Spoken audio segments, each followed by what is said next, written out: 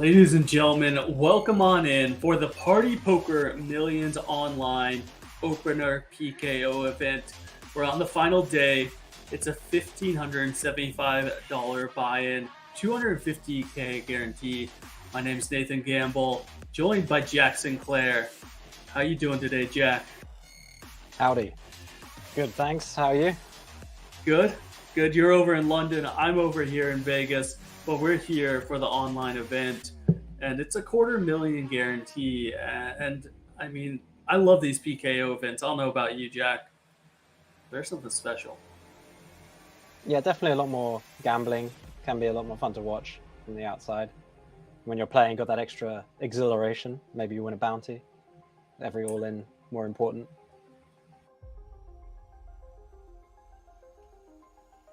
Uh-oh. All right, well, I've lost Nathan, but I'll keep it going for the time being. Okay. So yeah, as Nathan was saying, this is a PKO event. The opener. Yeah, 1.5K buy-in, thereabouts. We've got roughly 30K plus bounties for the winner. And it looks like we've got 26 players left at the moment, with Alison Lima from Brazil chip leading. And yeah, smashed the guarantee here. We've got 380K in the prize pool, which is quite a bit more than the 250 guaranteed. So I imagine there's going to be a lot of familiar names in these 26 left. So there you can see the payouts. Pretty slight for the ninth, only a little under 3 buy-ins plus bounties, but everyone's eyeing up that juicy first prize. First and second obviously getting almost an identical payout, because the first place will probably get about close to an extra 20 or 30K in bounties, most likely. So it's all about those bounties.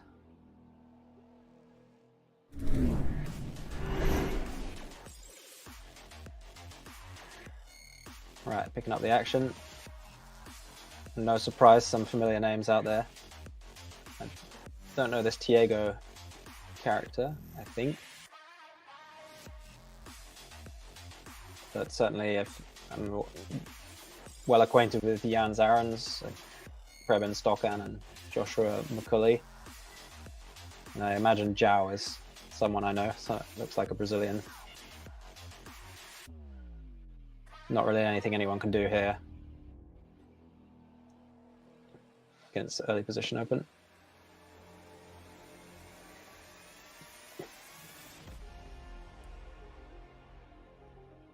So since I don't have a co-host for the time being, I guess I'm going to have to check the Twitch chat.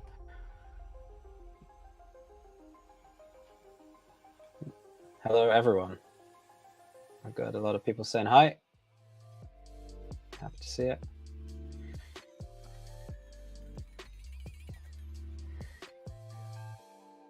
Right, some action going to go down here. Joshua most likely going to... Well, it's actually quite an awkward spot for 3-betting. Probably short enough to just get this in with Zhao's stack and bounties. So I imagine we'll probably see a 3-bet here. Nathan, are you Jack. back with us? We'll see. We're having a little bit of technical difficulty today, so hopefully we're here for the duration. But someone had another drink ready for you in the other room. Had to run away. Yeah, I don't know what's going on. Nothing's changed from the normal setup, but you know, sometimes technology gets a little finicky from time to time. Yeah, these webcams, they have a habit of cutting out on you. Yeah, if it keeps going, then maybe I'll restart the computer, see if we can refresh it a little bit.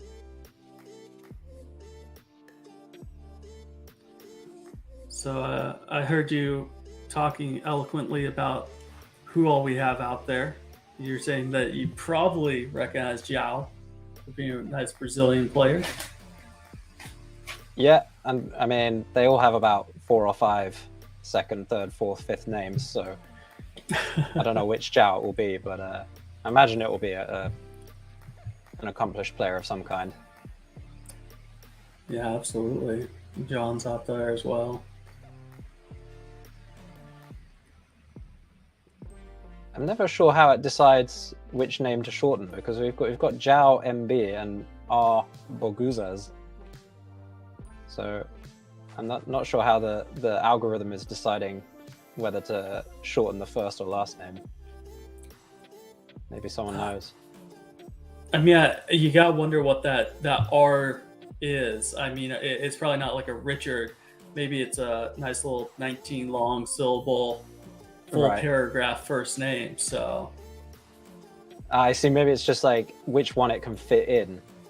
Right. I see. I see. If it was Rick, it might be.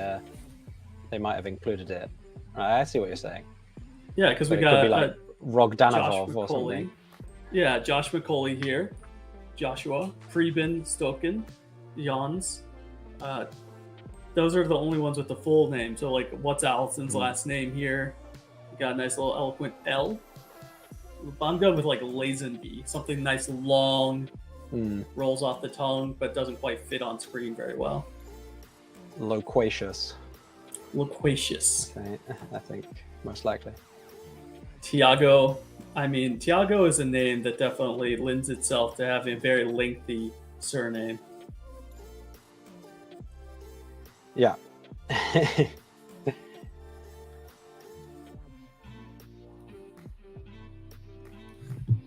Right. Well, so we're going to see a flop here, most likely.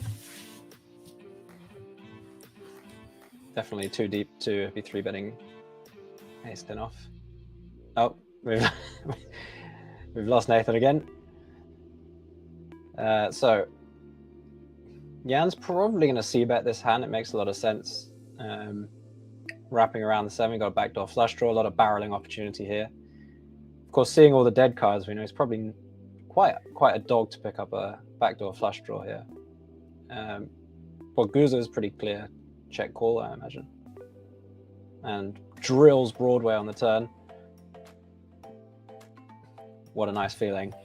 Jans could just go all the way here. I mean, he would ideally like to have a 10 or an ace in his hand, but having ace high on a triple Broadway, sorry, 8 high on a triple Broadway board is quite tempting, but he does check back turn. And I imagine it's just going to fold here. His hand seems like a pretty bad bluff candidate on the river. It's not really blocking anything except for 10-8, but it's not likely to check call flop. So it does let it go. Borguza's probably a little disappointed with the size of that pot. Right, Allison, huge chip leader, can probably get away with opening this, especially on a bounty. Of course, it matters a bit that the big blind isn't short at all. Big blind's got like over 60 bigs, so very hard to get all the money in good with Jack 10 off against the big blind, which is kind of an important consideration. But with over 100 big blinds deep in a tournament, I think it can be okay to extend the range, make a very loose open. I mean, it's not that loose.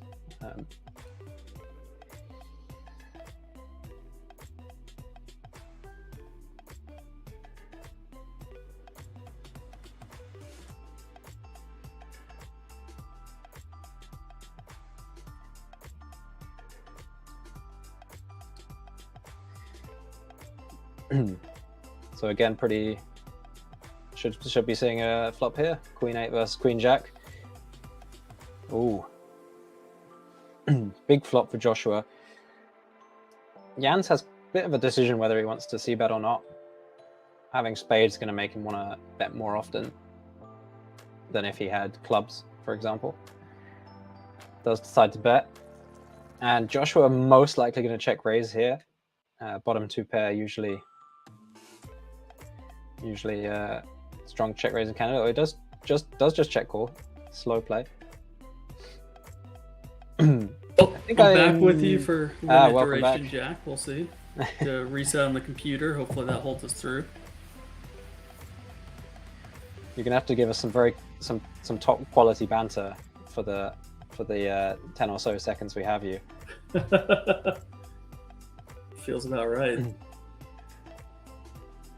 So Jan's going for like this sort of small turn barrel with this hand. Kind of makes a lot of sense. It seems like maybe something that only this kind of hand class wants to do. Maybe a few like ace queen, no spade or heart combos as well. Gets away without losing too much. I think Joshua should have raised at some point in that hand, with a hand as strong but vulnerable on such a wet board. Seems like you want to check raise that one. Maybe check call top and bottom. When I left you last, we had Broadway for Bogazas, and Jan's at the 8 high, and you were talking about how maybe it's a 3-barrel candidate there. It seems like Jan's is definitely escaping from these situations without really expending the chips. He's in there a lot, but he's not really blasting off too much. Yeah, kind of almost like an old school style, you know. You just try and win the easy pots and don't push your luck going for the triple off the, you know, any sort of big swingy spots. Could also just be randomly 2 hands that for whatever reason he decided against it. Maybe he's going crazy when the time is right. But yeah, certainly nice sizing on the turn there with the queen jack to avoid losing a big pot, but whilst also probably getting a decent amount of value with his hand. I see another flop with Jan's in position. I think he's going to win this one. You would hope so, right? Well, Allison's flopped a gutter, but this should just be a check fold. Even as check leader versus somewhat pressured stack. I mean, Jan still has like, what, 70-ish, almost 70 big blinds, something like that. So I don't think you can really pressure him that much. And yeah, a random 7 on this board is just far too weak. Yeah, if you trade that over to, say, 7-5 of spades, backdoor flush draw alongside the gutty, we may see a little bit more bloodshed, but with just no backdoor.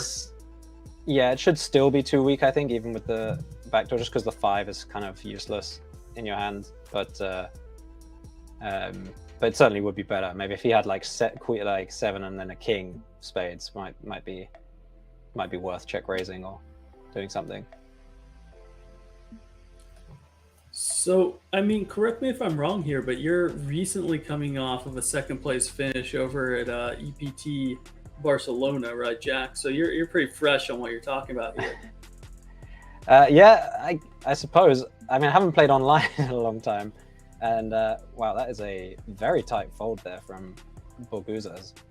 I'm trying to see if I can make sense of that, but I can't.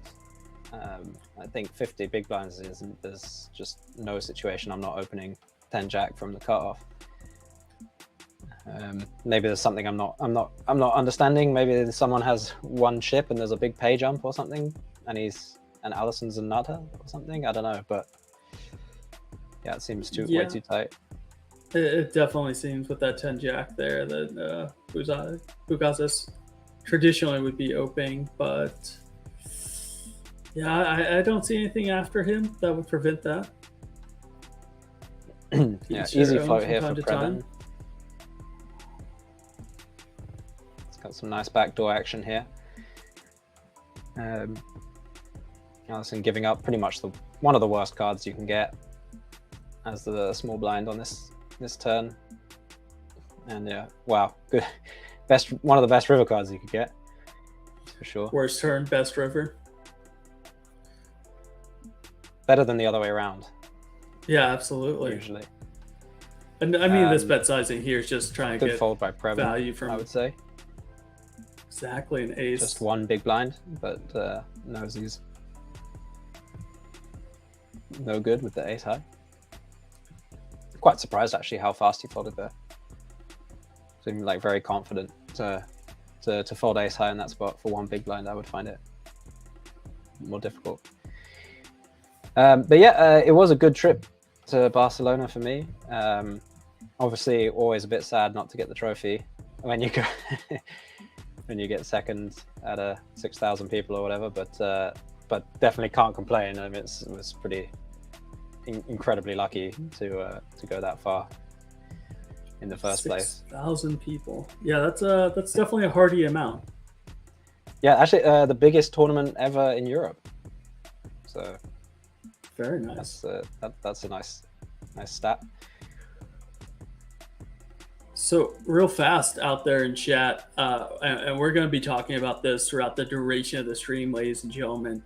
So you see our Nightbot out there, you see the chat moderators out there talking about these party 8s that are happening. So PartyPoker is going to be giving away some NFTs coming up. We have 48 NFTs. Some of them are going to be given out through actually winning the events that you're seeing right now, these millions online, and some of them are going to be given away in chat. And for those of you that are into NFTs, it's already a cool thing. You can trade them, you can sell them, you can hodl them, you can do whatever you want with them. But ultimately as well, there's 48 of them, and these will earn you an entry into a free roll. And the top 4 players there are going to earn 4 more party apes, 1 per player. And so there's 52 in total, 52 for obviously 52 cards in a deck. And each one of those in that free roll is worth approximately $5,000.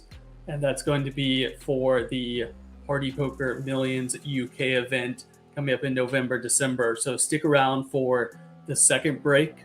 We're going to be giving away 1 of those party apes to one of you in Twitch chat.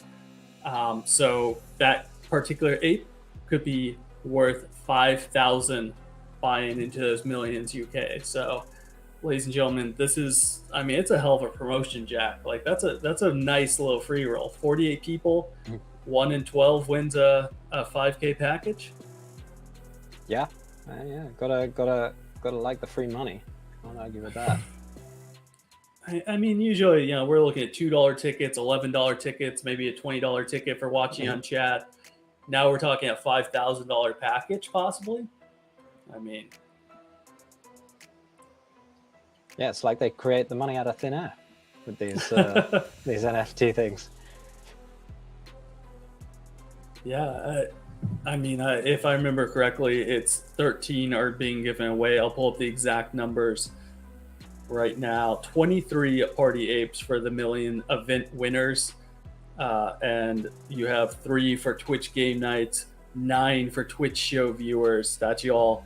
And then also, if you interact online, there's 13 more on social. So, I mean, ladies and gents, you could potentially win 5K just for sitting here and watching me and Jack talk about millions online. What more could you want? I want in.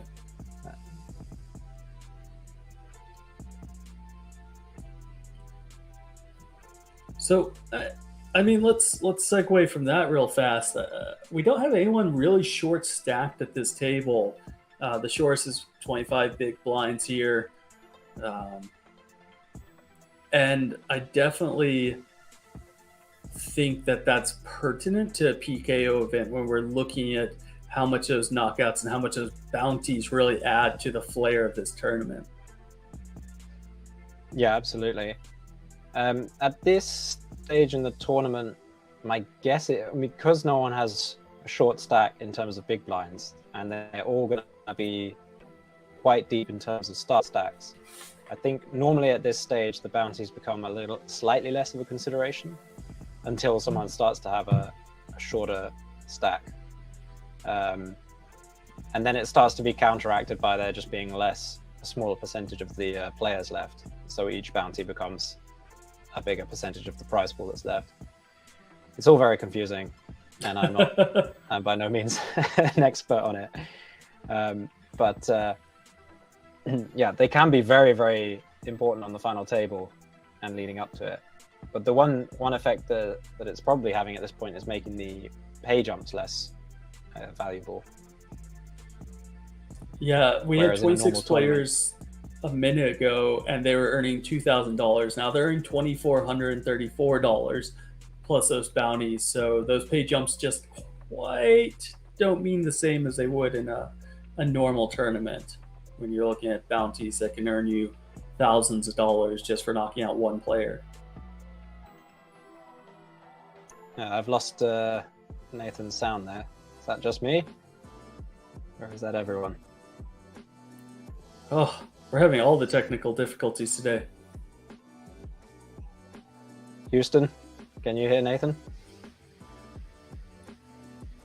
Ladies and gentlemen, throw up some ones in the chat if you can hear me right now. We're definitely having some technical difficulties right now. Okay, you've come back for me. All right. They're saying it's just you this time, Jack. Okay, interesting. Well, you're back now.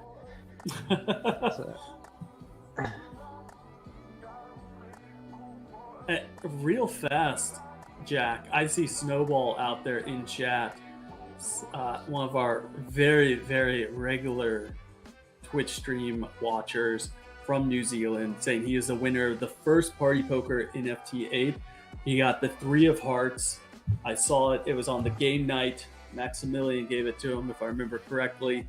And congratulations to Snowball. I mean, one of our longtime Twitch viewers, so very well deserved. And I mean, that's kind of like exactly who you want to see. Someone that's in here day after day, just earning it. So good luck on that free roll, Snowball.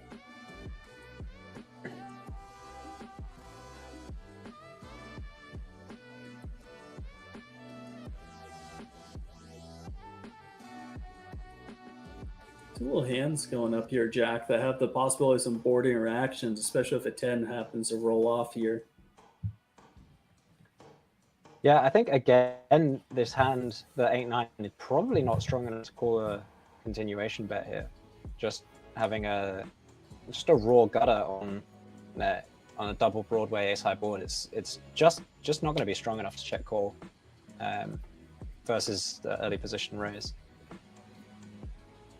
That makes sense. I mean, are you looking at it from a perspective of reverse implied odds? If, let's say, Josh has the king-queen under gun, so you actually roll off that 10, and now you're in danger of going broke against a higher straight? Or are you just saying pure through and through, not enough equity to continue?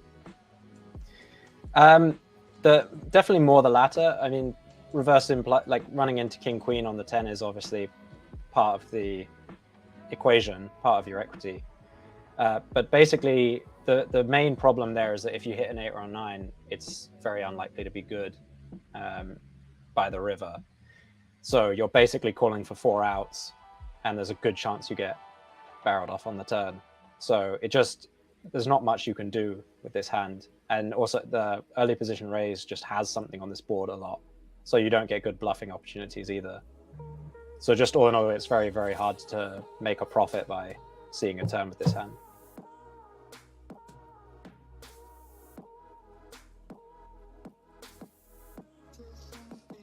All right. Well, we lost your camera. I can still hear Nathan. Maybe you can comment from behind the scenes. Yeah, I've still got your audio. So we're seeing a 3-bet pot here. Preben opting just to call with jacks, which I think is good this deep. Definitely probably becomes a punt if you 4-bet call off this deep with pocket jacks. Really good flop for Tiago. Like king high dry boards are just so good for the in position 3-better. You can fold a lot of pairs here. I think jack's probably a bit too strong. But it wouldn't shock me if, in theory, jacks could even be a fold. Versus just being low jack versus cutoff. And he didn't exactly go tiny on this. His c-bet size seemed quite large, given how dry the board is. And yeah, easy fold on the turn. Jack of clubs, very bad card on the 8 of clubs turn. Well, I think we're going to be experiencing technical difficulties throughout the durations of this one. So I appreciate you being here. Appreciate you holding down the fort, Jack, as I apparently am not friends with the Matrix at the minute.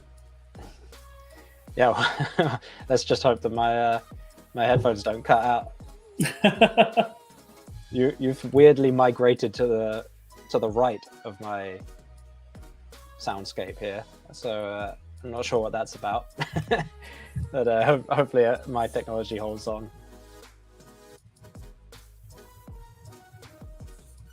Yeah, we'll make sure your headphones hold through. My camera holds through. Yeah, we're just doing this as it goes.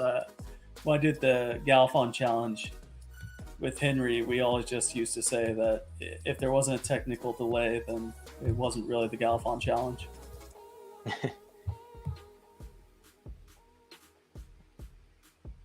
But for all 2,900 of you out there in chat, we appreciate you joining us today. We appreciate you sticking through the trials and heartache that are the internet world that we live in.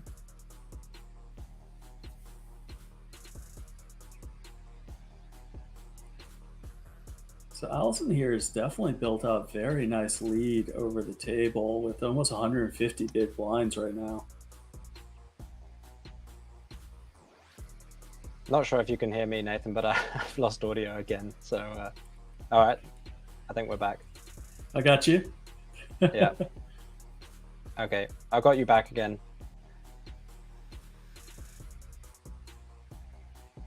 I see Snowball out there in chat talking about those Party Poker apes, saying he's received some offers already on it, and he's planning on holding it for now anyway, as he made history as a first owner of a Party Poker ape. So not considering letting it go. That's awesome. Good on you. Glad you're, yeah. That's some great stuff, Snowball. What card did he get? Or is that the Three of Hearts? Private information. Three of Hearts, okay. He put it out there in chat, so if it's private, it's not my fault for releasing the info.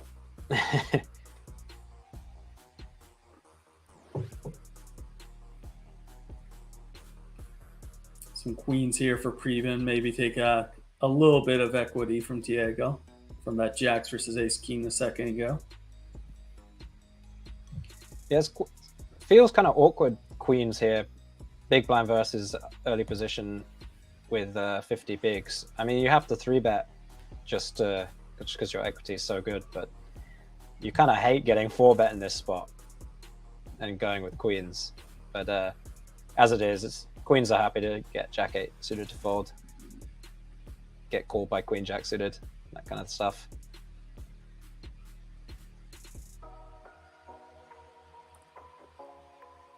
Looking ahead, we'll have some King Queen suited in the big blind, but doesn't look like too much moving forward. Well, Tiago's kind of getting a little spicy. I mean, we had the Jack 8 suited last hand. Now we're going with King 9 suit. Yeah, I think both pretty reasonable opens. This one much more clear cut raise than the Jack 8 suited. But I think both fine. I mean, folding this would be extremely tight. I always love hearing from like the true tournament players. Would you consider yourself a tournament player, a cash game player, a mix, a hybrid? What would you consider yourself, Jack? Tournament player. Okay. A live tournament player. Yeah, I'm not very good at cash. No limit anyway. I mean, I play some PLO cash, but I'm also not very good at that. So anyway, Nathan's gone again. So, but action flop, kind of. I expect Tiago to bet most of the time here. I mean, he just has a pretty strong range from early position. Chooses a large sizing. I don't mind this. The board's kind of wet, even though it's paired. But I think if we're betting here, like if we're going to get him to fold like Ace-4 of hearts or clubs, then you don't need to bet large at all. Betting big makes him fold, I guess, King 10 of diamonds, which I guess is good, really good for our hand. So I can see it. I can see it being a thing. This barrel is pretty ambitious, though, I would say. Once your opponent calls a big bet and the board doesn't change at all, I don't really see how you want to proceed by barreling King 9 suited with just no equity on the turn. Maybe he just decided that this is the one. Do you think this is a hand that Jans is going to surprisingly win at the end, where he says, "Oh, all right then"? Yeah, Jans will definitely be quite surprised that he wins here. I mean, partially he might be expecting to lose versus a bluff. You know, his opponent could have nut flush draw, river a 10 with 9-10, which both you'd expect to see much more often in that line. I don't mind the 0 equity turn barrel, just because if he was betting the nut flush draw and got shoved on, it would be a pretty big disaster to bet fold that much equity. But even so, I don't really like the barrel in general. I mean, it's kind of like you bet big to make him fold some hands that dominate you, but once you get called and the board doesn't change, I think you've got to check back turn and just hope to win versus the 9-10 of spades kind of hand.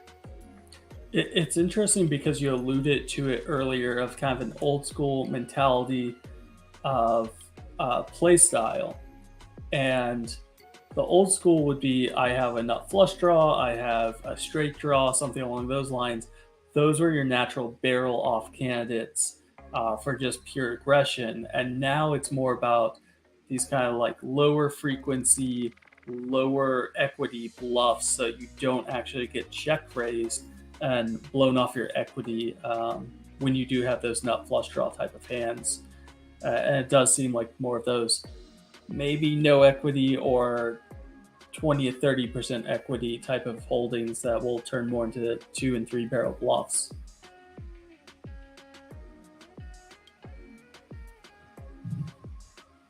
Okay, so I caught the last of that by opening the Twitch stream, but I didn't hear most of it.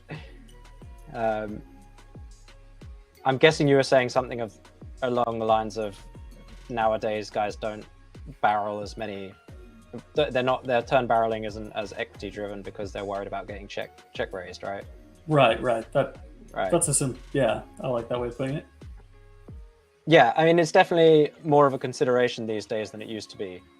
I remember when I was coming up through the ranks, that there was just, you would flop a flush draw and it's just like, okay, well, I just keep betting until I make a flush or I don't. But you would always bet the turn if you turn, especially if you turn a draw, you would just always auto barrel any draw that you turn. But that's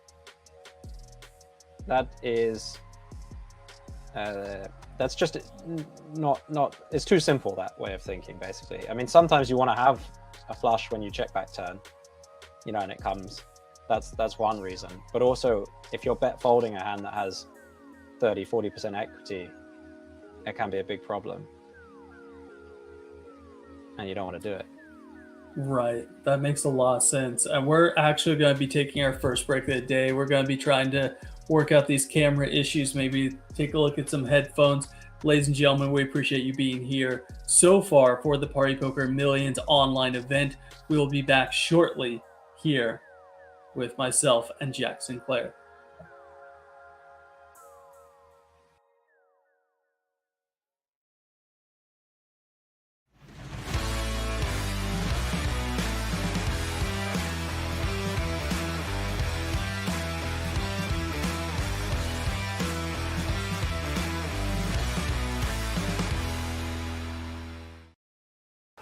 Jacques has done a boss move by an outfit change during break.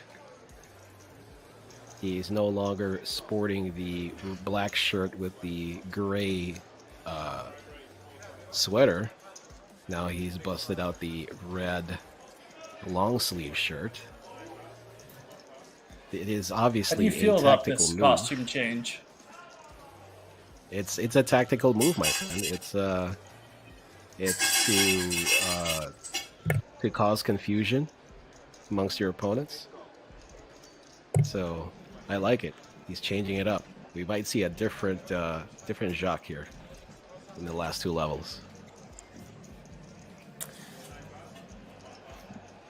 Interesting one here. You don't see too many flats at this stage of the tournament. Seb raced up with ace queen off, and then Lucas here with the queen 9 of diamonds decided to go ahead and flat it from the hijack. And that's really not something you see a lot of as we get down into it. Demetrius now. You see that look on Dimitrios' face? He says, "No, not this time. I want to. No. Oh, that took a lot of restraint. Now, you know what? He's been hanging out with Ferrari over the break, and Ferrari's like, I like to play every hand. Rubbing off on him, rubbing off the mayor. I think that's one he could very easily decide to peel off with the Jack 9, or I apologize, Jack 10, for only just over a big blind more. Very playable hand, but decided not to. He would have flopped the best hand right now with the 10. If we want some action, I think we have to root here for a flat from Lucas and then a Jack coming on the turn. What do you think? Yeah, I definitely see where you're going with this, and I approve. I approve of that message. We do get the flat. Now can we get the Jack? Oh, close, I right? thought it was going to happen. 3 clubs. Close. Very close. The 3 doesn't change much. Brings in the backdoor flush draw. I would be willing to say it changes absolutely nothing.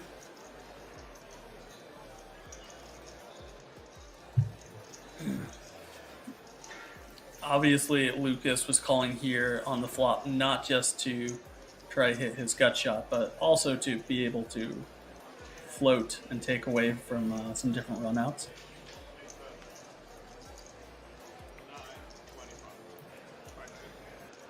I think this is definitely a bet that's going to get called by Seb. Although the Queen of Hearts is not the best for being in his hand, because it blocks the Queen Jacks of the world. He beats Queen Jack, he beats some Queen 9s, he beats Ace Jack. He beats a handful of hands, and it's definitely been shown that Seb likes to make calls on the river. Especially, he could even check raise here with the Ace of Clubs in hand. Turn his hand into a bluff. That's true.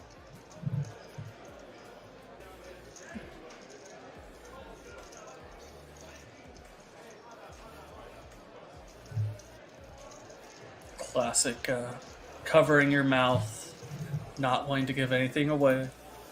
Remember back in the day when tells were all the rage, like you could tell what someone had by looking at them deep into their soul and seeing if their left pinky twitched, and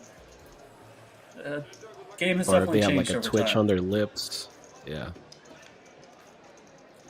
Ooh, Oh. Seb finds a wow. fold here, and Lucas gets it through. Lucas Nice pickup there. quietly chipping up. Has not shown down a hand yet. That's true.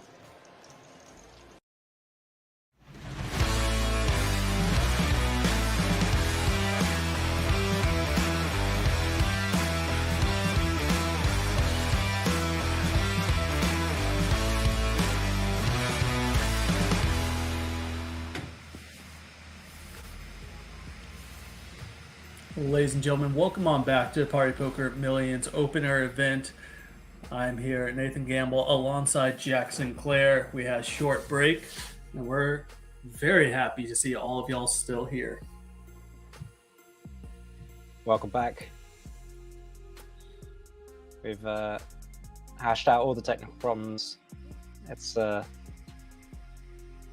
impossible that anything goes wrong again. Absolutely. Nothing could ever go wrong from this point forward, right? Yeah. So we're picking back up into the action, and we have a new table here. Obviously, we have a couple names that pop out to me. Leon Sturm alongside Elio Fox are two of the biggest names at this table. Yeah, I also know Renan Carlos, I think it's Brucci or something, and Tommy Brook. Patrick Brooks looks familiar as well. And the Peterson brothers, of course. Absolutely. Is that P. Peterson? Depending on how you, or there's many P's depending on how you go with that name on Party Poker. Oh, I see. Party Like the Peterson. C's. Yeah, Party Peterson, C. Peterson. Both making a deep run here. 23 players left. And this was a 1,575 buy-in. And they're all guaranteed 24, 34. But that's also not taking into account the bounties that they're getting. So you see it in the bottom right there. First place is 29,841. Those bounties can be represented of about 20,000. So they're playing for a whole lot of change in those bounties.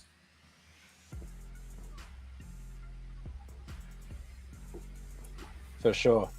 Could sometimes make you want to call with a hand as weak as Ace-8.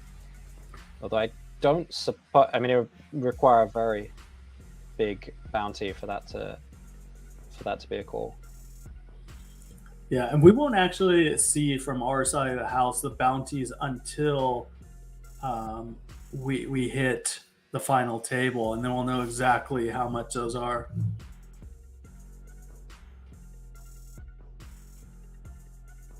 For now, we can just guess. Incredibly, Nathan's gone for a little stroll. So I'll walk you guys through the rest of the hands until he comes back. King 7 suited, very standard open, deep stack. Also, as I was saying before, you're always very concerned about how deep the big blind is for your early position opens in these kind of situations. So in this spot, I'd be opening pretty wide as Patrick Brooks. Only two players that can bust you on the table, and the big blind only has a little over 20 big blinds. So there's a good chance that you can win his stack and therefore bounty with this hand.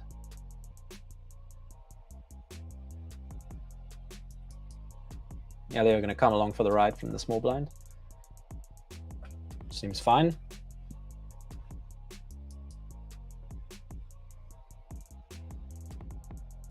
Good flop for Elio. Patrick, bit of a decision here. Might feel compelled to c-bet his whole range here, given how good the board is for his under the gun open. Three-way, however, it's a bit more attractive to check back some hands. Like this one, for example. It just second pair with no backup, just wants to get to a showdown. And it's a lot harder for your opponents to really bluff you on this kind of board texture. So I like the play.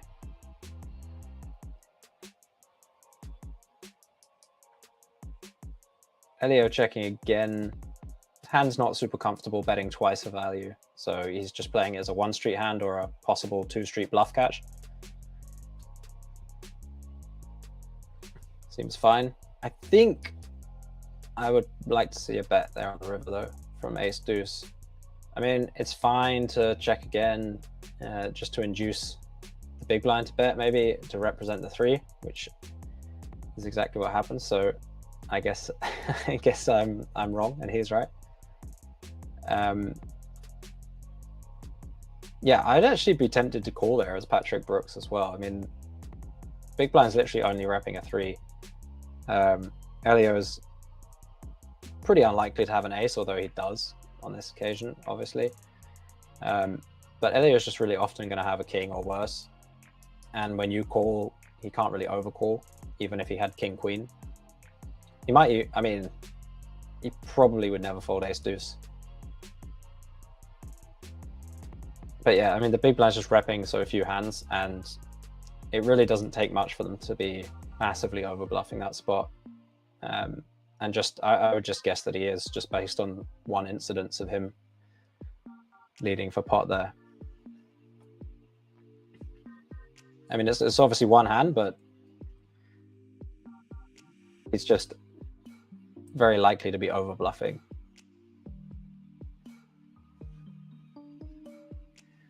All right, so I got the info from above. Nathan's going to be gone for about 10 minutes here, so you guys are stuck with me until then.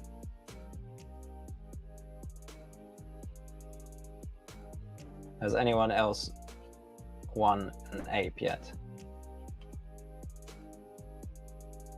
Don't think so. Just the one so far.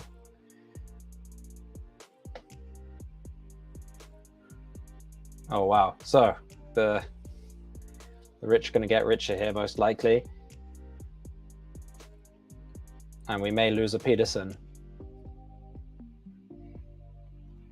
It's a pretty big bet, but makes sense. I mean, the hand is very vulnerable.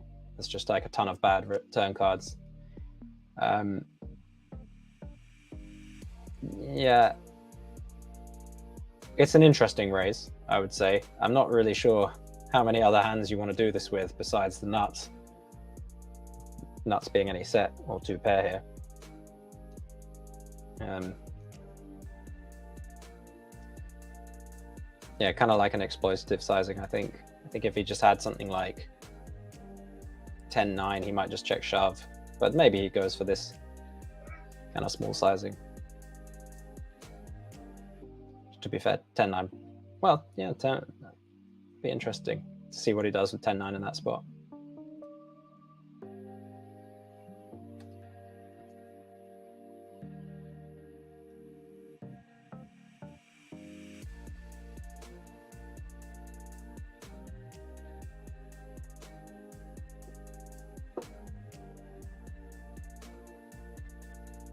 So Peterson just mourning the loss of his brother there. Can't open deuces off the stack size, of course. Threes, however, off 70 big blinds or so. Let's go.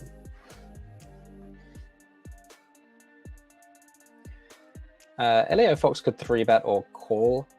I think it really depends what he thinks of the big blind and players behind. I think having Tommy behind is kind of encouraging me to 3-bet in this spot, I think. You don't really want to be forced to fold if he shoves. Like, if you want to pick your 3-bet range to have some hands that have decent equity against the cold 4-bet shove of the short stack. And this hand definitely fits in that category. But that being said, it's fine to just call. You don't have that much fold equity when you're covered in a PKO.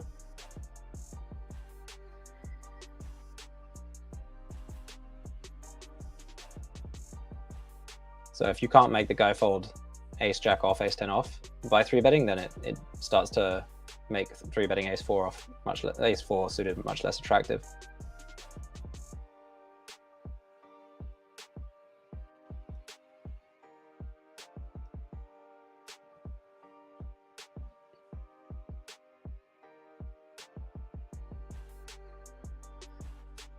Nice turn for Keith James.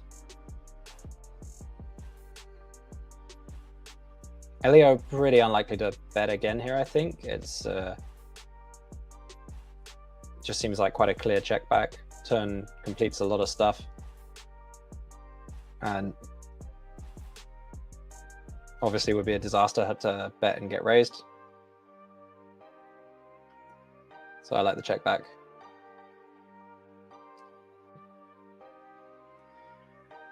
No value on the river. Chopping with most aces. Pretty hard to get value from a worse hand. And quite a big risk of getting check raised, so that makes sense.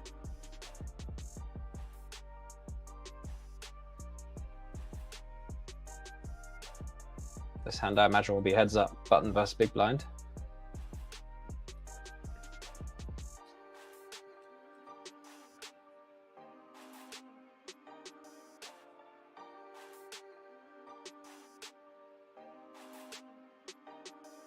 Oh, so we got another winner.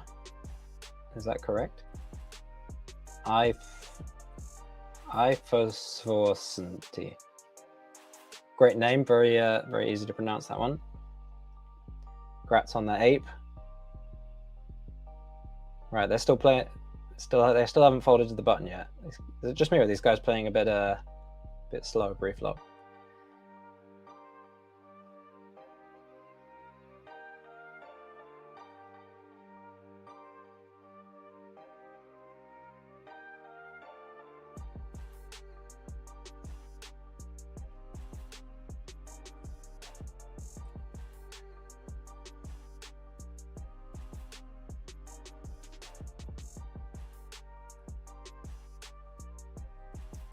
Okay, interesting flop. I think the button can have quite a lot of checkbacks here. This hand sort of neatly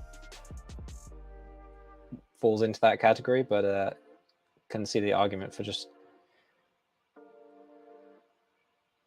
betting most of your hands here. Definitely nothing wrong with betting this one. Gets value from 8-9.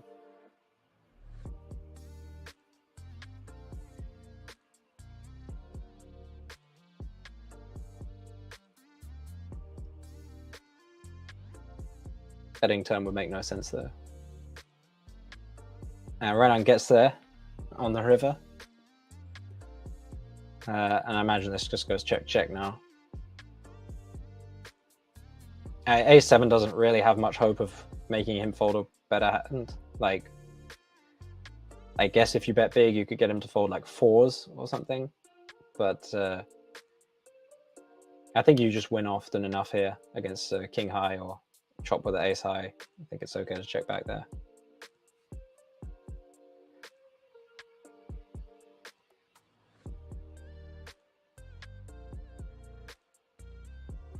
You check back and hope they expect to lose a lot.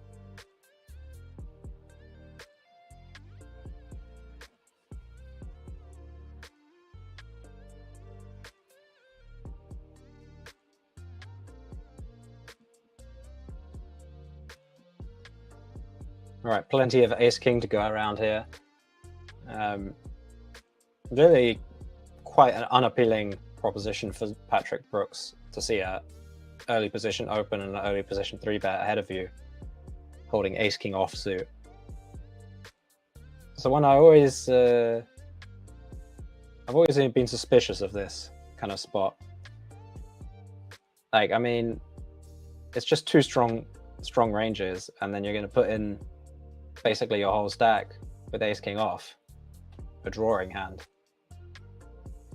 But you just feel forced to because of the blockers. It's just hard for them to have aces or kings, so normally you're doing okay and you've collected a lot of dead money, but it does feel pretty ugly.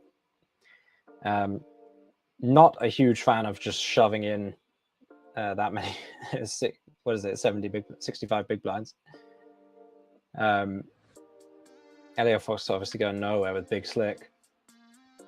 Yeah, I would have liked to see a cold 4-bet from Patrick Brooks. Uh-oh. Okay. No free roll this time. Yeah, there's just a lack of finesse there with the ace king off. I think you want to cold 4-bet and maybe find a way to fold if they both go all in. I mean, if under the gun and low jack get it in after you cold 4-bet, you can just fold ace king off. That's the only way you can escape, other than just folding to the 3-bet, which they always tell me is not allowed, as much as I want to do it. But there you can see getting in against ace king and chopping the under the gun raise is it's a good result. So that's why you can't fold.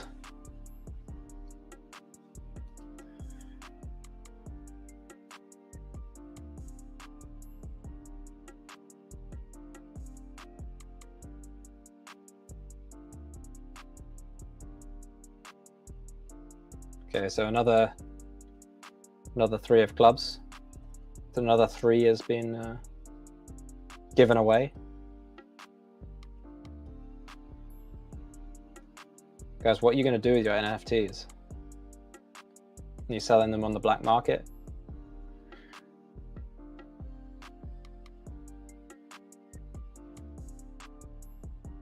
Maybe you can bet them on the poker table. I think I'd print it out, stick it on the wall.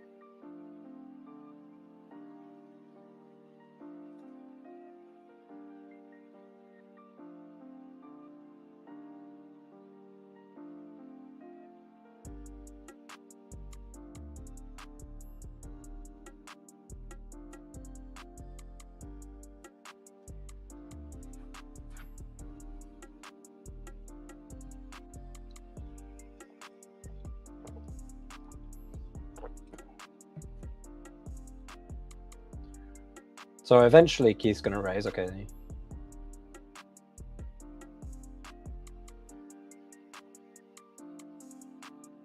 And we're going to see a flop.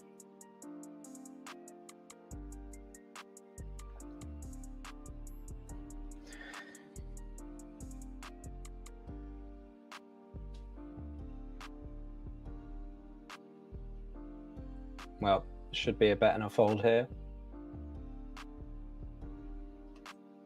Yeah, slightly larger sizing makes some sense here. Dynamic board, but high cards definitely good for the hijacks range. And then having bottom 2 is much more attractive to bet large than say top 2, where you would block all the continues. I think I would still mostly bet small with bottom 2. Just, I mean, you still block quite a lot of continues, but yeah, I think I want to induce more action with more marginal hands there.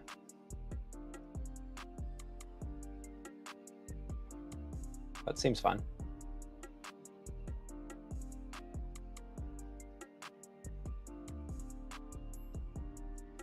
Peterson with another sad fold here.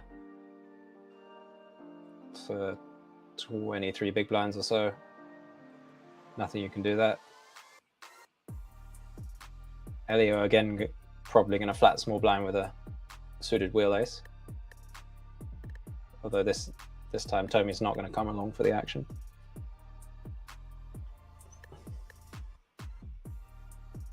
But he's still going to think a bit before folding. Elio flopping good again.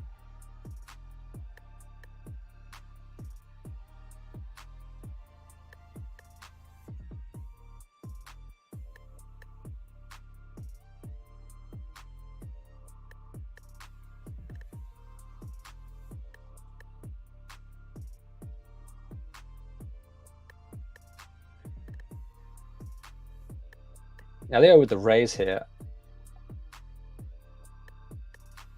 I mean, it makes sense. Like nut flush draws in general are good to raise. You block 4s, which Patrick could definitely have, which is good. And I guess he just assumes that he's gonna c-bet quite frequently, maybe more than he should. I mean, that board looks like it's good for the early position range, which it is. But you've got to remember that you're playing against small blind, not big blind. So there's just much less auto folds there. So you can't just bet willy-nilly in that spot. He's not going to have the deuce 4 suited or 5-6 suited. Well, in this instance, something like a 5-3 suited is just not in there. So I don't think you can just bet range on King Jack 4.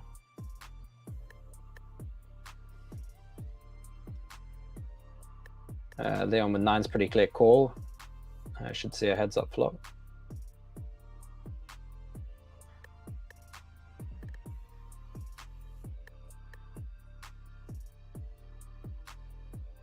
Does winning NFT give you the ultimate run god on PartyPoker? No, I don't think so. Well, maybe someone could tell me. But winning the NFT is the run good, I think.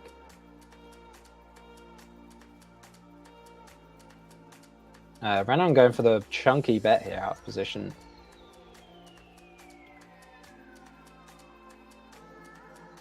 I guess it makes sense if you want to c-bet this board. Makes sense to have a large sizing. You're not going to bet very often here.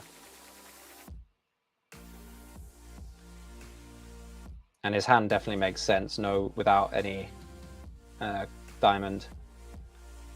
Just going to be up against a lot of inferior aces, flush draws, and second pairs. I like it. That seems pretty tight. I think I would open ace-8 here, covering everyone, especially with a 9 big blind stack on the button. This hand is just clearly good enough to raise call against that range, so yeah, I would just always open here with the ace-8 off. I think that could be a pretty big mistake, actually, just given the bounty element with a very short stack.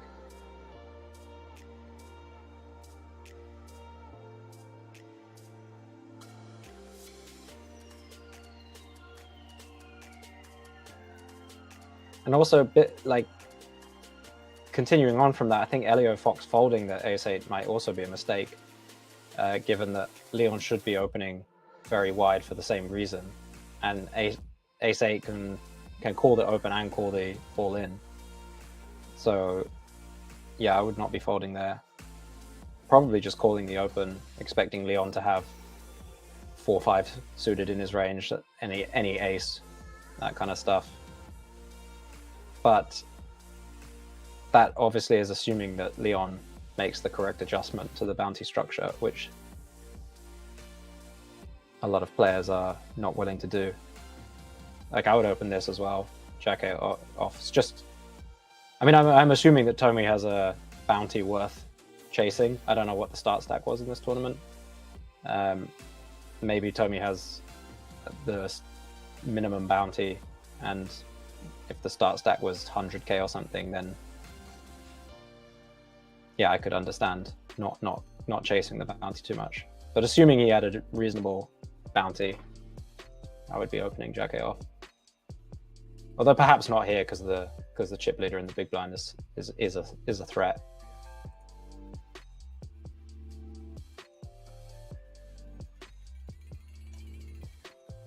Right, back to the previous table.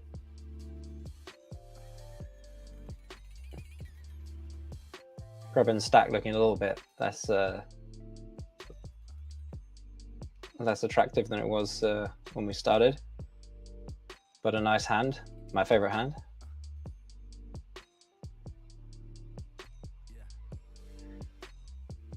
Imagine he'll bet Joshua probably not gonna fold this hand. I think this might be a fold versus early position. And he does fold. Yeah, the lack of a second overcard does hurt you quite a lot. If you had ace-6, I think it's a much better call. I mean, the deuce does have a backdoor gutter, but it's a pretty minor factor in the hand. So yeah, I think versus late position you'd always call, and versus early position it's a fold.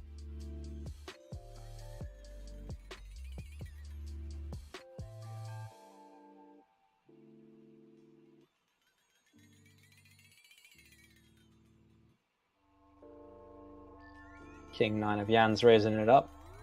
Should meet some resistance here from Zhao, and then Allison's going to be in an interesting spot in the big blind versus raise and call. I think ace-jack should pretty much always flat over call from the big blind in this situation, but I could see getting tempted to squeeze here.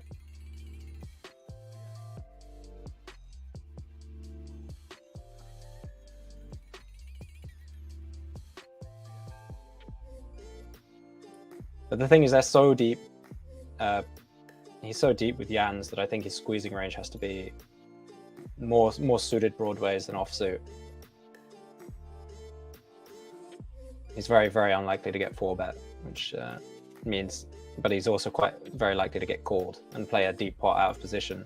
So I think having suited hands is worth a lot more there.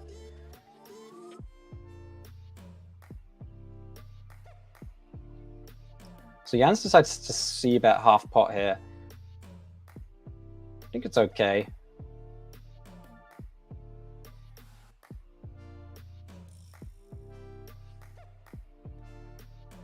Allison with the nice raise. I like this. Jan's now in a really ugly spot. Has to let it go. Yeah, I'm not sure about the c-bet. I think I would quite like going for the check raise there against the imposition. But yeah, it's got to be okay.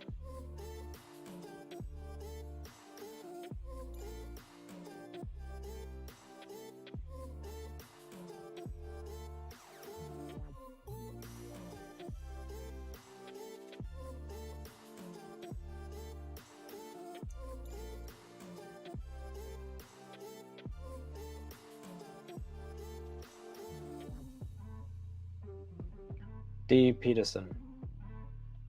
Is that a third Peterson? Or am I imagining it? Was it Pedersen or something? Was it a different name?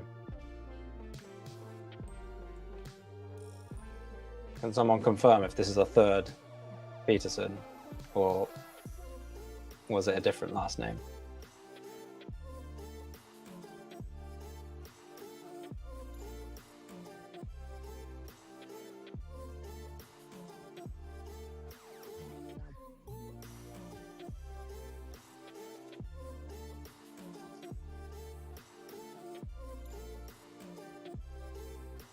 So awkward flop for Preben here. He's got two overcards to the pair.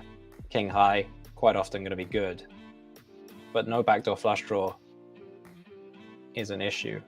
And he is against hijack.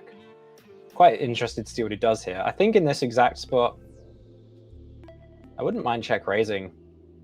Only because I feel like my hand's too good to fold, but doesn't have much... doesn't have many amazing turn cards, or not as many as it would have if it had a backdoor flush draw. So this card, for example, we're kind of lost. Again, feels like your hand is likely to be good, but what river card are you hoping for now? Just a king or a queen? So yeah, that might not be a theoretically sound way of thinking about that spot, but I think it's a reasonable way to structure your check raising range, that the hands that you really don't want to fold but also don't want to call, normally going to be a natural check raise.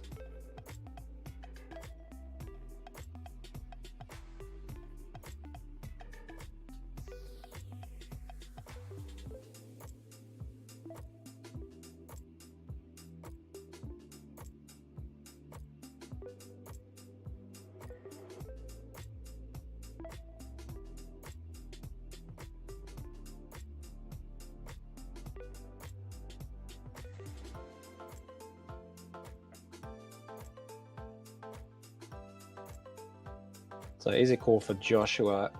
Jan's kind of in an awkward spot here. I think covering both, you want to call this hand. And possibly in vanilla, it's still a call anyway. King 8, just two decent high cards. But you've got to be careful over calling offsuit hands, especially with earlier position in the mix. King 6 off would be a fold in a normal situation. King 7 probably as well.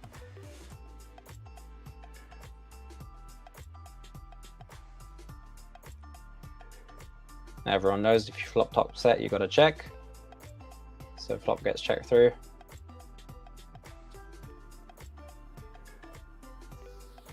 Of course, that's not really true, but everyone always does anyway.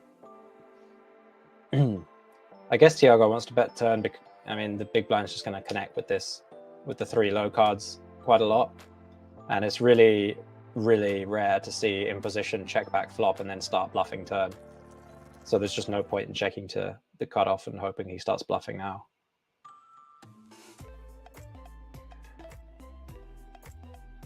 Oh wow, disaster river for Jans. Making the 2 pair. It's probably going to pay off any size here. So, problem for Thiago though is that it's really unlikely that Jans actually has made anything on this river. So yeah, I understand the small bet here. Just trying to get something out of like 7-8, and yeah, Jans thinking his hand's probably good against this sizing, gonna check raise.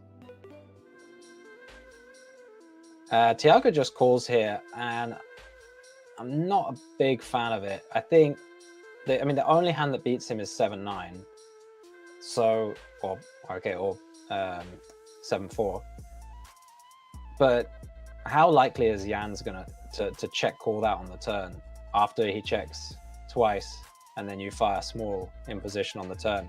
I mean, it just looks like you're either taking a cheap stab or you have a weak ace. It's just pretty unlikely that he's going to get a lot of value on the river by checking his 9-7 again. And also his sizing was quite small versus a small bet on the river, which is not indicative of a straight. So I think given all that, I would just assume that aces is the nut still and just shove the river versus the check raise. But maybe he just thought that there's no way Jans will ever call him with 2 pair.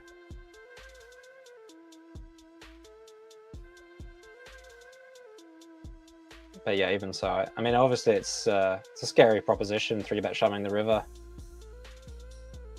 you know, against a very strong player, and you're on street, maybe there's, you worry, you want some payouts or some pay jump. But yeah, I think you just got to stick it in there. Top set, very good hand.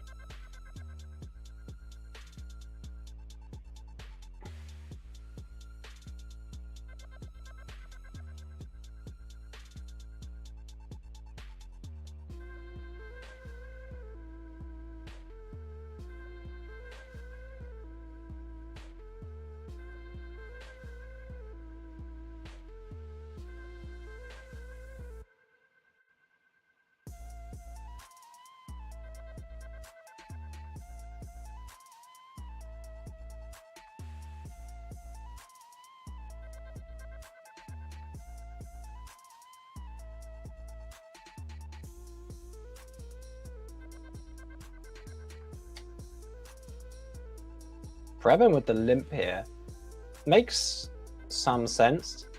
His hand is kind of right on the edge of being good enough to raise, but probably not.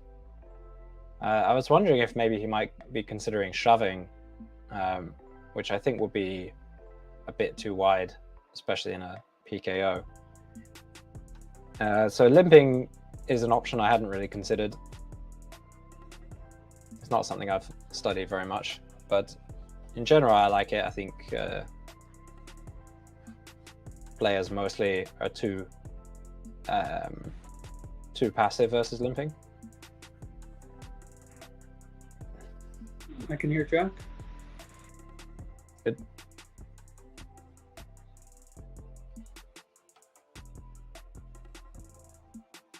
So I've just heard amazing news. The one and only Nathan Gamble has restarted his computer, or got the soldering kit out and fixed his mic. I'm not sure, but for however he's done it, I believe we're going to have Nathan back any second. It was definitely there. He It is. was definitely the soldering kit that I got out, and Nice. I just fixed up the computer. It's been That's a little good, that's bit good. of a fiasco. Get me back with you. So exciting pot you've come back for. Preben, one of the only players who you can reliably expect to find difficult bluffs. The unlikely bluff on the one-liner to Broadway with the 4s. I think he's going to fire it off here. I want him to fire it off. That's my guy. And I love the sizing as well. I mean, that's one of those hands you never expect the fours to take it down against the Jack 9 of hearts. If you're going with the traditional American perspective that poker is a game of luck, right? I mean, how could you ever win with skill in this game? I mean, it's such a beautiful, beautiful hand right there, just to witness. Yeah, very nice hand by Preben. Not a hand that I would even have played, I don't think. But Preben found a way by limping, as he's done here again. A couple of hands that are just a little bit awkward to raise, possibly a little too weak, too vulnerable to getting 3-bet and losing their equity. But he just limps and manages to turn them into a bluff and got. I mean, Jack 9 suited had what? Had 100% on the turn, almost. Just one card in the deck, right? Yeah, but I mean, it didn't matter. Do you think with the sixes here, this could be potentially a 3-bet jam? I mean, you've been watching Preben. You know, you've had a little bit more time with him than I have. Nope. Yeah, I think it's quite a common trap to fall into when you limp a small pair to just auto shove it when the stack size seems, small enough. But pretty quickly you learn that the isolation ranges of people behind are just far too tight for the most part. It's kind of what makes limping good in the first place, is that people just don't isolate you that much with weak hands, and so you end up limp shoving and they just always call. And yeah, it's quite often a flip, but it's not great. So just limp call, hope to play a decently deep SPR in a single raise pot, which is what you want to do with low pocket pairs. You don't want to raise and get 3-bet. Basically, that's the reason you limp. You want to play your sixes against strong range with some decent SPR, so you can flop a set. Yeah, that makes a lot of sense. So let's see. Yeah, so ace jack suited, of course, is just much more comfortable raising. I mean, it still doesn't love getting 3-bet, but we can take a 3-bet and play against it, no problem. Yeah, they're playing 6-handed right now, so that means we have 2 tables of 6, 1 table of 7, and this is one of the shorter tables. I mean, Preben's working with 20 big blinds. It's not an amount that you're in love with, but you still have a lot of maneuverability.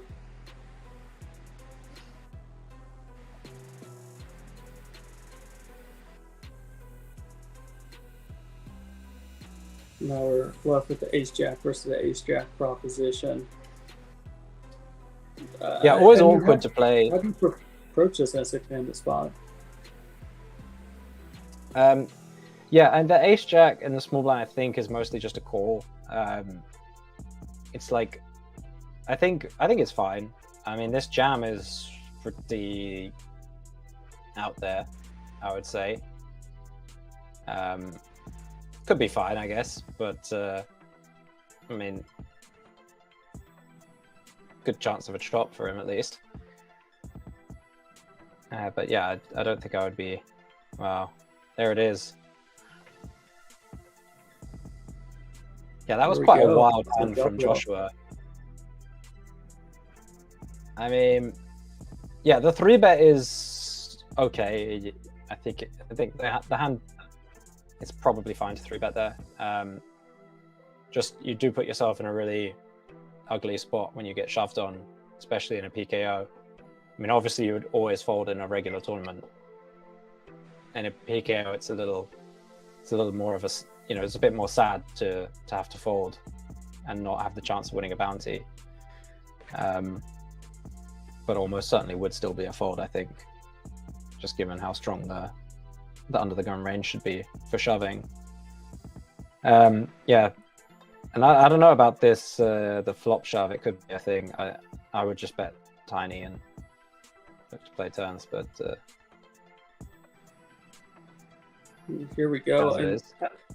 it's going to be interesting from Previn. I think it really depends on the bounty at stake here, because Previn's going for it. Yeah. This must be I think this is a pretty hardy bounty. Well, no, I think this is unless it's a tiny bounty, I think this is pretty much always going to be a shove, just because the button shove is wide range and short stack, and so the small blind is just going to be calling pretty wide. So I think A7 is just always going in this scenario. Here we go. Oh, what a beauty And, of a out there for Josh. However, a cold deck run out for Previn, as he's going to be going home in 19th place here. Good game, Previn. So Josh right back in the thick of things after doubling Previn up.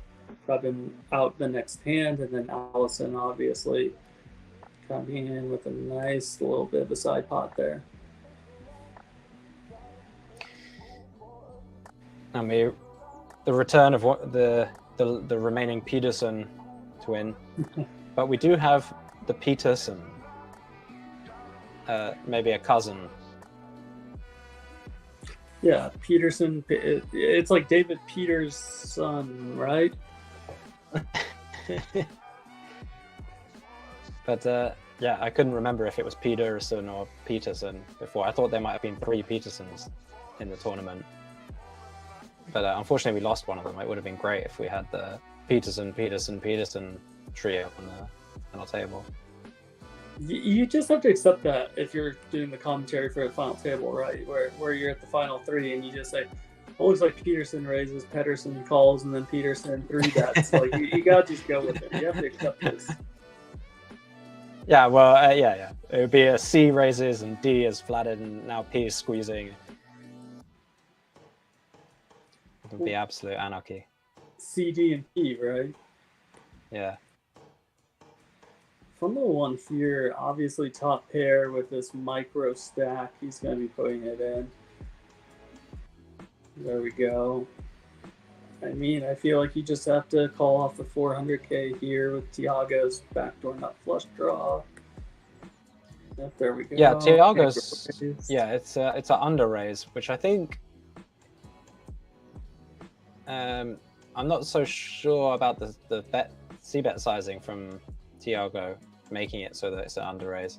You might want to bet smaller and then be able to re-raise over the big blind. Maybe he was thinking about that and decided that Ace Deuce doesn't want to put any more money in, so he wants to make sure that Allison can't force him out. Yeah, I mean, that's a concept that I'm definitely familiar with, primarily from playing PLO more so than Hold'em, because you run into stack depths a lot more in PLO, where you want to bet an amount that you can either check raise all in, or you can cap the action depending on. I don't feel that you do that too often in No Limit Hold'em. Yeah, that's true. But well, I mean, it comes up occasionally. But yeah, in general, people are just not paying attention and end up getting themselves stuck. I mean, PLO players always know how much is in the pot and what the effective raise is, and et cetera, et cetera. Hold'em players, we're asking the dealer like, yo, can I raise again? And yeah, quite often the dealers don't know either. So someone has to be like, well, the raise was this much, and then he raised this much, and everyone's trying to calculate it. So quite often people just bet whatever they want to bet, and then they find out later if they're allowed to re-raise or not. Yeah, it makes a lot of sense. I mean, I don't play too much PLO anymore, but I definitely do from time to time. And whenever I do, it's something I'm very acutely aware of exactly how much I can raise. And I'm kind of that asshole in a live game where I look at someone and I'm like, how much do you, like, exactly how much do you have? Because they're like, oh, it's like 105. I'm like, is it 105 or is it 120? Like, is it And you really need to know those little bit so that you can adjust accordingly. Exactly, yeah.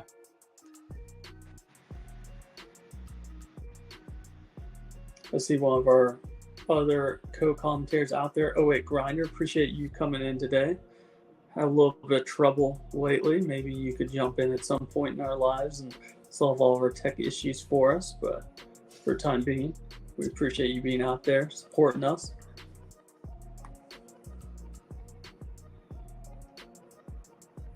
Is that Tyler?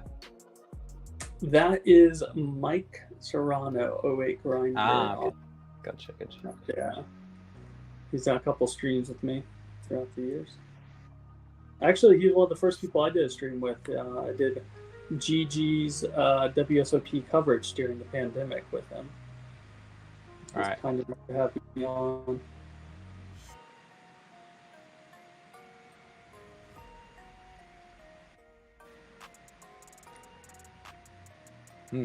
And I know you talked about a little bit on break on the Party Poker Apes, but we do have that coming up at the second break.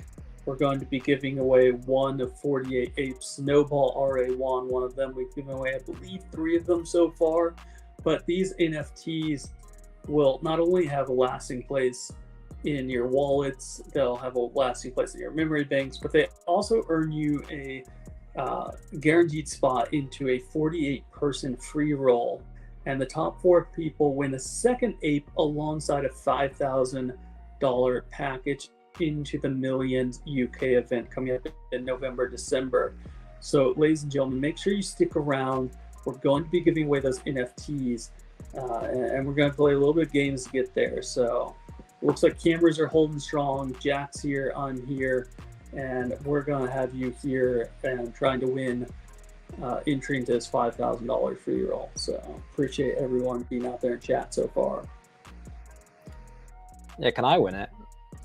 I want to be in this free roll. Well, do you have a Party Poker a Party Poker cash account, live account? Yeah, absolutely.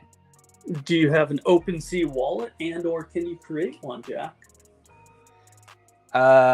Well, that might be pushing my technical abilities, but I have some kind of wallet. Well, I'm maybe aware if it's of the term. electronic and not leather.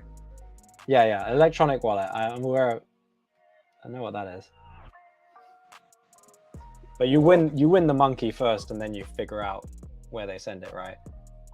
Right. You can win it, and if someone that wins it does not have a account, then they have the option of starting up a Party Poker account, an OpenSea account, and let's say one of those people that wins it isn't actually eligible, then we'll give it away again at a later date. But yeah, anyone that has one of those 2 things is eligible and can get it done, wins an ape, wins the seat into a free roll. So here in the States, I would sadly not be able to. I would love to.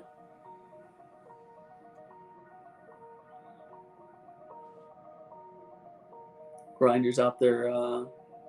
He's got you covered, saying someone set up Jack's wallet.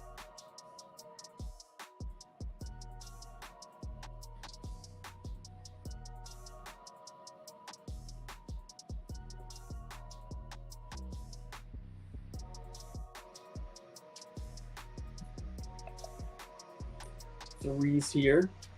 Under gun for Allison off of about 90 big blinds. Clearly the biggest stack at the table right now. Second up is the D. Peterson. Staying on 70 bigs.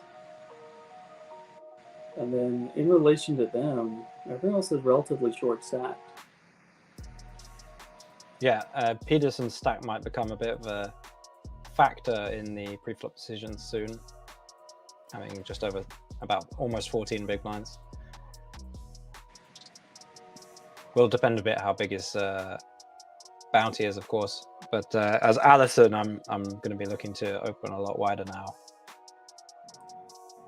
Yeah, absolutely. And I mean, if you're in a small blind, big blind situation with Allison, you're probably just going to be jamming the vast majority of your hands in that situation.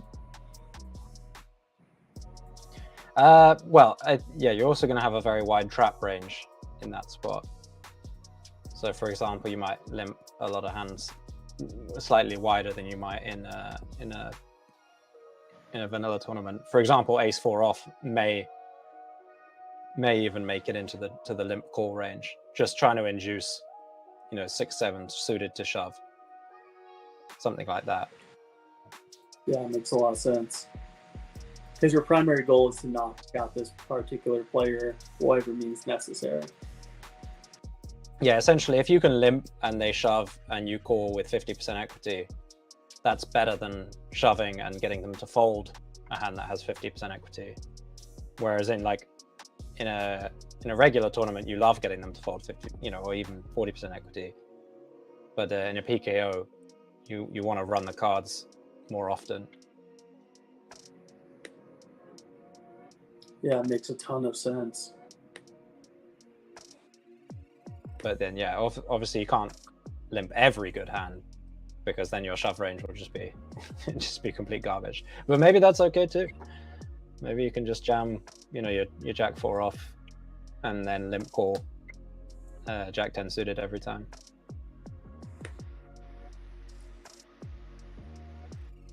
I was going to be curious on what the 10-7 diamonds did here. However, it looks like we'll probably have an open up from the ace-4 suited.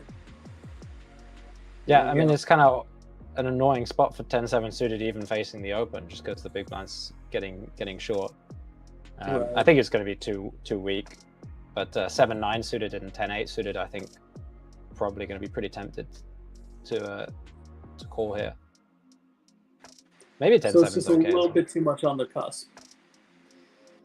Yeah, I mean, the problem obviously in the small blind there is you can be isolated, or the big blind shoving can then be re-isolated by the opener, and will be very often. So you don't get to realize your equity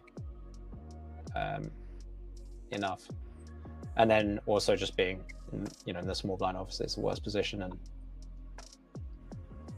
going to get into a lot of sticky situations post flop. Yeah, absolutely. Josh here, queen jack off, going to be an open up. And then I imagine John's is going to be a defending. Doesn't look like anyone else has a real eligible hand here.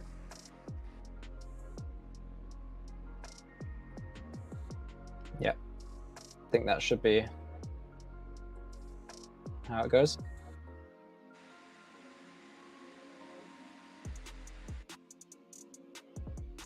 Hello. Yep. Well, all right. I just lost the hand there. We've skipped a few hands. Yep. Well, such is life. So, c'est la vie, as the saying goes. So, I'm not even going to be beat around the bush here. I'm not even sure if it.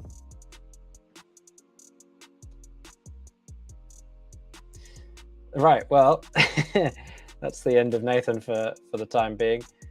So I'll catch you in about 4 or 5 minutes for the rest of the stream. Let's go to break.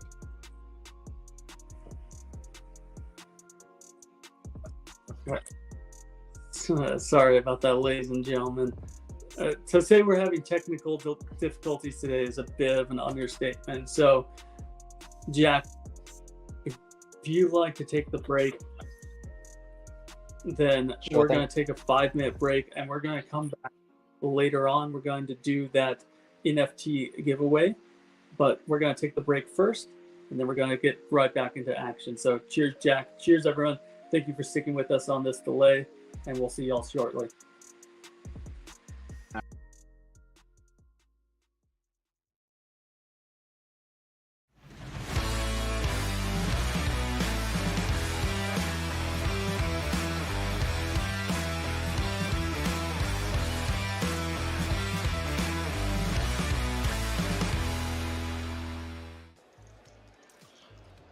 Snowball in chat saying good luck pronouncing some of those names. Absolutely. I just blanket apologize in advance. Myself and Grinder are both American. Pronunciation of some of these European names is not our specialty, so blanket apology to them, to their families, to their small children watching, and as well to all of you in chat. All in here from Robin Cornet with Pocket Jacks under a gun +2.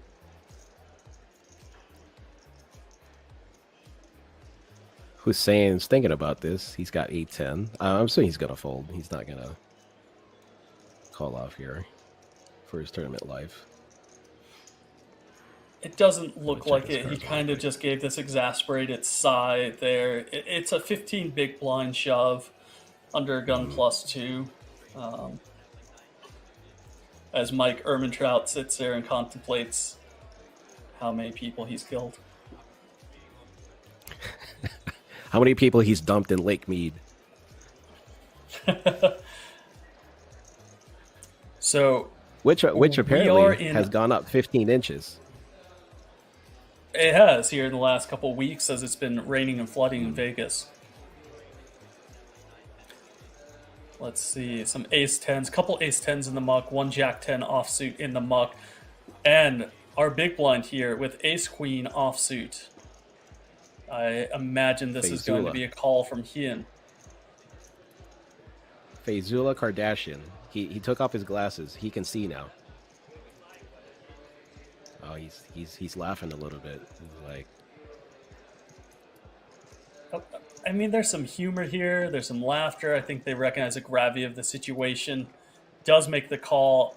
Two of his aces are already in the muck, so he's not in as great a shape as it may seem, even with being a coin flip.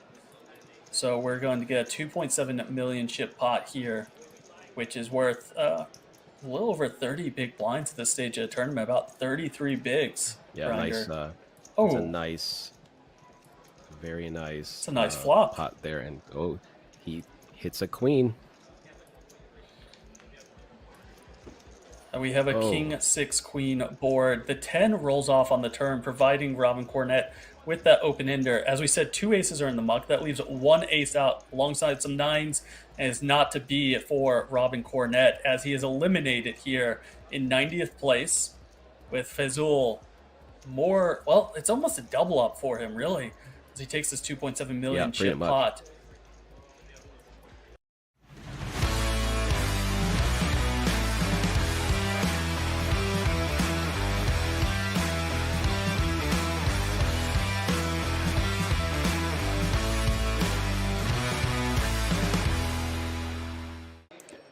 All in here from Beardes with the King Jack.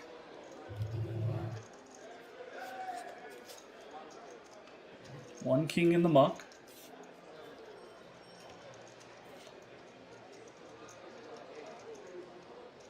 One 8 in the muck, so.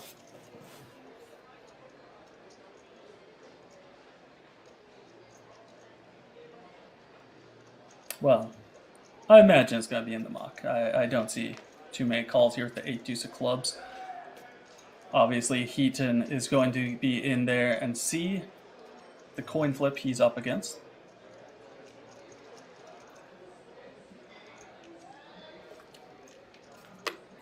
No matter what, he's going to be in just fine shape after his hand. Hopefully picking up almost 700,000 in chips.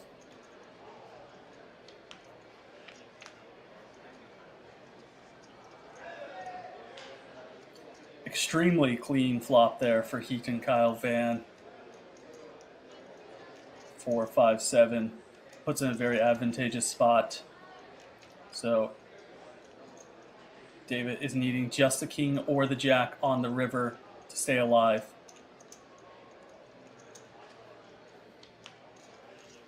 And there it is, Jack of Diamonds. Nice little 5-outer for Mr. David Beardes, representing Slovakia as a double up.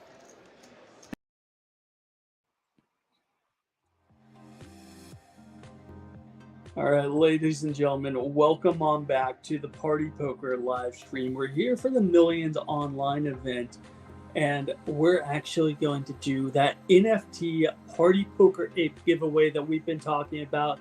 And it's going to be not only an NFT, but it's going to be an entry into a free roll tournament. You can win a Party Ape and be part of the exclusive free roll. 4 special NFTs are for the top 4 people, and the top 4 winners are also winning a $5,000 millions package. So whether you're a crypto newbie, whether you're experienced in the crypto space, Party Poker has an awesome deal for you. You can win an exclusive NFT and a 5K package just for sitting here and watching on stream with us on Twitch. So to celebrate the millions online, they've created 52 one-of-a-kind NFTs. 48 are going up for grab. That's going to be those free roll entries alongside these beautiful apes you see here. And 4 are going to be reserved for final 4. So 52 cards in deck, 1 for every card out there. So Snowball was the very first winner, and he has a slice of history. And so each of these features 100% unique party ape and playing card. I believe Snowball won the 3 of hearts.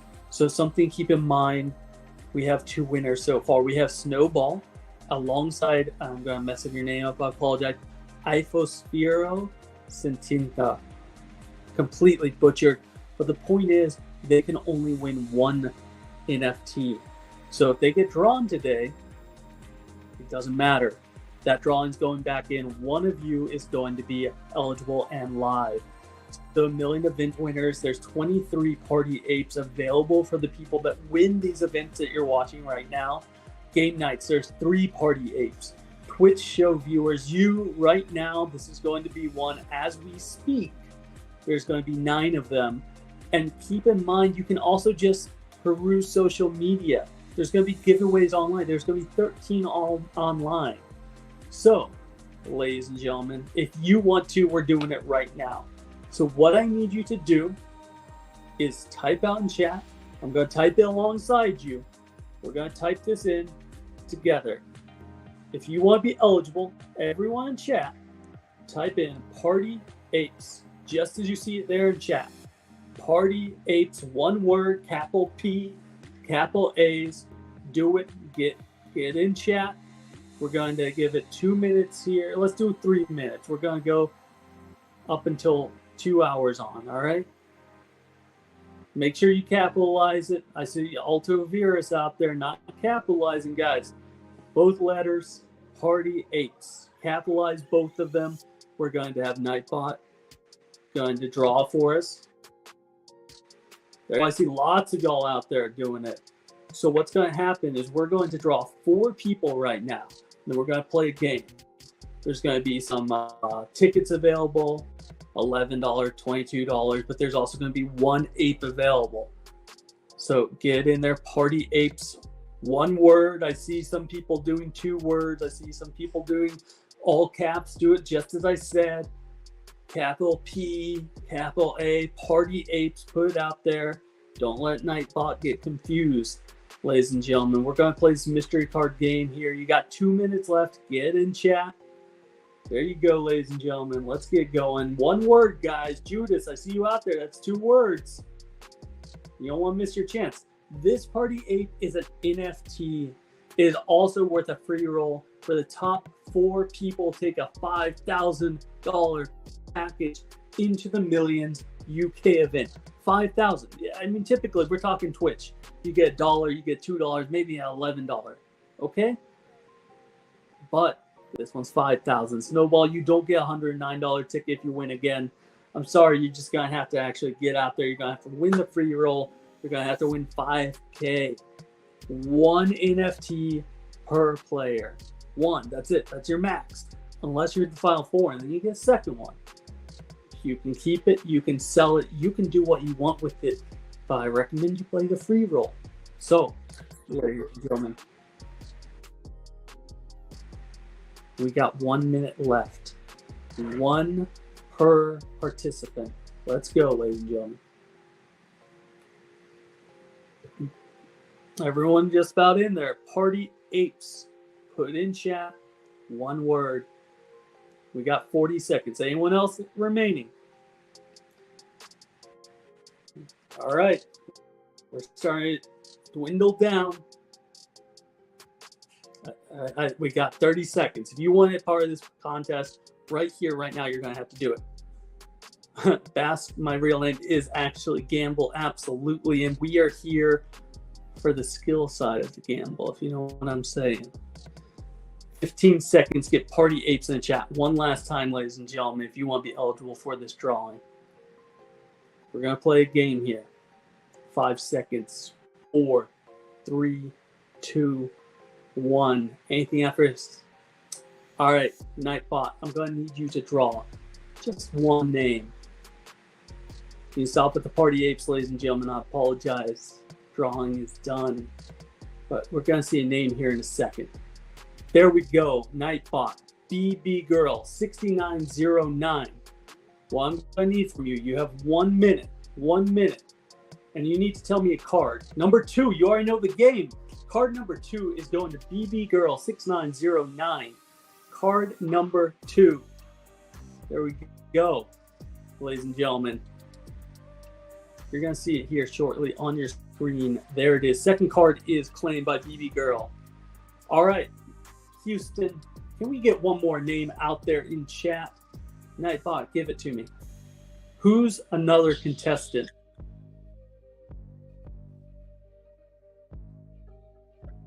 Gregory House Lakers. All right, where are we at? Gregory House Lakers. Do we have a number from Gregory? Gregory House Lakers, you have 1 minute to put it in chat. Number 1, 3, or 4. What card do you want? I'm not seeing it, Gregory House Lakers. Do we see it, ladies and gentlemen? Rue Poker, you are not here. We have another 30 seconds, Gregory. Gregory House Lakers, you are in person. I'm not seeing it, sir. You have 10 seconds, otherwise we're doing a redraw on that name, ladies and gentlemen. 5, 4, 3, 2, 1. Sorry, Gregory House Lakers. You are going to be redrawn. Let's get a redraw on that name. See what Nightbot comes up with us. All right, Chicello has won. Chicello, you have 1 minute to speak up. And you need a number 1, 3, or 4, Chicello. What spot do you want? Chicello, one spot, number 1. There we go. Congratulations, sir. Chicello is taking spot number 1. And let's go with, there we go, Mike Slayer 1. That's another name that's always out here. Mike Slayer 1. Number 3 or number 4 spot. Congratulations, sir. I know you're always out here. I know you're watching a Twitch stream. Hype it up. Let's go, ladies and gentlemen. Number 4 spot for Mike Slayer 1. There you go, Mike Slayer. Let's bring it on home. And then we have 1 spot left. Who's it going to go to? 1 spot left, Nightbot. Souza Bar, taking number 3. You don't have a choice. That's the spot. Souza Bar. All right, ladies and gentlemen. Easy one. Doesn't even have to speak up on that. We're going in. What do you think, ladies and gents? All right.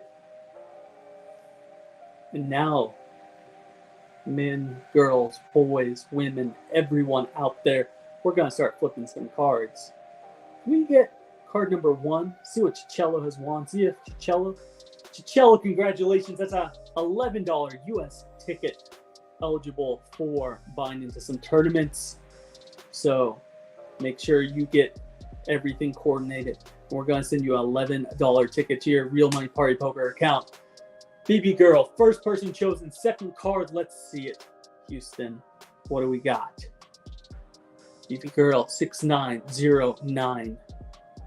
Do we have a ticket? Do we have a win? What is it? That is a Party Ape. Is that what I'm seeing right there? BB Girl 6909, 3 of clubs, eligible for the free roll number 2 spot. You just did it. Congratulations, baby girl. That's a beautiful 8. 3 of clubs, and you are in. You are in the free roll. You are eligible for $5,000 giveaway to the UK Millions. I hope, for your sake, you win it, you take it down, and then you show everyone what's up. Congratulations, baby girl 6909. Well, let's see what else the other 2 players have to win. We got 2 left, even though we know where the ape is. Sousa Bar, another $11 ticket. Congratulations. It's not ape, but that $11 ticket can win you thousands of dollars. Congratulations, Sousa Bar. Congratulations. And last but not least is Mike Slayer, number 1. What we got for Mike? A $22 ticket. Once again, it's not ape, but nonetheless, that ticket can win you thousands. Mike, congratulations. Congratulations to all of our players. Congratulations to all of our winners. Congratulations to everyone out here on Twitch, but especially today, right now, is BB Girl 6909. Take that 8, that 3 of clubs, make it something special for you. Cheers, BB Girl. And cheers to all of y'all. We'll see you next time on the Twitch for the giveaways. But don't worry. We still got the Party Poker Millions online event. And that's what we're going to get back to here shortly. So, appreciate it, ladies and gentlemen. Congratulations, BB Girl.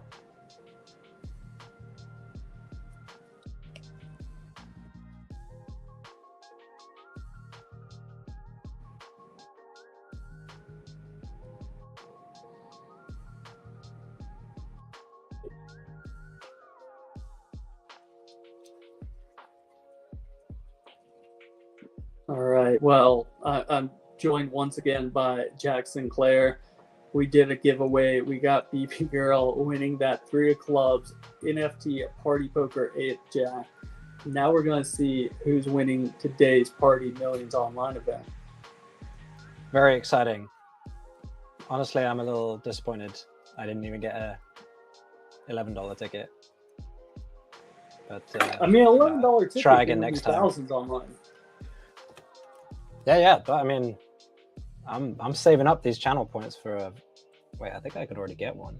I can already get. Oh no, I can't. I'm miles off. I can get a $5 ticket though. But I just keep spending them on highlighting my messages. How many channel points are you up to right now? A bit over 5,000, 5.7. Oh, So almost 6,000. there you go. Yeah, I need to gamble though. We used to do like you could when I played like the sessions things, you could gamble on who was going to win. Right. And that was good fun. But I spewed all my channel points doing that. I need to because I lost, and I put the whole bankroll on myself to win. But then Maximus Black destroyed me. So what were you? What was the bet on? Was it who would win? How long the tournament would go? Red or black? What were you going with? Yeah, all kinds of stuff like that. But the one that I remember, I put all the channel points on who would, win the game night, like who would cash for more in the set of tournaments. Okay. And I think he got second in one of the bigger ones that we played, so I was pretty crushed. But anyway, back to the action. Yeah, that part coming up. One here. Couple of deep stacks here as well. Hijack versus Cutoff. How deep are they? They're like 60 something, right? Yeah, I think it would be a bit too deep to get this in, unless you had a crazy opponent 3-betting you. You just want to flat jacks.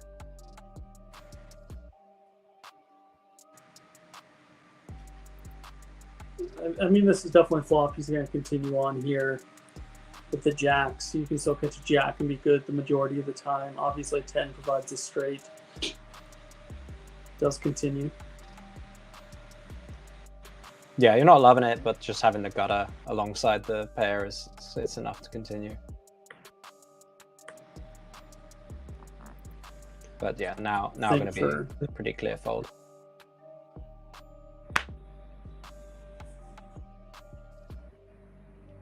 Okay. Oh. Pretty clear min raise. I dig it. It's a little spicy, but makes sense. Wow. Well, he picked the right opponent. Oh. Yeah, that's pretty wild. I mean, he's trying to say he has Jack 10, so I guess having 2 jacks makes sense. Doesn't really convey Jack 10 very strongly to me, this play. I mean, if you were slow playing, then a slow playing turn would make sense. I guess he just read weakness into the half pot sizing, but to be honest, it looked like a reasonable size to get all in on the river. So yeah, that was pretty wild maneuver. I mean, I can't believe he folded ace king. Because I mean, what's it really represent? It can represent nines. It can represent queen, king. Yeah, I mean, there's not a whole lot there. It's nines, king, queen. You really shouldn't have kings or queens too often, and occasional jack 10 suited. Yeah, basically. I mean, it looks like he's representing the nuts. I think king, queen kind of makes some sense, that like would want to check call flop and then sees the half pot sizing and then thinks like, okay, I need to raise to get enough value because it looks like they're going to check back river with this size. Something along those lines. I could see it being king, queen, but from the perspective of the player with ace king, I would be never folding, but there, just, you know, assuming my opponent is almost always going to check raise jack 10 on the flop and nines and doesn't have queens or kings, and then king, queen, we have a king, and it's pretty rare to see that play this way as well. So yeah, I would be. Guess the question becomes, like, it all makes sense. The question then becomes, what are they bluffing with? Well, yeah, I mean, something like what he had, or ace 10 would make sense, ace jack. These hands would always call flop and then like are in a pretty dicey situation on the turn, don't really want to check call turn. But kind of look like attractive bluffs, still have equity and block some hands. Okay. I'll go with that. Yeah, it's actually not that difficult to come up with bluff combos for out of position, I think. I'm sure Elio's not doing it with all of these combos. I guess he just thinks jacks is like the best hand to do it, and he wants to have some value raises, and so that's how he's deciding.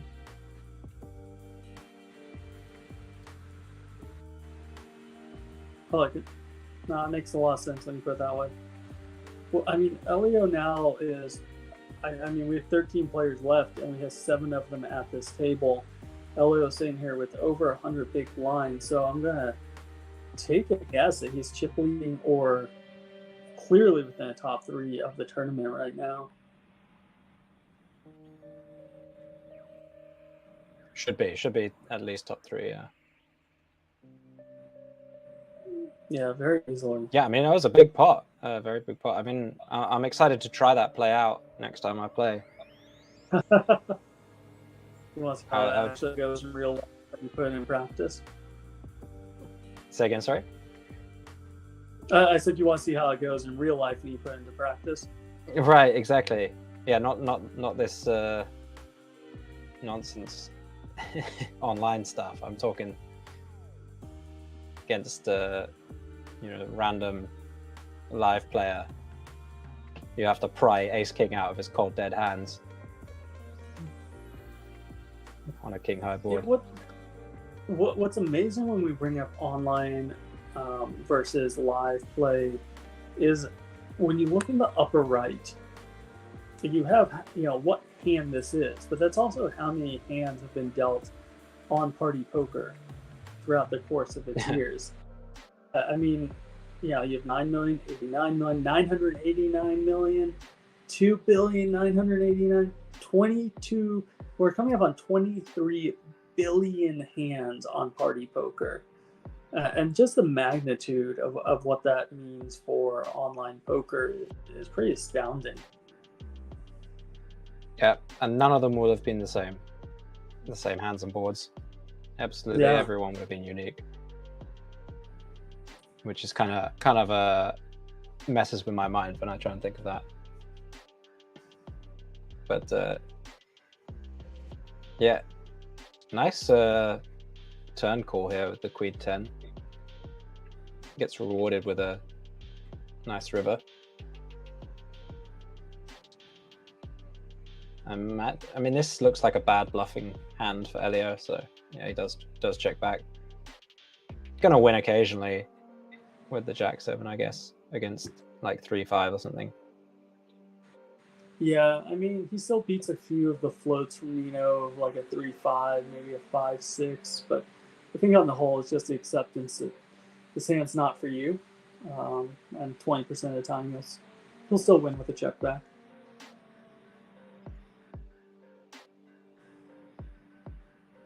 I see our Party Ape winners out there so far. Snowball alongside BB Girl 69 congratulate each other. So, make sure you carry that over into a free roll. Just have some love for each other. Don't try and knock each other. No. Go completely full tilt, ladies and gentlemen. Just blast away and try to win it for yourselves. Good luck to both. Go ape, some would say. Go ape indeed. And they're playing for the aces. The 4 winners get the remaining 4 aces. Only 4 aces, obviously. Alongside that 5K package. So Elio pushing the envelope a bit at this point. Caught Renan with a, I guess, bottom open. 60 bigs, it's fine, I think, to open 4s here. Nice thing about 4s though is they do play pretty easily post flop, so it does go for the call. Yeah, and the absolute worst thing that could happen right now for Renee is catching the last 4, but finds a good fold. Pretty innocuous 4 texture there. Yeah, not much you can do with 4s on that board. I honestly don't mind folding pre-flop versus a good player when 4s just don't flop it good enough, often enough. I think you're going to face a c-bet almost always and have to fold. I mean, I'm sure it's fine to call, but I think it's probably very close to break even. Yeah, it makes a lot of sense.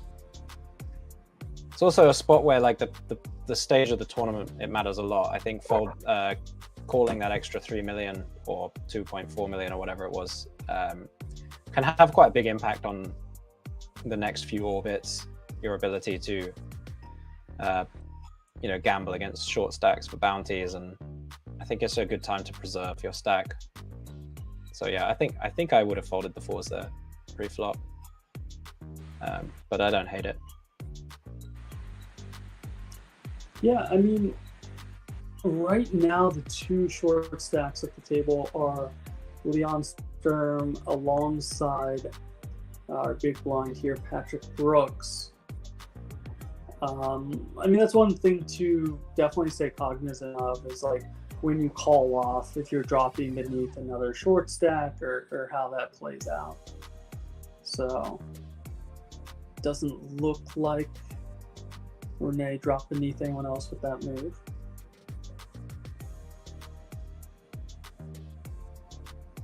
Yeah, that's true. But these things can have a habit of compounding. He was very close to Pedro, and now he's quite far from Pedro. Right. And also, if someone goes all in later for 6 million and he calls and loses, you know, now he has 14, whereas previous, if he had not called there, he'd have 17, and then now he covers someone that he didn't. Stuff like that. I just think when it's a very close call, you want to look to like how is calling and then folding to a c-bet going to have an outsized impact on my the future of my tournament. That's what I'm thinking. Yeah, that makes a lot of sense. Just going into the thought line of compounding effect.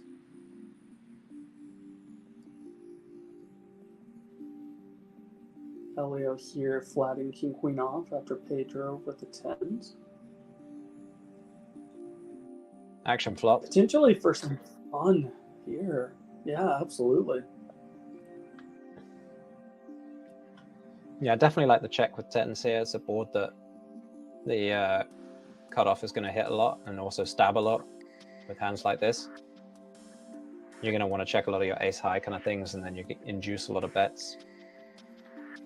And yeah, I like check calling with tens specifically, just blocking all the hands that are gonna be willing to put in lots of money versus a check raise. And yeah, I kind of expect Elio to fire off 3 times now. 8 looks like a scare card, which it is. Right. I mean, holding that. And yeah, in your hand. Oh. Well, now it probably goes check. Well, sorry, now it definitely goes check. Unless he decides to bluff top pair, but I don't see that. He just wants to win against ace 10 now, ace 9. Right. Yeah, there's really no point at all in betting on the river. I mean, maybe if he shoved, he would have got a fold from 2 pair, but or ace queen, but yeah, or same hand. But yeah, obviously that would be pretty absurd. So yeah, lucky river for Elio there. I think he would have gone for it on a blank. Looks like we're gonna have some kings going up here against the king 10 of clubs of Pedro Madera.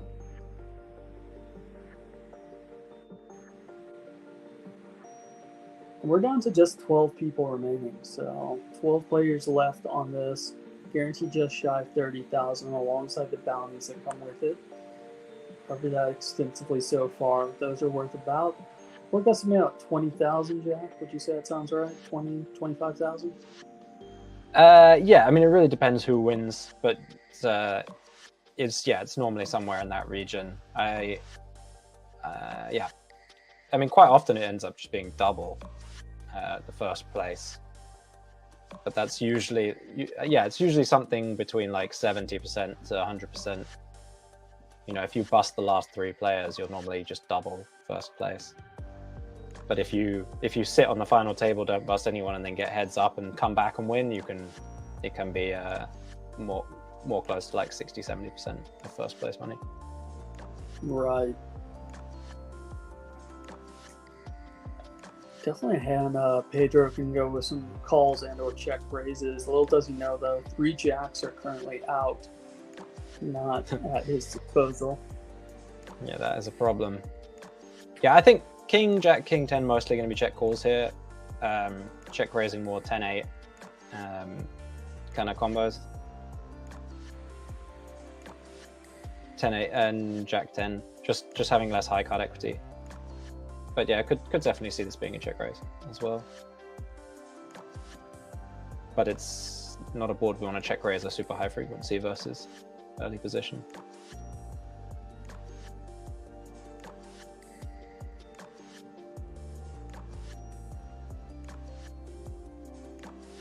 I've definitely had it occasionally in a bounty tournament where I had the situation where I was in last place from like 9 left to heads up, came back and won it, and just won like double first place, just winning the last bounty, because I guess he knocked out every other player on the final table, so then his winning the last bounty was just so big that I got like double first for that. Sorry, yeah, double first, exactly. Which is a nice surprise. You never have a clue because you're looking at your own bounty. It's like, you know, some dust, and the other guy's got a huge one, and then you win, and it's like, well, where did all this extra money come from? And it's like you're both kind of, the bounty gets doubled and then doubled again or something. I don't know.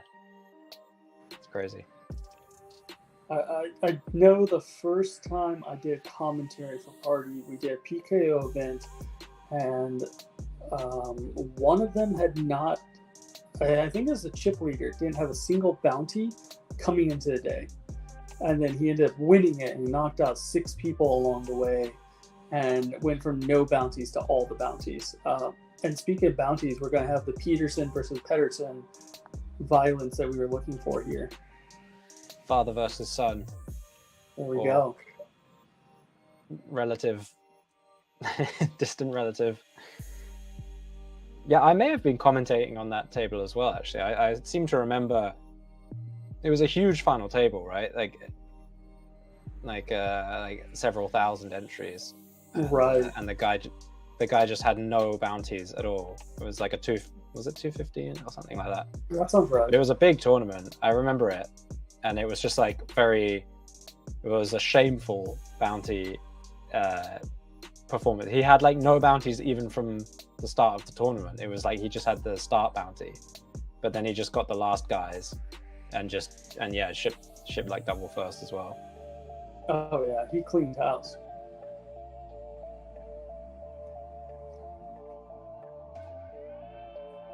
So Peterson's able to get away from the ace queen.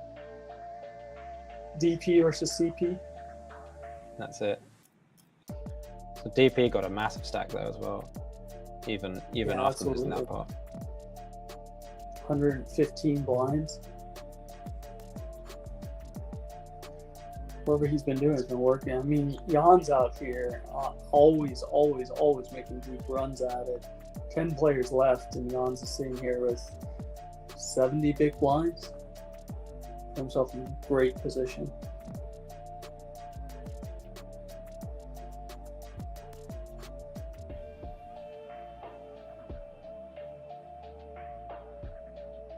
Yeah, we will be going to that final table at 9. Top pair here versus mid pair.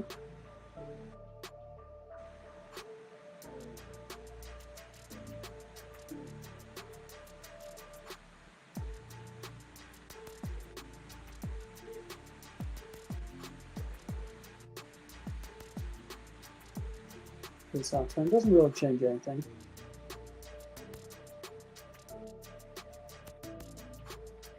Yeah. Quite often given more significance than it really deserves, the ace on the turn. I mean, Peterson will have more ace highs than Thiago after it goes bet call on the flop, but you know, he's still going to have a wide range and loads of hands that can call. King Queen's still like pretty far up the range. Yeah. On the turn, also the ace. Sorry. Go on. Oh no, go for it. Just gonna say that the ace also kind of helps you get paid off a lot on the turn. Like if they have a 7 or a 4, and you just keep betting on the ace, it kind of looks, you know, it might look like a scare card to them, but it's an obvious scare card, so they might actually call even wider than normal.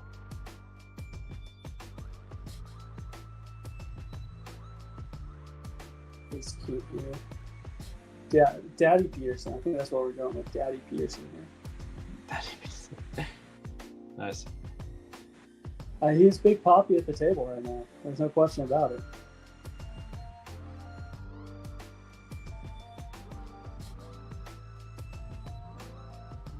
Maybe Big Pop over the entire tournament.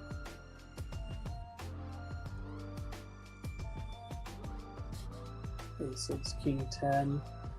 Depending on what Nino does here, this has C. Peterson set up in a bad way with this King 10 off. 25 big blinds is not a stack that, you know, it lends itself to a little bit of bloodshed in this situation. Well, yeah, Daddy might open here, given the stack distribution, and he's got the button. Oh, there that is. Yeah, I think this is a good open on the final table bubble in a bounty tournament, covering both blinds by a ton.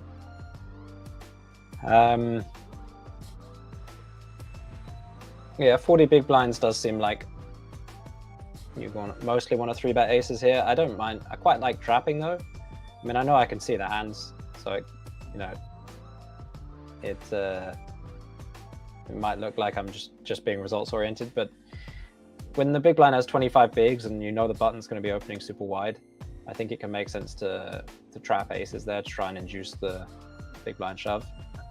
I mean, and then if the button does have a good hand, you just win a huge pot really often. Yeah, it makes a lot of sense. King Jack here versus Ace King. Ace 5 has potential. This is playing down pretty fast from what I was expecting. Yeah, we started with what, 26? We're already down to 10. And yeah, and some really deep stacks as well, so it's probably some guys playing quite aggro.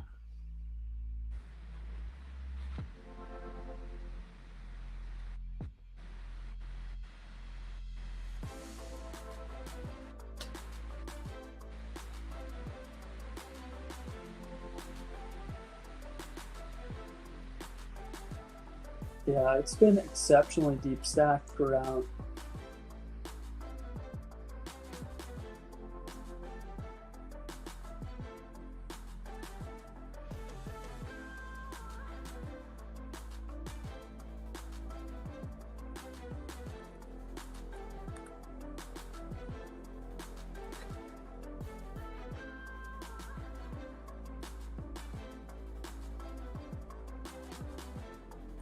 You notice the pace of play seems to be slowing down just a little bit around this final table bubble. They're all guaranteed 34-74 right now, and there is going to be a pay jump bubble going from 10th to 9th place, so it becomes a kind of palpable slowdown at this stage.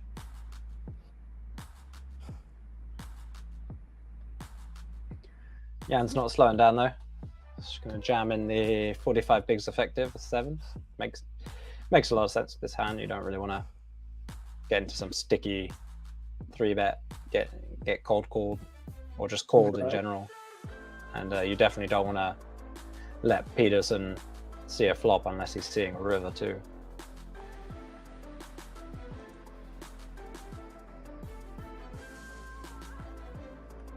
Ace Queen here. I feel like Ace Queen's starting to show its face quite a bit lately.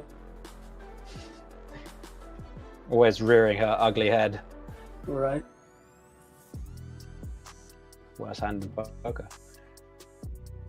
Oh, I thought that was Jacks. That's the best hand.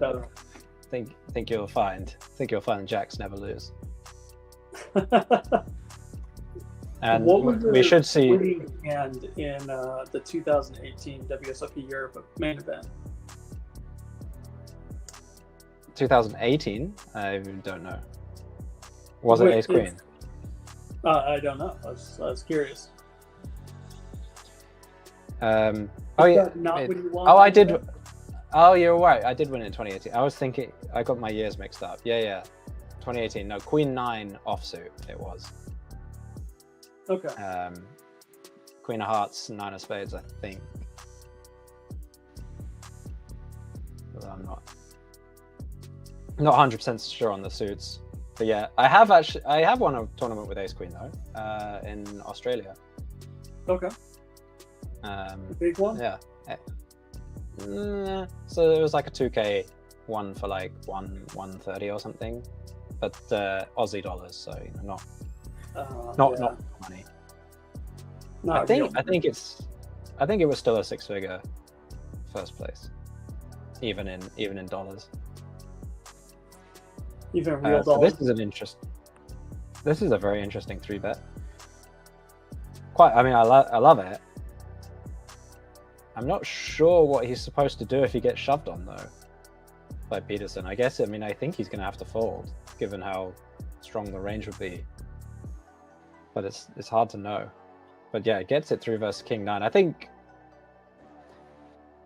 I mean, I get that there's a lot of pressure on Peterson with the 3-bet, and it looks pretty strong, but I think you still have to call King 9 suited versus such a small 3-bet.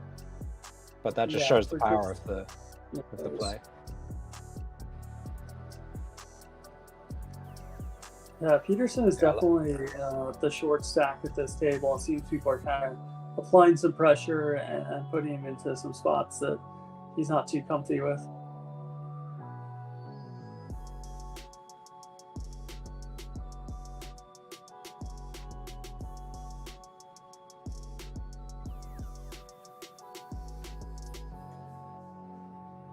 Ooh, what? Ooh, that's a Nino here out small blind folding king queen off, so you're going for some stack preservation. Is this also just a component of if he calls Pearson in the big blind has a kind of jam worthy stack with hands he wants to continue with? Yeah, although I think that would actually make you want to call more most of the time. I mean, I'm not, I could be wrong about that based on the size of his bounty, etc. But I think if you called here, Peterson jammed and early position folded, you'd be pretty happy with the situation. You'd be getting great price with the bounty and a pretty strong hand. You know, expecting to be up against like 6s plus or something. So yeah, no, I think the big blind being short actually makes you want to call more with king queen. Yeah, I don't like the fold. I think seems too tight. I think you could fold king jack off as like a tight fold because it's because of the situation. But king queen I think is too good. So you're calling there with the expectation that if the small blind or if the big blind jams after your limp, that you're calling if John folds. I think so. I think the price would be too good. He had 19 bigs at 18 or so. It obviously depends a lot on his bounty and perceived range, but I would expect Jans to be opening pretty wide and him to know that and shove like could probably shove 5s, I think. And against a range that wide, I think king queen off is going to be a profitable call. Okay.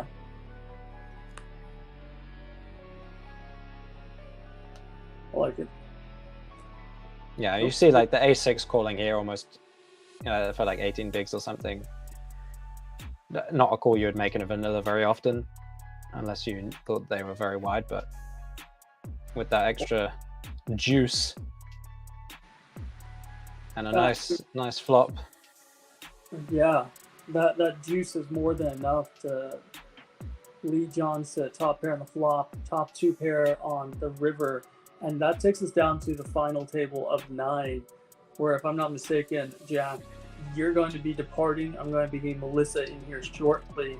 So I appreciate you seeing me through all the technical difficulties earlier. I appreciate the short amount of banter that we had.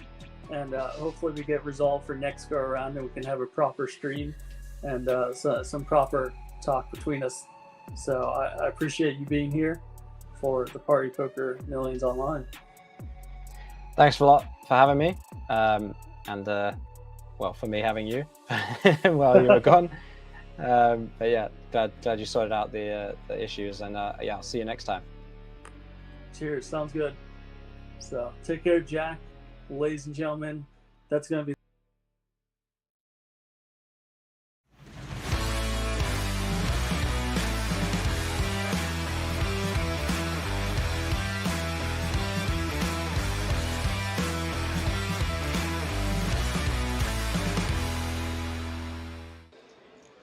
So, David Berdez just left us shortly ago.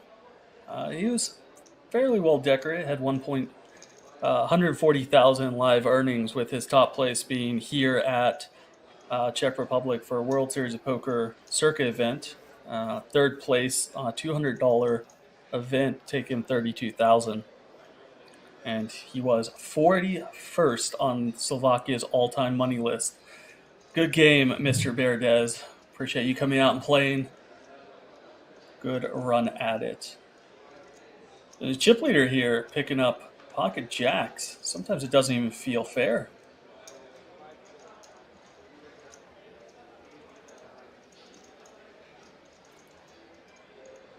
See y'all out there asking about those party poker points.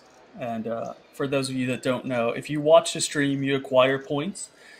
And, ooh, real fast. We'll get back to those points as it's German on German. Oh, I apologize. I thought the 9-6 was shoving all in. In fact, it is Dimitros in the big blind with pocket queens going up against the chip leader's pocket jacks with a great chance to double up. 20 big blinds in the middle from each of these players, building a huge 2.7 million chip pot. Dimitros needing to hold, with Seb having live suits, which no longer matter. A 4-5 would be welcome for a chop. A little wheel action. That's not to be. Instead, we're looking for a jack on the river. Otherwise, Dimitros doubles up to near 40 big blinds. It's paint, but not the paint that Seb was looking for. 1.4 million for Dimitros is what he's adding to his stack as he doubles to 2.7 million. $130 tournament. So that is a very, very healthy first place for such a small buy-in. Nice. Good luck to whoever wins it. Well, they're Chat, already who do you within guys the top like, 5%. Chat? I know chat has their favorites. Who do you guys like? Who do you guys want to win the Czech Republic Championship? I know you guys have your favorites. Type it in the chat, guys. How many of these players do you think will make the final table? That's the real question. 0 through... we lost one player, so we're at 8. Yeah. At this table? Let's see. Well, I gotta go with the mayor, the rapper. Like, okay, Mr. Dimitros. He's got to go. He's got to go in there. I mean, like, he's badass. He's got one name. I like it. So you got one. We have anyone else? Well, that was a beautiful. Did you see how our dealer just turned that 6 of spades? It was a very beautiful little flip there. I like it. Sorry, sometimes you notice the card mechanics. Yeah. After playing long enough. They train these people very well. Let's see. I don't know if that's training. It's just perfection. Let's see. What about the? I guess we should root for the lone United States player at the table. I mean, our fellow American. We root for him. Okay, so you're going with 2 players so far. 2 out of 8 with 102 people left. So 25% of this table makes it? Yeah, why not? Why not? Well, Borbag agrees with you. The Rapid Mayor for the final table. Yeah, there you go. That's right, Borbag. We're going with the rapping mayor.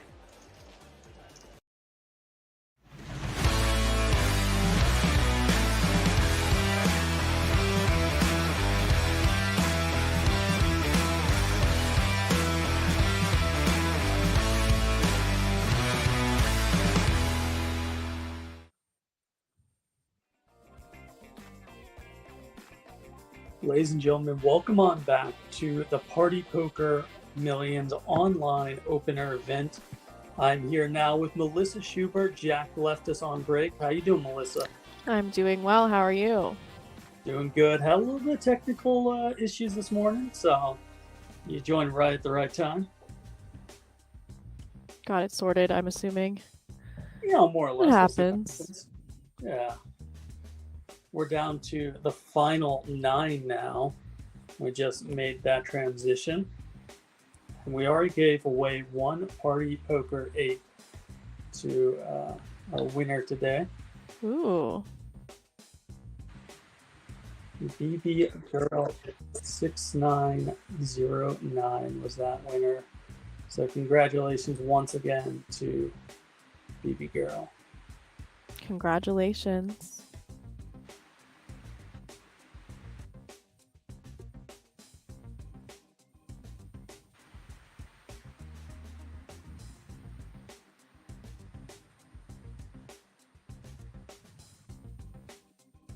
We're going to be going into There's that BB Girl. shortly. There we go, BB Girl in the chat. And here we go, ladies and gentlemen. Daniel Peterson up top with 45 million. John's a very familiar name, just shy of 38 million, with Elio Fox in third place by just a few 100,000. Nino, then Pedro Renan, Wojciech, and bringing up the rear is Leon Sturm, a name to be reckoned with. So 9 players left. They're all vying for about 30,000 up top, alongside the PKO bounties, which are worth roughly 20 to 30,000 on top of that 30K first place. So winner here today will be taking home between $50,000 and $60,000.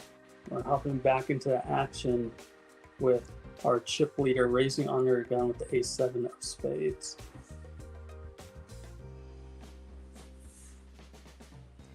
So you're coming in at the good part of it, Melissa. We're getting the bounties listed on the table now.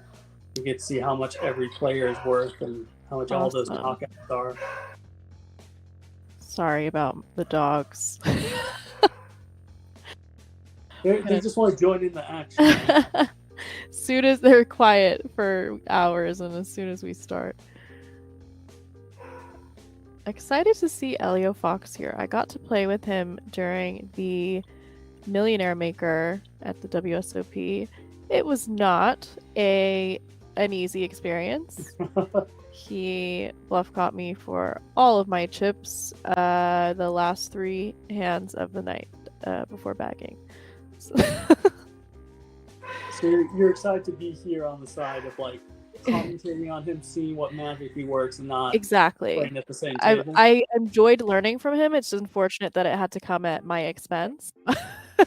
Now I get to sort of learn from him on the sidelines. Yeah, it's fair. I've had a few tournaments where I sat down, I played for an hour or two, and kind of looked around and realized I'm by far and away never winning this tournament. I just used it as a learning experience to learn from the 5 or 6 best players in the world.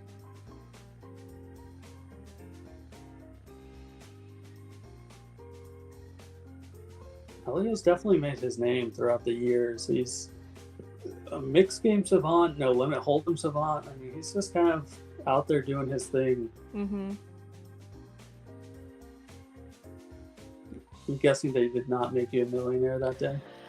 He did not, and I did play again the next day, and I did bag that final day of playing it, but yeah, I decided to go for it, and he called me with 4th pair.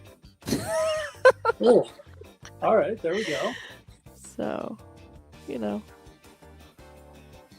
So the one that you're like, this should get through 99% of the time, unless he's just a sicko, and then... And he is indeed a sicko. So I'm like, who bluffs the last 3 hands of the night all in anyway? Why would he think that I would do that? So, you know, I tried to level it, and I got absolutely owned. Yeah, you got leveled there, sounds like. Pocket kings here, and then the little 9-7 of clubs alongside A7 suited, looking ahead. Yeah, no one has a outstanding kind of balance here. Yeah. Let's see. Probably 9-7 gets out of the way.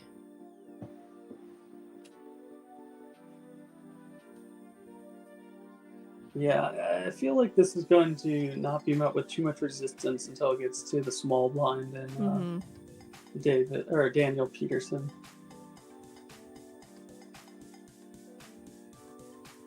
Oh, thinking about it. There he goes. Probably the bounty being in play has something to do with that. I feel like this is going to kind of allow the action to get shut down here with the kings having been reopened.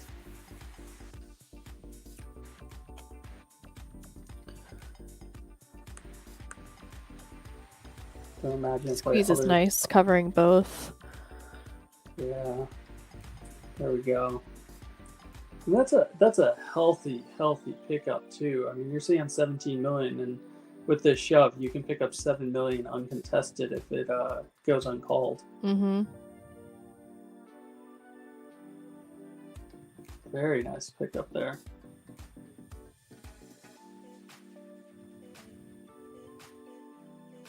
So it's been interesting. Like it went a lot faster than me or Jack really expected it to. It's been pretty deep stack play, and now it seems that blinds are starting to escalate pretty quickly. We're starting to see some shorter stacks here. Leon sitting there with just over 13 big blinds. So I think we could see a fast conclusion to the day. Yeah, especially with the bounties, that always kind of tends to speed things up a little bit. Yeah.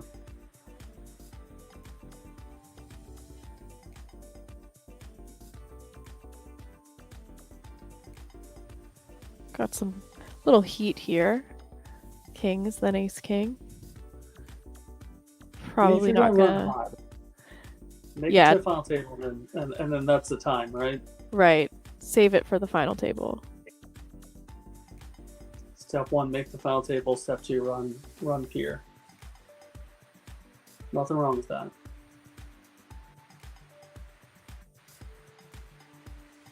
And take it down pre. So that was a nice little couple of no variance pickups.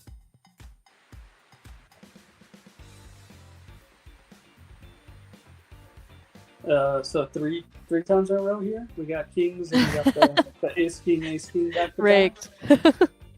Absolutely. I mean, it's not really. I mean, the first time with kings, it was met some unexpected resistance, picked up maybe more than he should have. Doesn't look like he's without that 9-7 flat, it's probably gonna go quite differently. But it actually ended up working out really well for him. It's a hard life right now. Yeah. So this is kind of the antithesis to when you played with Elio Fox? Yeah. Yeah.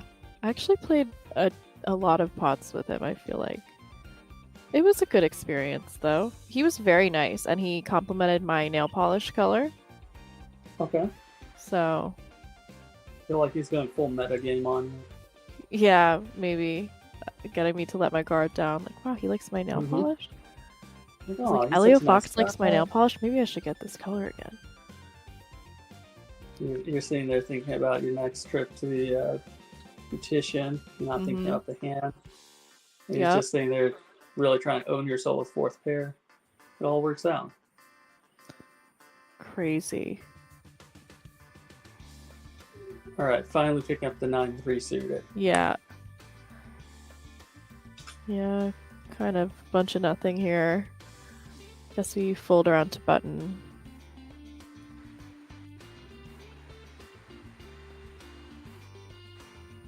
Grinder saying, does it work on all the ladies? Can we compliment the nail polish? Is this a secret move that we need to try? It's just a nice thing, you know? I don't think that we get complimented on our nails enough for the amount of hours we put in at the salon. I mean, every time I go to a salon, my nail's done, everyone compliments it, so wow. I feel that you're underrepresented here. That's pretty messed up.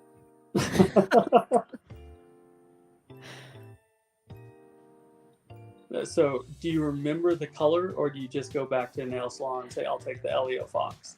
Yeah, they actually renamed the color that day to the Elio. Yeah, As soon as he said it, I got a little ping from the news that said, "Oh, we actually changed the name of this nail color." We see the Queen 10 off 3-bet versus the button open. Nice hand to 3-bet. Well, yeah, I mean, I don't know how it works if you're shooting your shot. He definitely wasn't doing that. He was just being kind. If you just want to say a nice thing. I don't know if you're trying to shoot your shot, maybe the nail route is not the ideal one. But I don't think it could hurt. I mean, I feel like it just generally boils down to if you're genuine about it versus if that's just your go-to. You're like, oh, I really like your nail color. Right. Like if she just has a basic light pink nail, it's probably like, okay, do you really? But I had a very unique kind of like blue, purple, metallic thing going on, and I was like, he's sort of a mad scientist. He probably does like this nail color. You had on the Elio. Yeah. Was it Sherman Williams? Got a little 3-bet. Spicy. Yeah. Especially the under the gun open, and that is the shortest stack. Yeah, by a bit. Just putting the pressure on the short stack, I guess. But you have to kind of, it's sort of like give and take, because you have to think the short stack's probably opening under the gun sort of tight, but he did have a bit lower in his range. I've definitely noted that from when I first started playing poker to now, those ace jacks and ace queens are nowhere near as respected and almost revered as they were back, 10, 20 years ago. Yeah. They're kind of like, they seem like good hands, but they're not as good as they seem. Yeah, I mean, ace jacks kind of had that for a while, but the ace queens are certainly falling more into the 4-bet as a bluff category than they ever did before.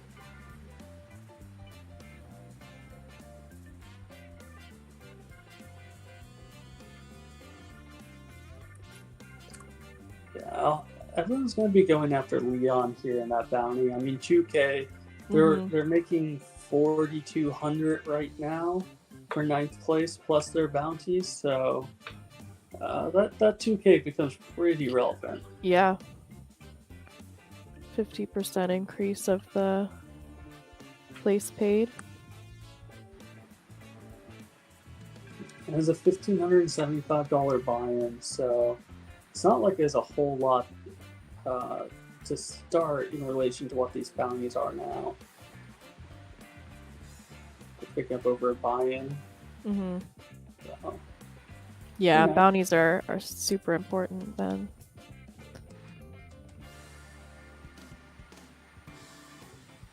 Ryan, you're saying ace queen's what Moneymaker had when we knocked out Ivy in the main, yeah. Mm-hmm.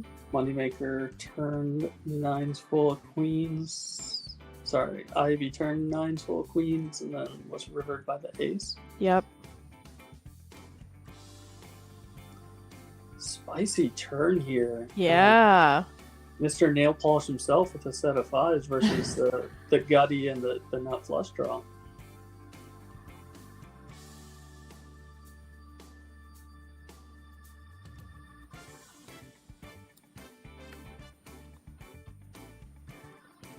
Fun, spicy river, though. Yep.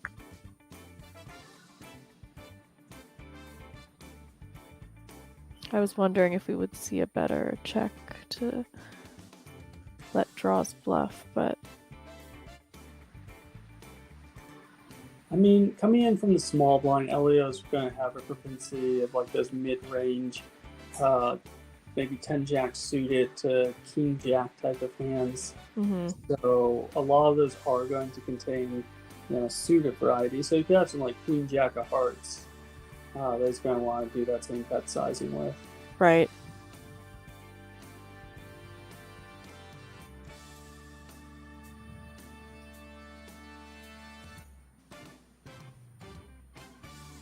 Nines here versus ace jack suited. Yeah, it feels like on the tables that we've actually watched today, there hasn't been a lot of action going on. It seems to have been taking care of all the knockouts on the exterior tables. Mm-hmm. Yeah, not a whole lot of big collision hands here. Yet. The collision's always on its way.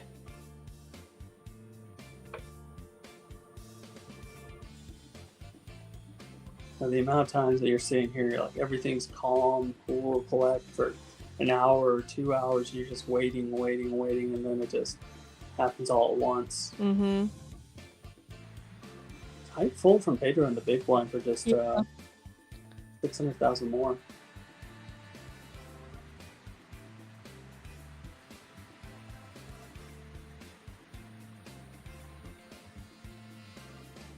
So fake royal flush draw here for Nino on the flop.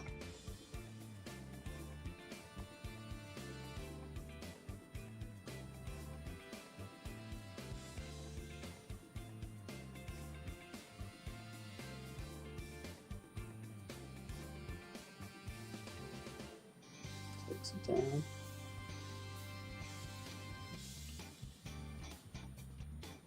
Yeah, none of the large bounties are really in jeopardy for a while. Right. We'll have around 40 to 50 big blinds.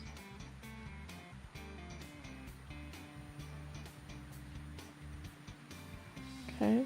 Got some hands here.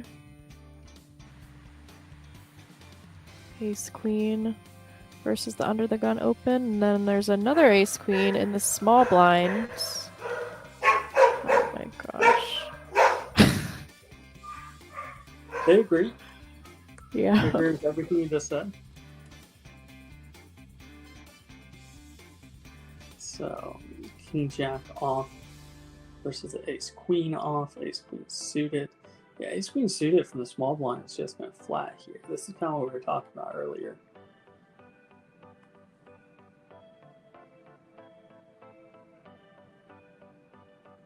It's going to be ace queen versus ace queen. Backdoor clubs versus backdoor spades.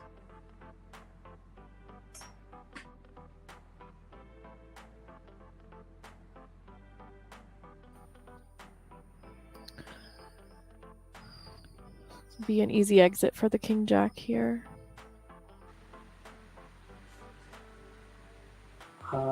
Here they both are thinking, trap the other one. We're going to get spicy. We're going after it.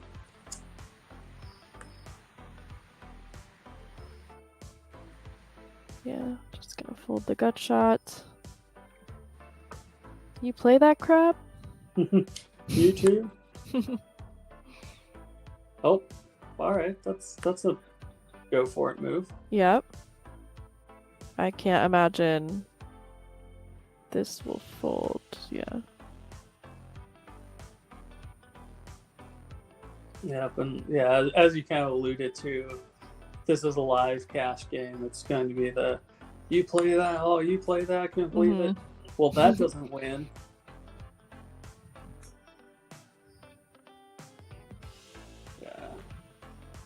There's some live sayings that just they come true time after time. Oh, here's a fun little one. Oh yeah, we got a lot going on here. Mm-hmm.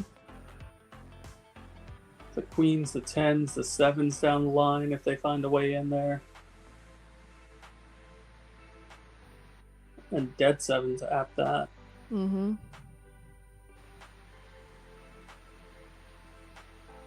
Let's see. So we're working with 40 big blinds. But that being said, I mean, Elio doesn't really want to be playing, an 80 big blind pot with Right. 10 when he covers. I guess he's chip leader by 300,000 right now.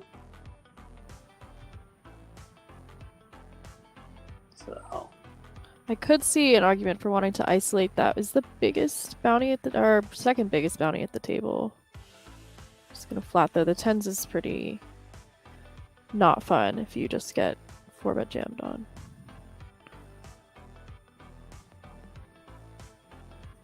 yeah, I think we'll see a flat from the sevens in the big blind, which, as we talked about earlier, are dead sevens.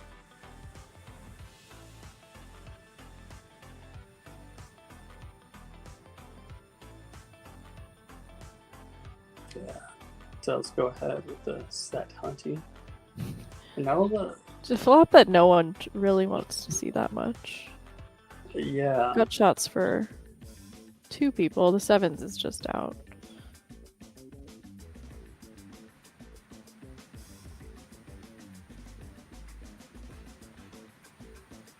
Now we do a little flipping of the outs here.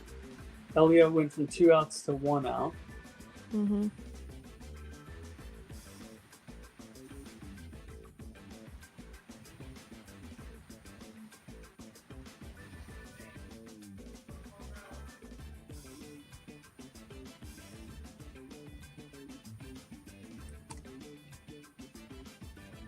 I mean, if you're sitting here in Elio's spot, it seems really, really suspect for Renan to check twice here on this ace. Yeah, like he pretty much has like exactly his hand. Yeah.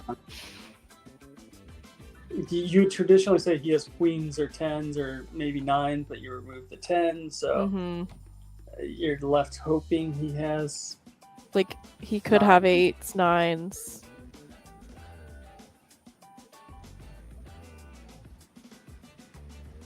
Okay, pretty non-consequential pot given the hand strengths pre-flop.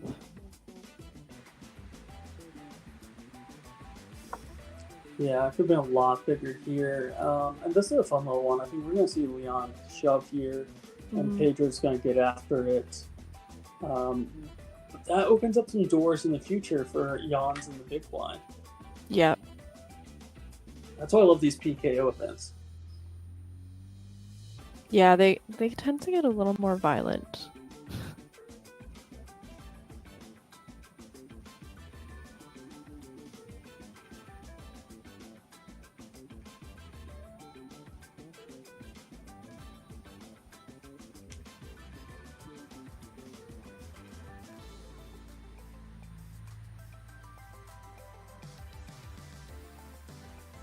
Yeah, we're looking at sub 10 big blind. Does just jam it all in there.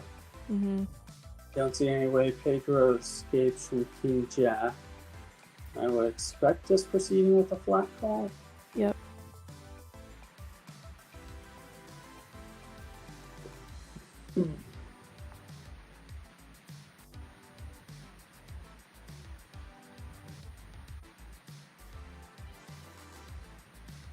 Okay, no spice. So, gonna take the ace queen versus the king jack. Some aces dead, queens dead, king or jack is needed here. Does hit the jack, turns a flush draw, but to no avail as the river breaks off and Leon finds a nice double up. No blood yet. Yeah, just kind of evens things out even more. Yeah.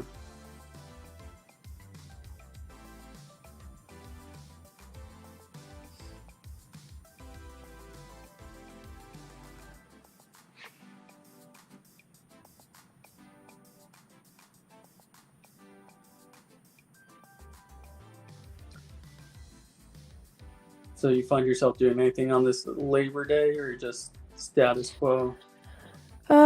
We had the podcast earlier, and then just right to here. So work day for Labor Day. You're laboring, right? Right, but You're it doesn't laboring count on for it. me because I'm freelance, so it's a little different, I guess. It's not who the Labor Day was meant for. I can honestly say I wouldn't know what a single holiday is in the U.S. other than like Christmas or Thanksgiving if I wasn't married. Right. Well, we had this discussion today about like we didn't really know what Labor Day was for, so I looked it up, and it's because people were working 12 hours a day, 7 days a week, so they took some unpaid time off to march from City Hall to Union Square in New York, and that was the first Labor Day parade. Was a protest march? Yeah. Oh. Well, that escalated quickly. You see Trip Kings for Elio and a gut shot. Backdoor flush draw for Tiago in the big blind. It's kind of a fun turn. Yeah.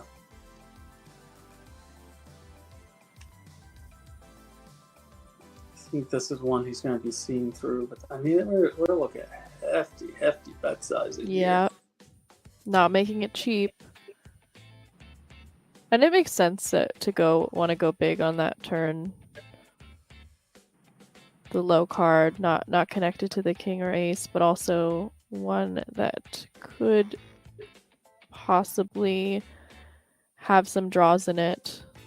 So just blasting to shut anything down.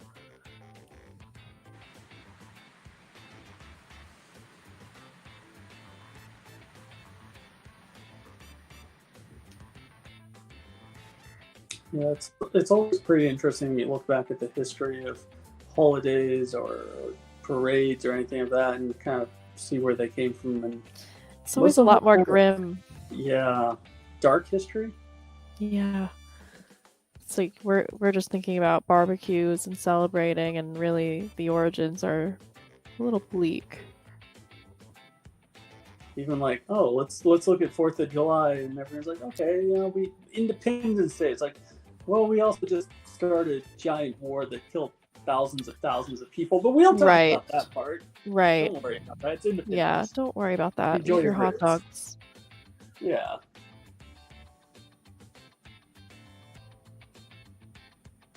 Someone was talking about the Macy's Thanksgiving parade, and they're like, I saw it recently, and I realized, it was just a giant float of advertisers and just malls advertising down the streets, and they wondered when it became like that, and then they realized that's actually how it's always been.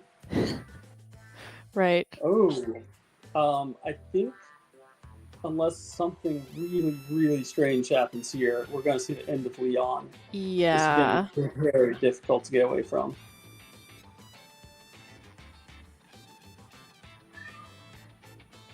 I mean, you're saying you're king, queen, you're not expecting ace, king ever out there. So you lose only to a naked 3. Mm-hmm. Oh, you got to feel for a man in this spot.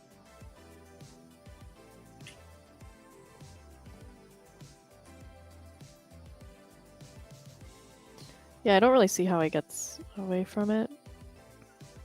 No. I mean, obviously this line looks really strong, but he can also have bluffs here. Does call. Kind of like a bad run out.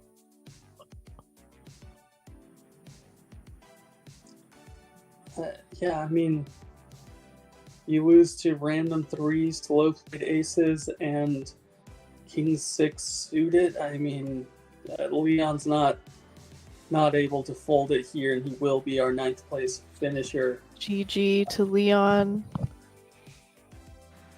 Kind of out of the blue. I mean, working on the short stack, but he got that double, but needed another one. Yeah, good game, Leon. Castaneda saying you can save the 5 million on the river. I mean, you're not calling on the flop and the turn to fold on a fairly inconsequential river there. Right. Especially If when you you can beat see some the value. Yeah. I'm not saying I love it. I mean, you're not in a situation where you're like fist pumping at the king Right. queen, but I don't think you should be saving that 5 million on the river either.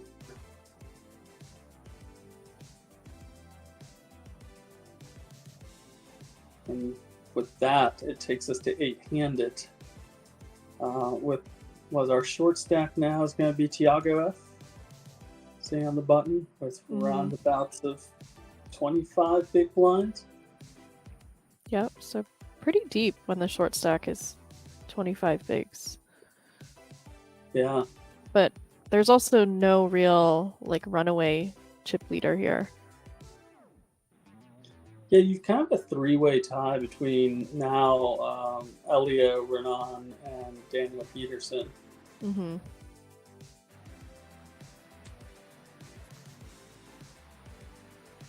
Jans is fairly up there. Nino's,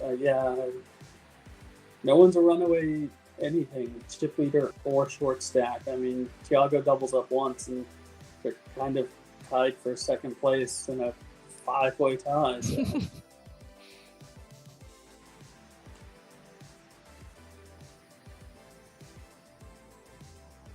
Oh wait, Grinder says his pick is Jan's. Who are your guys' picks? I gotta root for Elio. Yeah, Mr. Nail Polish himself. After being owned by him live, I think I have to root for him. Pretty sure that's how that works. So. If you're playing in like a live tournament, fun little call here from Jans actually. Gets spicy on the turn. It should be a hand he can check back on river, right? Doesn't need to bluff it. Unblocking both flush draws. Yeah, does check it back. The rich get richer.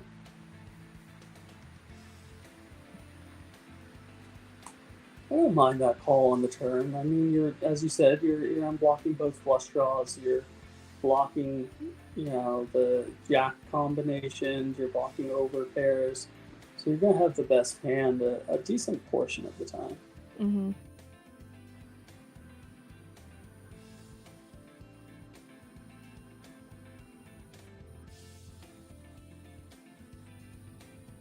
Got some playable hands here. Definitely. You got the king jack suited. And once again, you have dead sevens. Kind of interesting. Both times we've had sevens so far, they've been dead. Just dead. Just need him to hold up.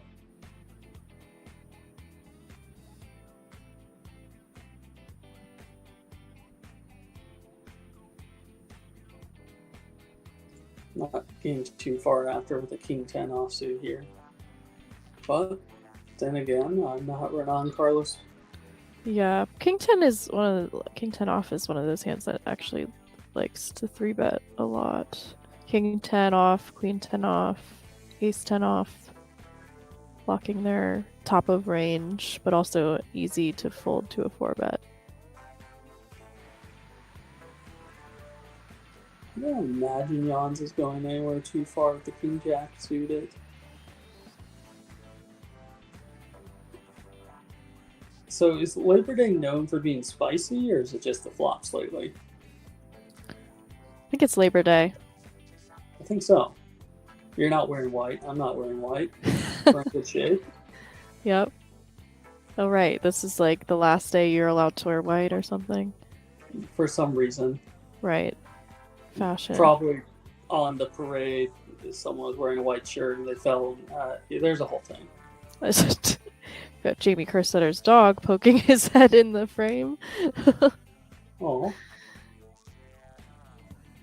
Are y'all dog sitting? Yes, we are.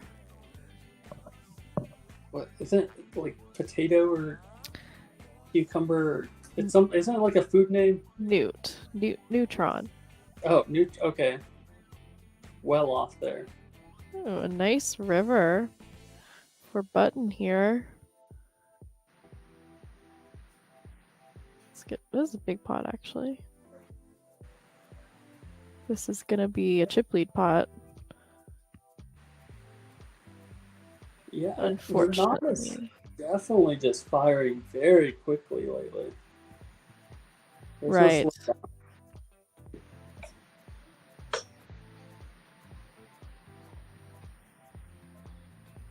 Yeah, does pick up chip lead 55 million.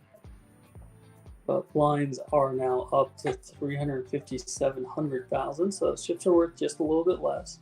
Mm-hmm. So the chip leader now has also the biggest bounty.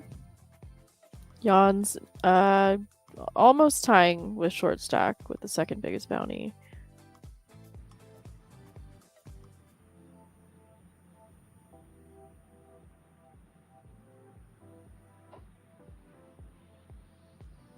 Yeah, and I mean, Jan's is no longer.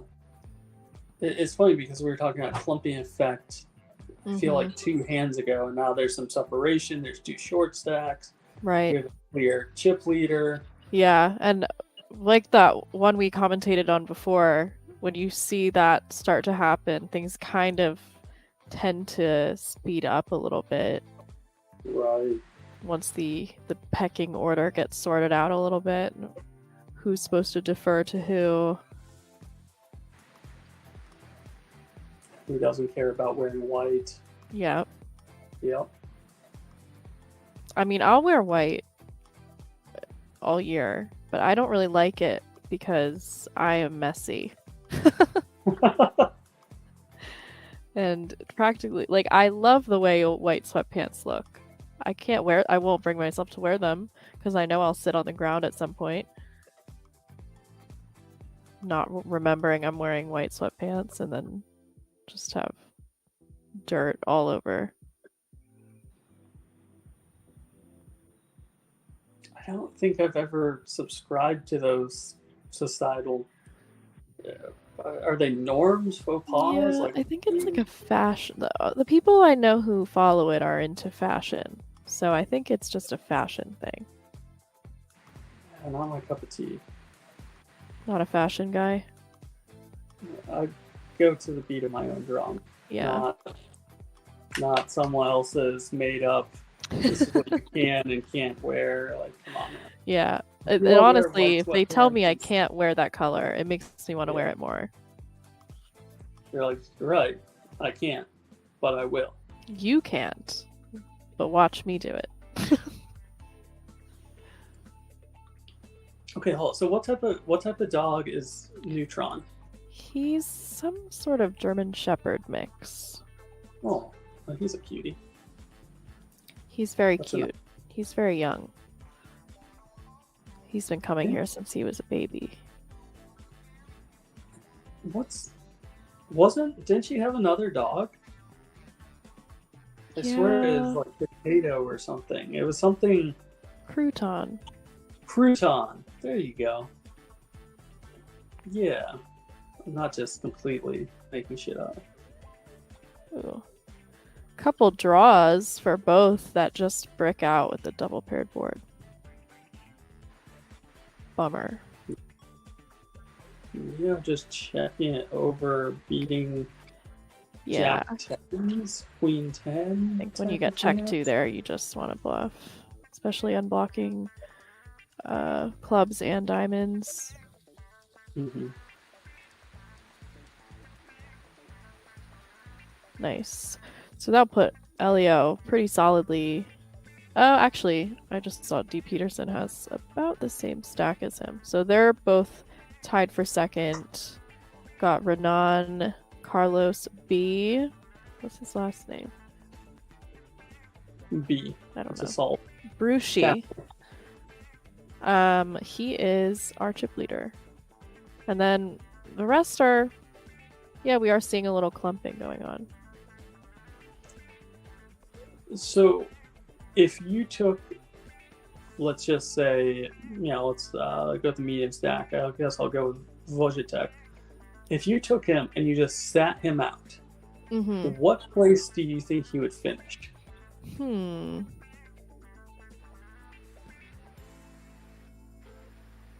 Because Maybe sixth? currently he's sitting on 20, 30, 35 big blinds.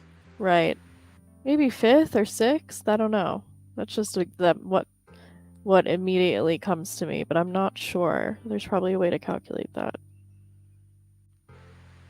Yeah, because it also changes up the dynamics. You know, if everyone realizes someone's not just sitting out for a hand or two, but someone's sitting out for a very long time. Right. Well, and then like the chip leader is to his right, so it's not like his blinds could be stolen very easily.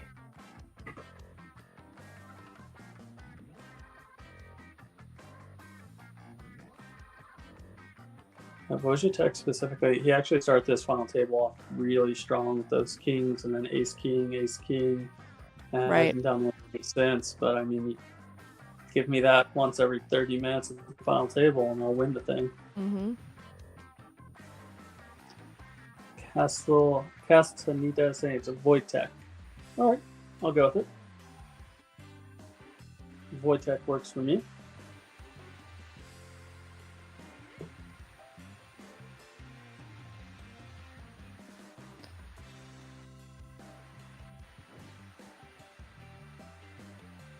Okay. Renan taking his. Oh my.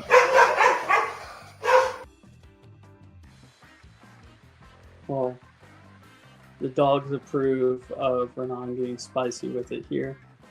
Open it up from the big stack. Queen six of diamonds, early position, 8-handed. Just really gonna start applying the pressure. I mean, this is laying the tone moving forward. Jan's just lets it go for not, much more beyond the big blind with the ace and wants to preserve that stack.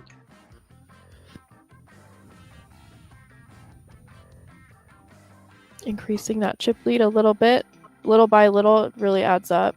Especially when people just aren't really thinking about it too much. They're kind of a little ways out. So if he can open up his range like a little bit, it seems like he's taking his liberties here to do that. Yeah. And you can just extend that chip lead. Like, it helps you so much. It's a fine line to walk where you're trying to extend it, and at the same time, if you get met with too much resistance, you can just let Right. it go. Yeah, it only really works if the rest of the table cares. If the table doesn't Yeah. care about ICM or anything, then you're just kind of torching. It's kind of the Adamo theory, right? Mm-hmm. Adamo does not care about ICM. What a guy. He's a man that would notice your nail polish, Melissa. I don't know that he would. I feel like my read is that he wouldn't. Yeah? He's just too focused on... He's too locked in. I don't think he'd notice my nail polish. Do Maybe, you though. think he has a life outside of poker? He does. He's, like, in school and stuff. Really? Yeah. I think he's studying... I forget what it was. But yeah, he's getting his degree. I mean, I feel like he's clearly not leaving poker for a minute. Yeah. I'm very curious what he's getting his degree in and He for. just wants his degree. Okay. That's He's about young, what it too. is. Yeah. I think he's like 28. Yeah, he's definitely sub 30. Yeah, 94. So, yeah, 28.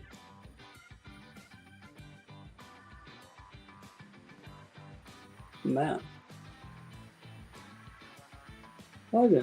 Apparently, he's also a chess player as a teenager. That doesn't surprise me. Yeah, the carryover between the two worlds is... Yeah, Yeah. it is interesting. Like, it is high, but I also kind of sometimes feel like it would be higher than it is.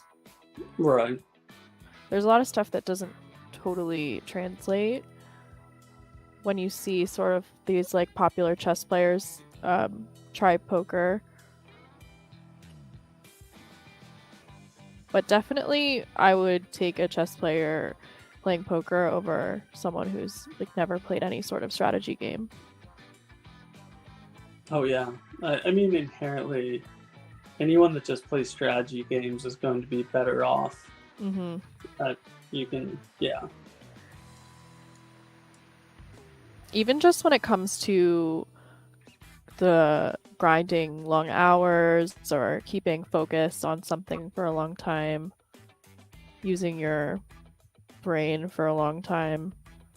Chess is exhausting. I am so bad at chess, but when I play it, I'm yawning. I feel like I'm working out.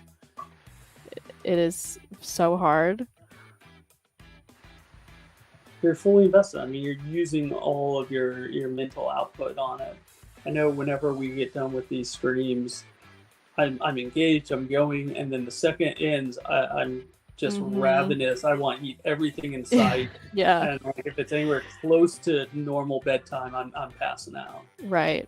Oh, I feel that way after, like, if I'm playing online all day or something, like playing a Sunday, afterwards, I call it applesauce brain because my brain is just cooked. Oh, yeah. Yeah, chess, I imagine, is the same way. I mean, I played probably sub 100 games in my life, but it seems to take that same type of mental energy. Mm-hmm. Yeah, I read somewhere, it was something about calories burned from playing chess, and it was like a very surprisingly high number.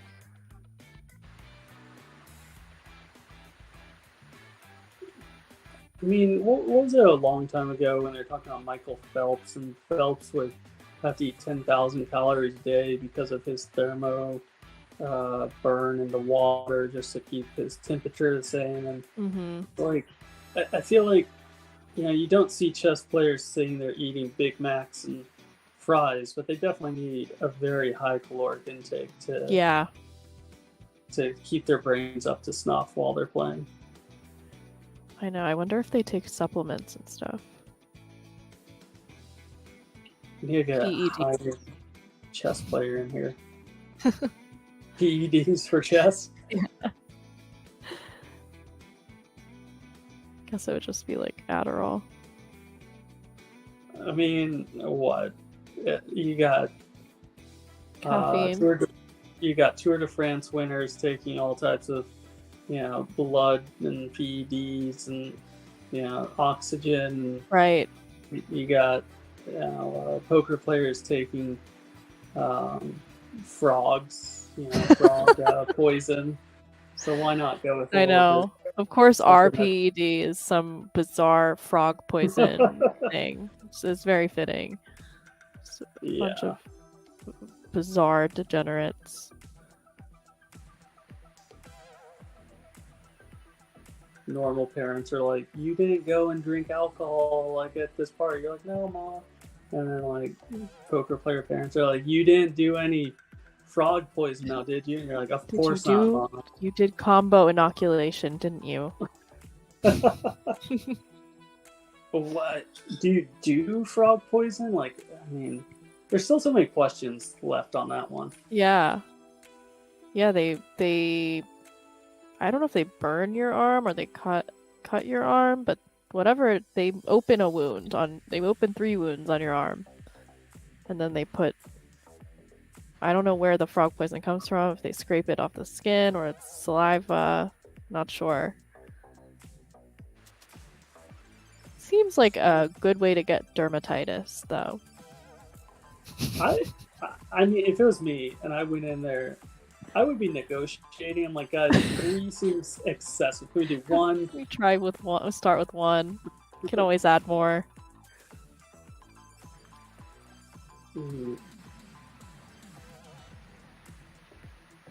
That'll be an interesting interview tomorrow, I think. Is that when he's supposed to drop it? Yep. Interesting hand here. Yeah, top pair and a straight draw. Yeah. Good turn. Thank you, turn. Provides a little bit of life.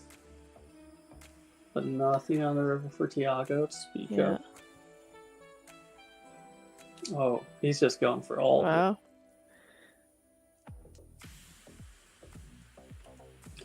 Yeah, it's interesting because, you know, in these spots where you may typically go between like a small sizing and then like an overbet, you kind of just lean more towards an overbet if it can put your opponent all in a Right. reasonable.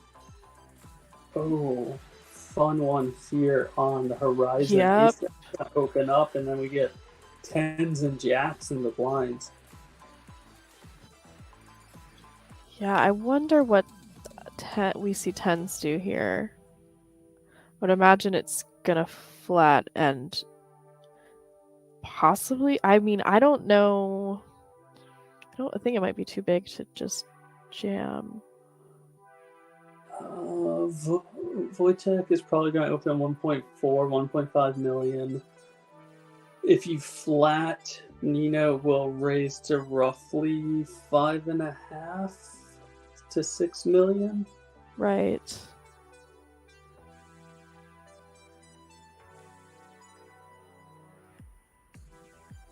Yeah, it kind of depends on if Pedro. Okay, Pedro does flat like you thought. So isn't that 5.5 to 6 million club? Let's see. 6.3, a little bit over what I thought. I mean, if you jam here and you take it down uncontested, that's 10 million you pick up.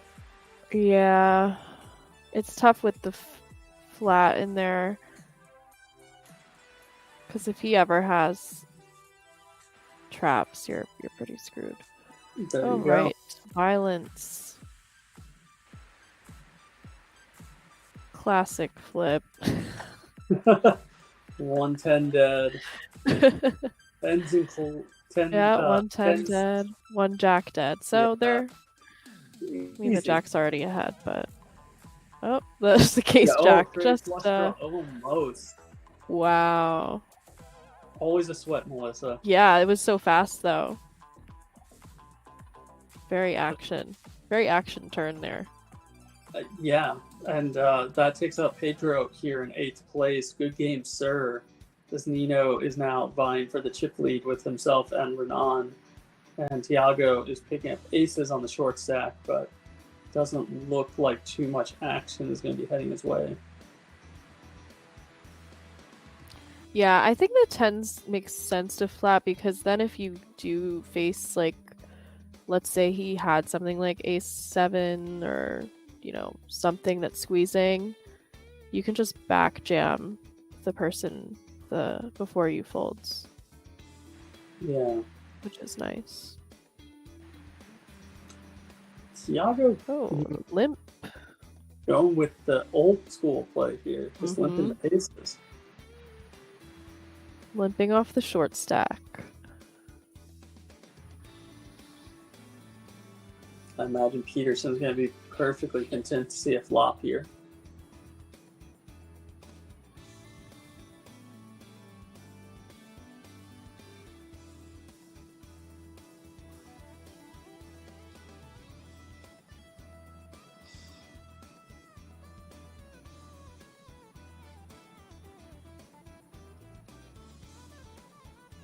Maybe a small c-bet. Just one big blind. So short stacked. Yeah, just trying to eke out any value possible here.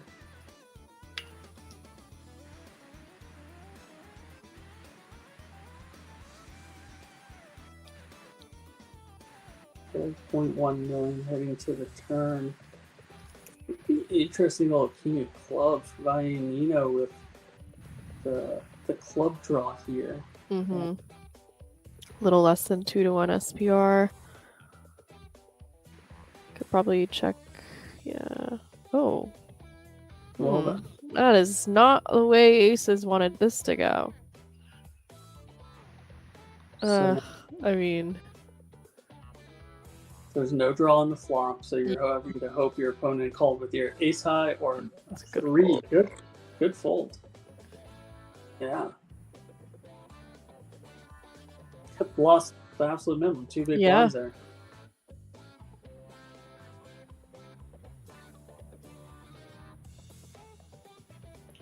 Yeah, that was well played.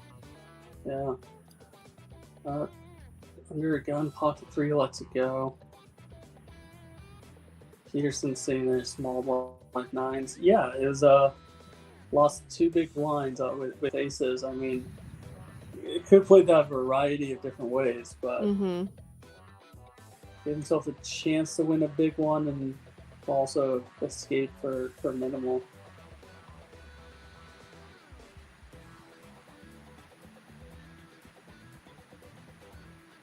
Y'all were wondering about 10s in the small blind. We're about to see 9s in the small blind.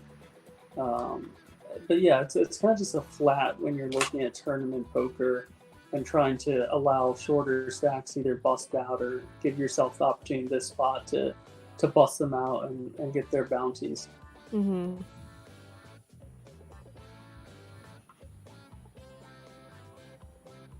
Four-way affair here. Fun flop for Elio. Yeah, I'd be pretty happy there.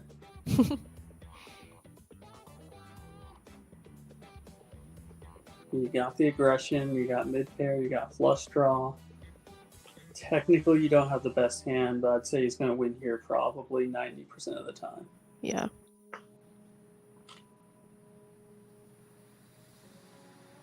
Well, not like that, he won't.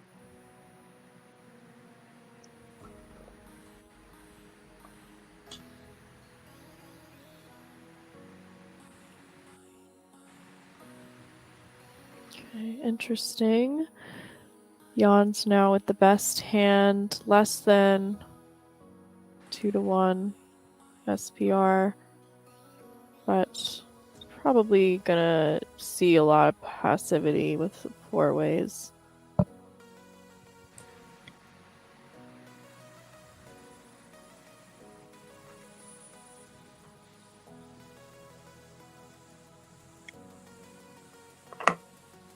Why? Yeah, I wouldn't expect anything but a check there from button. And I think this will just check down. Even from Jan's perspective, with the king 10 here in the big one. Yeah.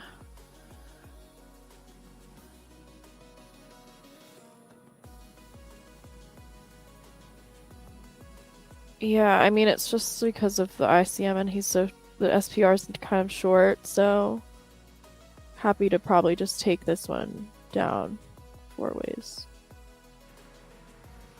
Yeah, does do so. Not the expected result of this hand. I know, but flop, so fun for Elio. What a buzzkill. 4-way affair does lead to. Now we definitely have some pretty massive separation here between the bottom 2 stacks, as Jan is now almost double the stack size of Tiago. That's a healthy bounty as well. I mean, 2,800 looks like the 4th biggest bounty at the table right now. Yep.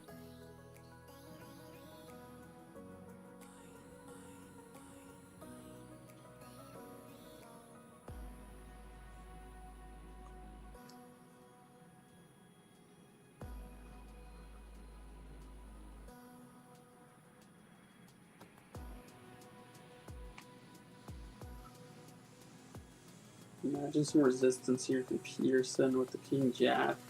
Yeah. It's a 3-bet or not? Yeah, I think sometimes you'd see a 3-bet there. But with the... I mean, maybe they just want to keep Tiago involved. They're both sort of incentivized for that. Yeah, that makes a lot of sense of just trying to keep those short stacks involved in a hand and give yourself an opportunity to knock them out. Checks back the top pair.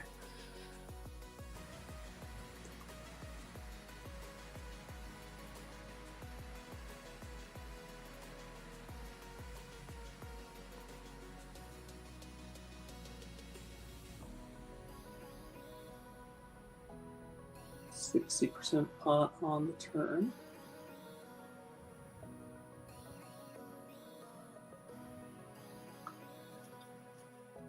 Gets it done.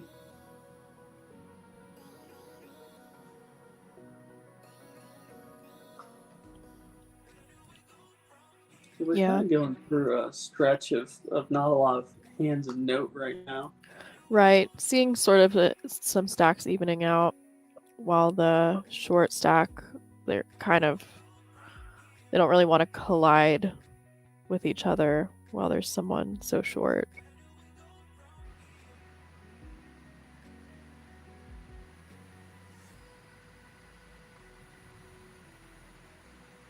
I mean, we're also not seeing the most amazing hands to boot. Yeah. I mean, biggest card here is a nice little jack paired up with 5.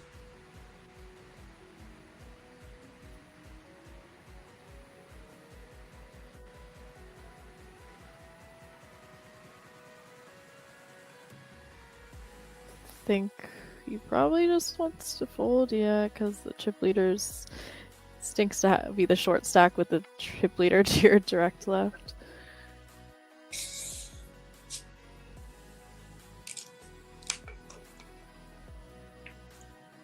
All right, definitely some potential here. Ace jack against second short stack with a pair of 8s.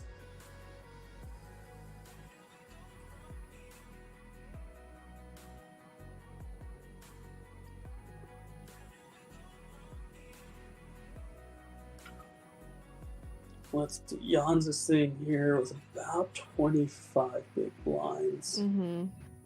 I think it's gonna be at an FT a call, but we could maybe see a jam.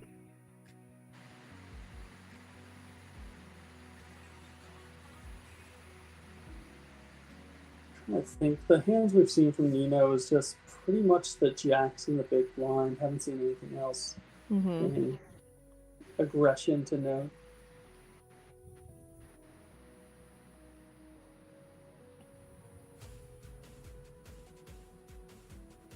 Cheap Joe out there in chat asking about the NFT. We did do an NFT giveaway earlier. Party Pokers has put together a nice little collection of 52 Party Poker apes. 48 of them are available either for winning events, such as you're seeing right now. This particular event is going to see the top 3 players all collect an ape.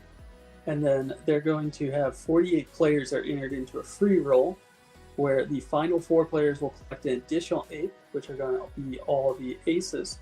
And that will also earn them a $5,000 package into the UK Party Poker Millions event in November-December timeframe. So if you want one of those, you can get on social media. There's doing some giveaways out there. We're going to be doing some here on Twitch. If you have a Party Poker account and you're playing on the Millions online, you can jump on there and you can try to win an event to win an ape. But it's a 5K giveaway. So, yeah, make sure to keep streaming, keep tuning in, jump on social media, ladies and gents.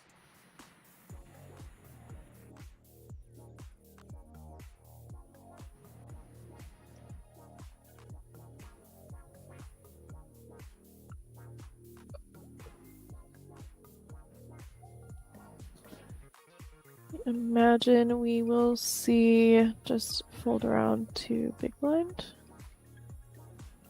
Suited King versus Suited King action. Yep.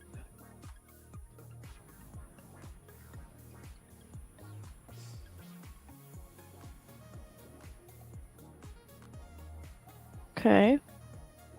Little something for everyone. Yeah, I mean, we're working with a backdoor flush draw and gutty for Elio alongside that overcard. I almost wonder if he would check raise this flop had he faced a c-bet. Obviously, it's just not a very good board to c-bet for Nino. But I do like this turnover bet. Just gonna get the best hand to fold. Yeah, and that turnover bet from Elio Fox is going to give him a pretty nice sized pot there. And it's also going to give us our 3rd break of the day, Melissa. So we'll be back shortly after a 5-minute intermission. And we're going to see the conclusion of today's Party Poker Millions online opener event. So stick here for all the action, ladies and gentlemen.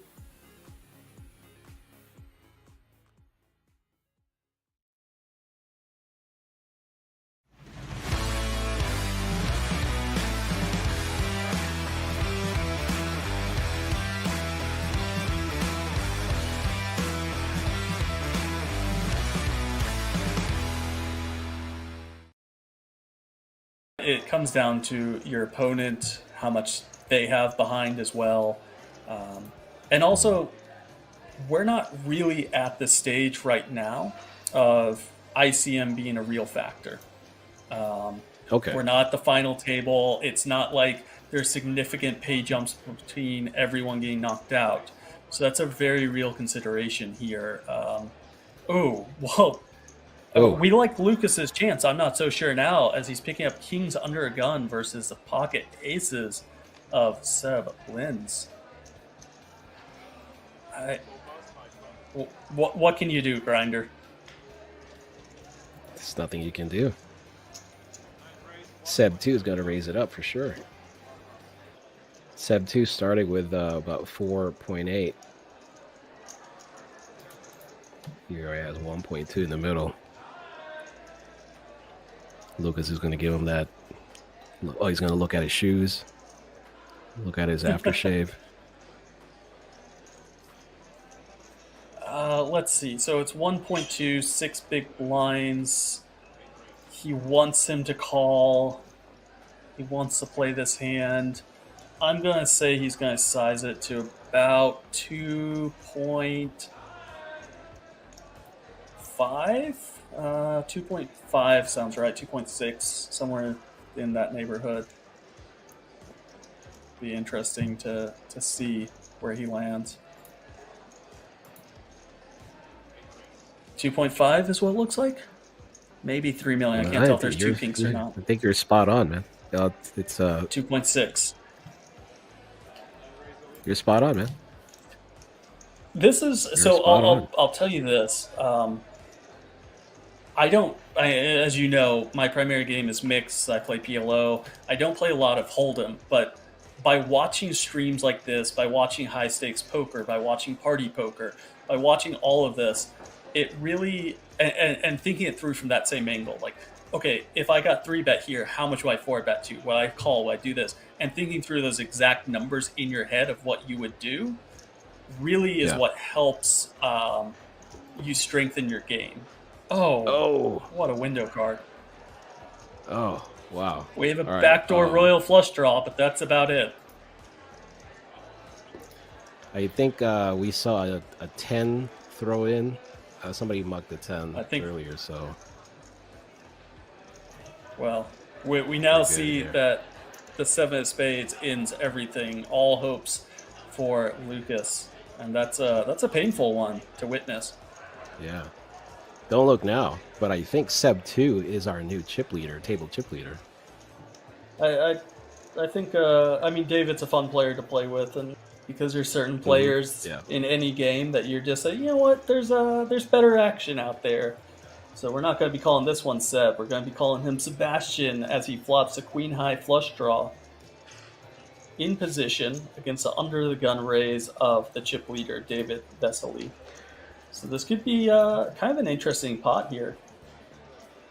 And the flush draw.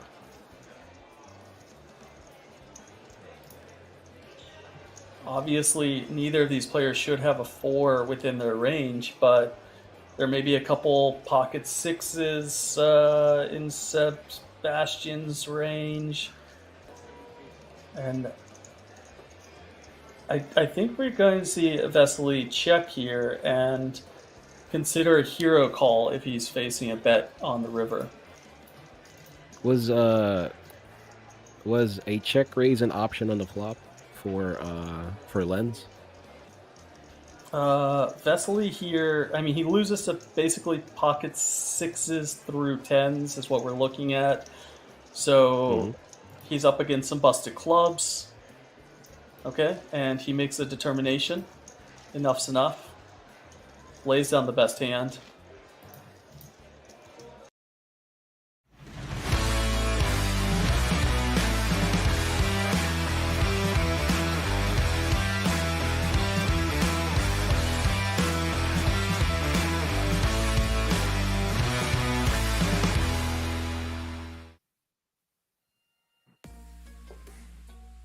Ladies and gentlemen, welcome on back to the Party Poker Millions opener event.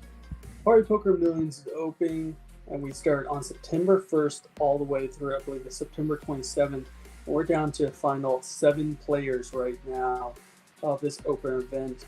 And I'm joined by Melissa Schubert. How you doing, Melissa? Doing well.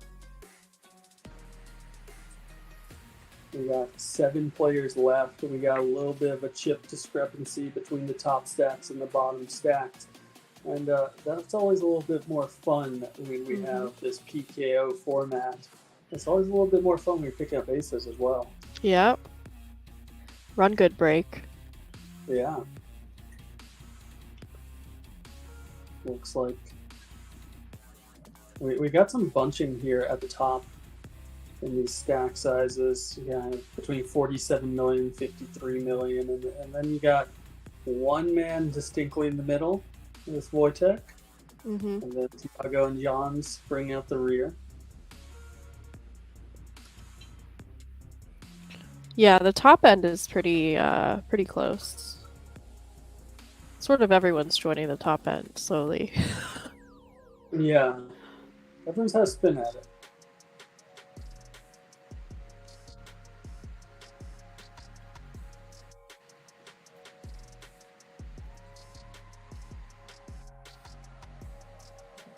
Pretty much all of their eyes right now are firmly planted on Tiago. As they sit here with sub 10 big blinds, and they're all trying to figure out how to worm their way into his bounty. Right.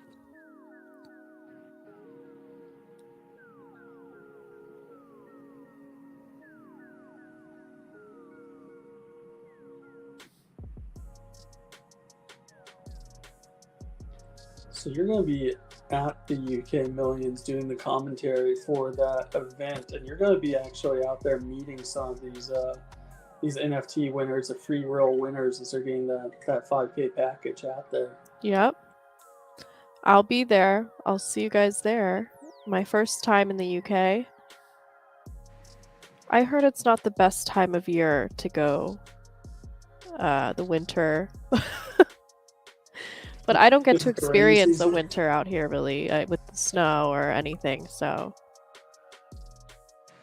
I feel like coming from Vegas, going somewhere where it has like a pretty harsh winter, I mean, it's kind of nice. Yeah, it's something different. Kind of breaks up the year a little bit. Usually it sort of feels like one long thing for us. Even though it does get a little cold, it just kind of gets cold and that's it. There's no visual difference. Right. Yeah, I think for all I know, we're halfway through winter right now. It's still 110 degrees outside. It's so hot. It's 106 degrees out right now at 5 p.m. Just another day in Vegas. I've been wanting to go out and get some sun, but it's just so hot.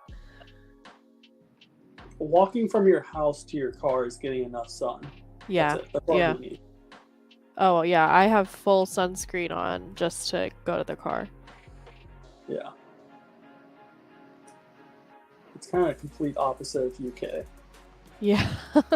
Cloudy, cold, kind of wet.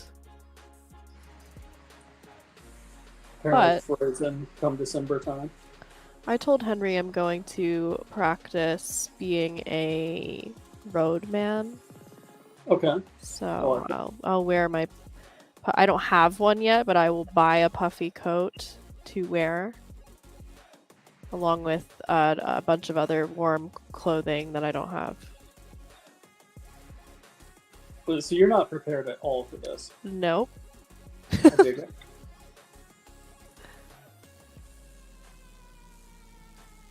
Jack 7 here, Ace 10.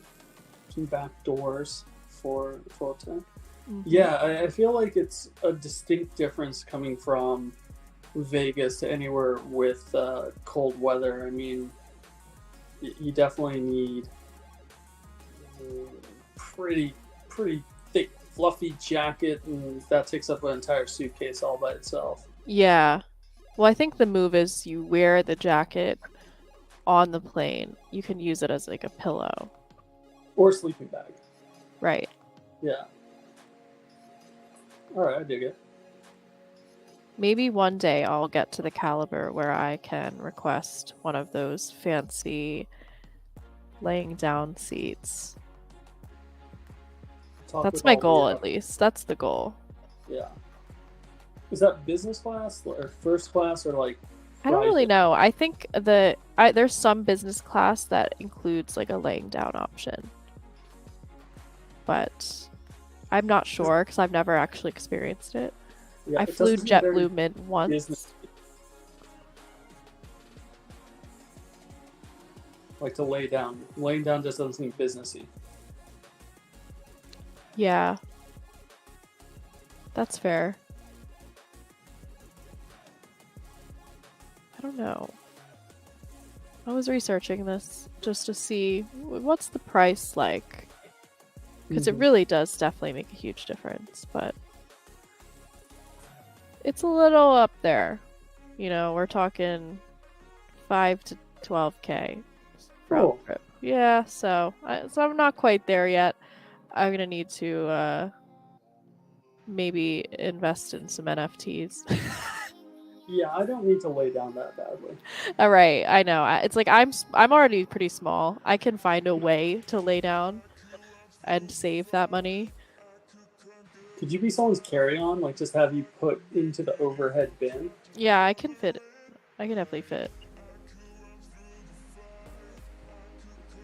Feel like there's rules against this, but I'm not gonna tell anyone if you don't. Yeah. When I was little, my brother convinced me to go into a suitcase because he wanted to see if I could fit. And I did. But then he left me there for a little while.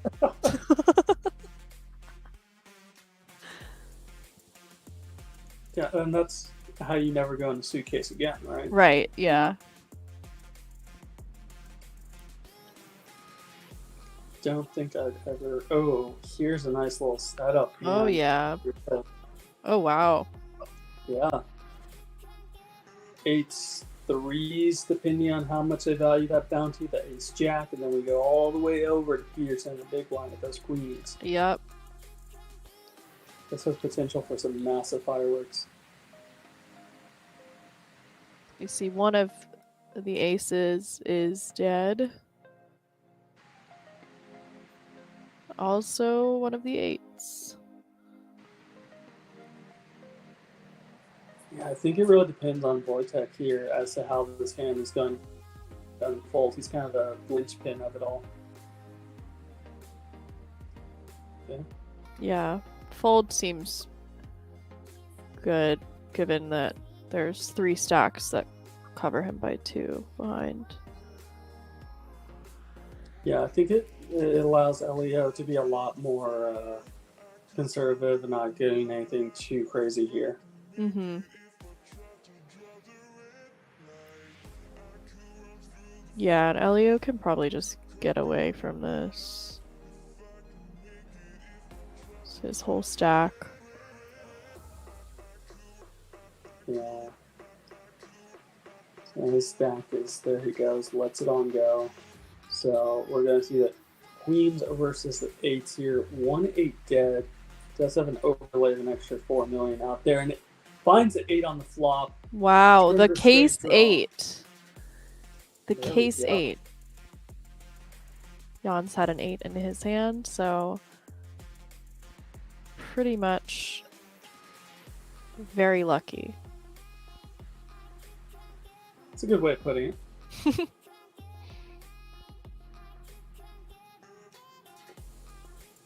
And that provides a nice clumping effect yet again. Bottom 2 stacks are basically the same, and then we go all the way up to these the top tier.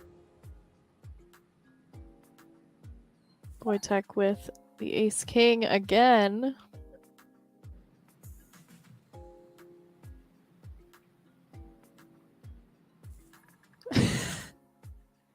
I'm not acknowledging them out there. Don't even say it.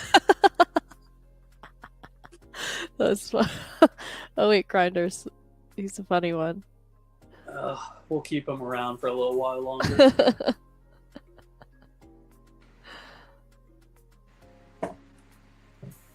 Just going for it with the Jack 10 suited. I have a feeling this is not going to get through. Yeah, probably not. But he's very live. Yeah, absolutely. It's a very suspect shove. Right. Shoving. Yeah, I mean, when the bottom three are all kind of even, I guess he's thinking it could add some extra pressure. Unfortunately, it does not work out for him. And now he will be joining that lower end of stack depths. Yeah, it's definitely just a go for it type of shove there. And I wonder if there was any tilt from that last hand. we haven't seen too much emotion potentially be portrayed at this final table, but it's always potential. Nimberg asking how much the buy-in was. The buy-in was 1,575. If memory serves me correct. And on the heels of, losing the queens versus the eights, and losing Jack 10 suit versus Ace King, he finds himself pocket tens on the button versus a raise from Elio. Yep, 30 bigs. Yeah. Curious to see how this one unfolds after those two hands.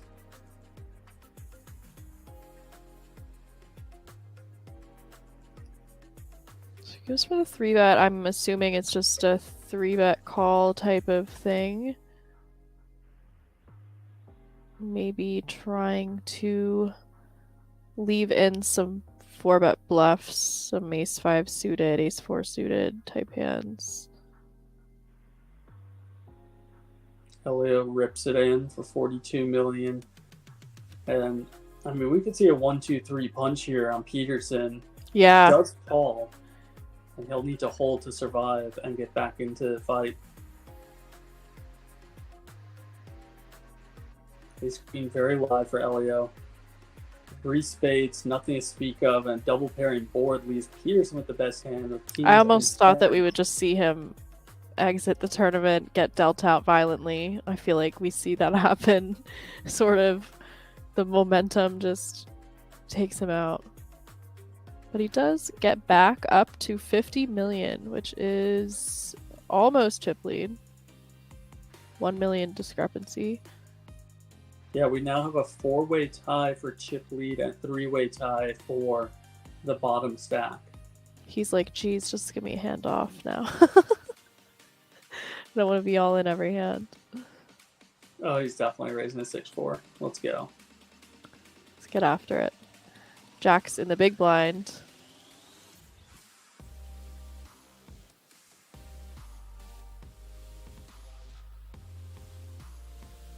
Yeah, so you can't fold now. Oh, Diz just decided to take one off. Yeah, he's got some short stacks behind. Don't really want to be like raise folding a lot.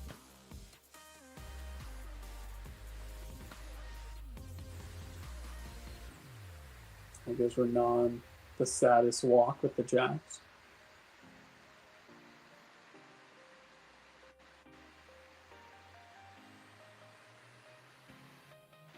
It's really interesting how, when you're watching kind of up high like this, how you see the stacks kind of swirl and change and take effect, and top stacks, bottom stacks, just kind of moving very fluidly. But when you're in the moment and in the mix of it, it feels much more personal to you than it does here. Yeah, you kind of just see the way the card distribution happens. I watch a fair amount of these replays online, and that actually has taught me a lot about just understanding variance and understanding the way card distribution affects everything, and seeing how the best players work within that. But you also kind of just understand that a lot of times the hands are playing out the way they're supposed to. No one's like picking on you. There's no, nothing's personal, really. Yeah, I think that's a big takeaway.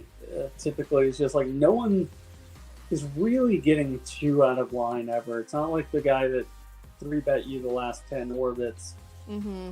2 orbits, is doing it because he looks at you and Yeah. just, He's like, you smell weak. Like, he Yeah. probably just has good hands. I mean, sometimes it happens. It definitely happens from time to Mhm. time, but it gives you a little bit more patience when you watch these streams to just recognize, the reality of the tournament situation. Right.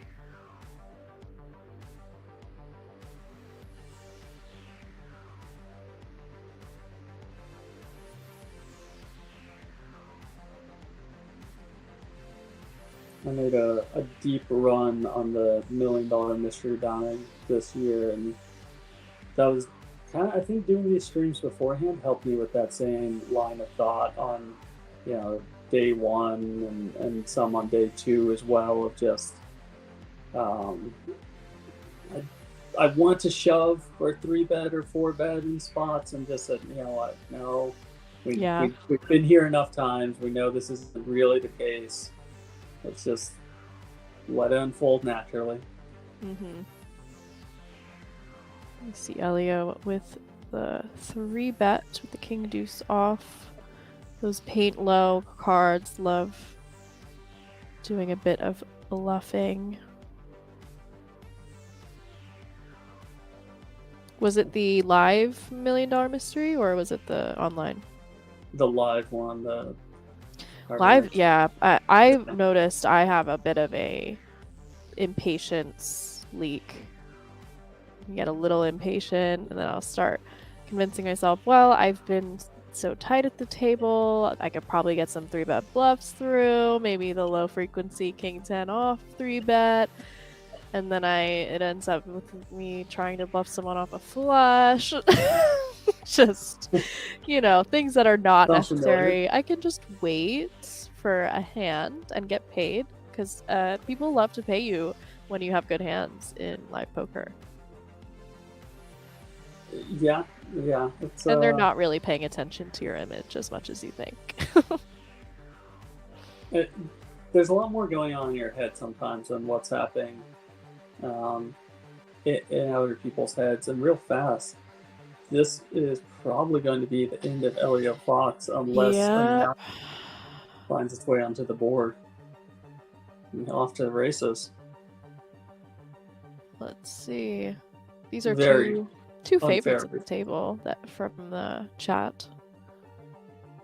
10s versus 9. No 9 quick on exit. the board. GG Elio, and now Jans has the biggest bounty at the table. 5.3K.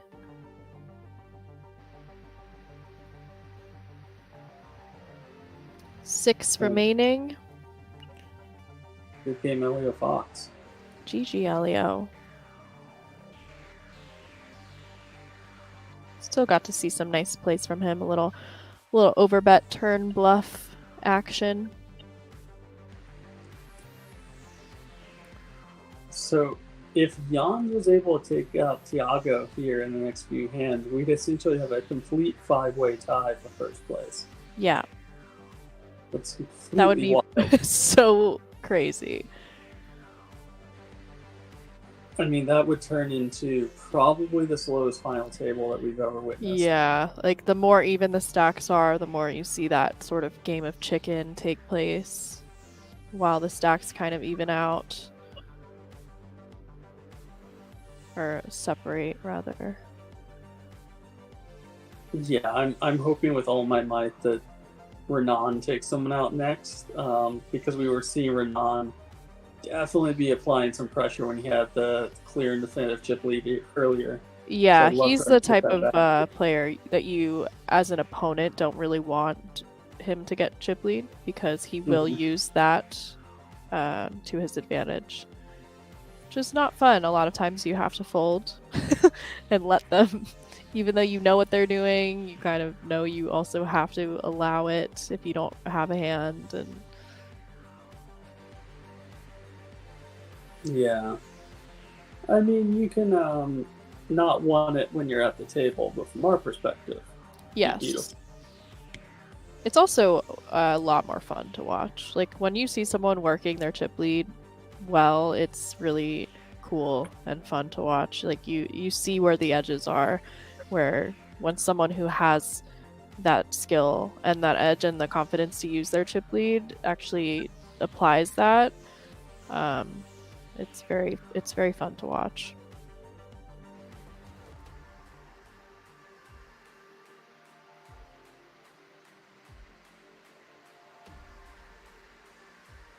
Not too long ago, Peterson was almost out of here. I mean, Yeah. the point flip situation for his He life. survived. There was a rough 3 hands for him.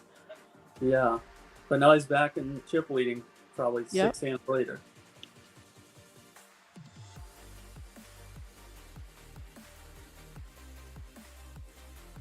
That potential here with the ace-8 for Nino alongside the jacks for John's in the small blind.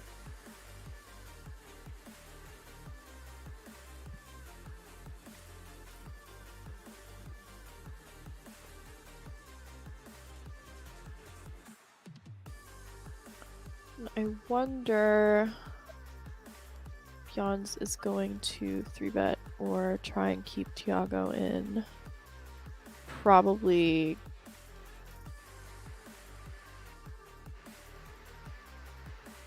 that makes sense with the stack distribution. He's sort of vulnerable to being pushed around post.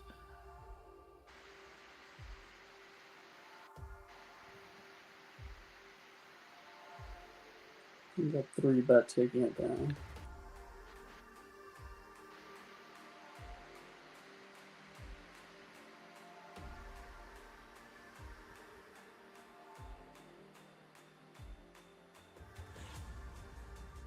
This could be a very interesting situation here. Jans is going to open up some 3s on the button, and then I would imagine we'll see the jam from Tiago. Mm-hmm. And I mean, it's a sub 20 big blind. It's about 18.5 big blinds, which I think in a normal tournament is a clear fold with the 3s. But when you're factoring in bounties, Jans could decide to go ahead and go for it in this spot. Yeah, there's bounties, but it's also would be super damaging to his stack, and then he would have the biggest bounty and the shortest stack at the table, which is not a great combo. Right. Well, he just avoids that situation entirely by folding on the button. Yeah.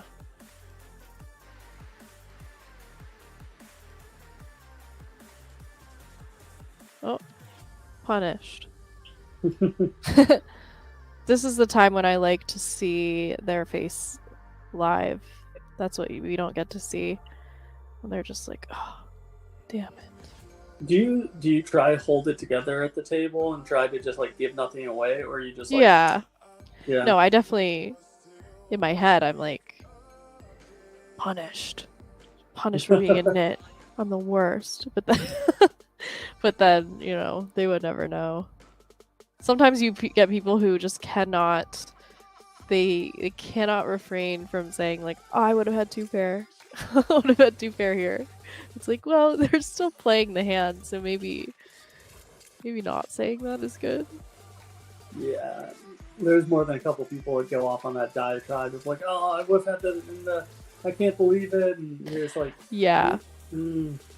Or Well, you then, just I see guess- them like visually wincing when there's a clear, like someone could have flopped a straight, and it's like, okay, well, I guess I could potentially remove those cards from being in my opponent's hand. Yeah, there's a lot more within the live realm than there is online for those type of visceral tells. Yeah. It's like they cannot stand nobody knowing that they would have made the best hand. Can't go. It's sort of like does a bear shit in the woods?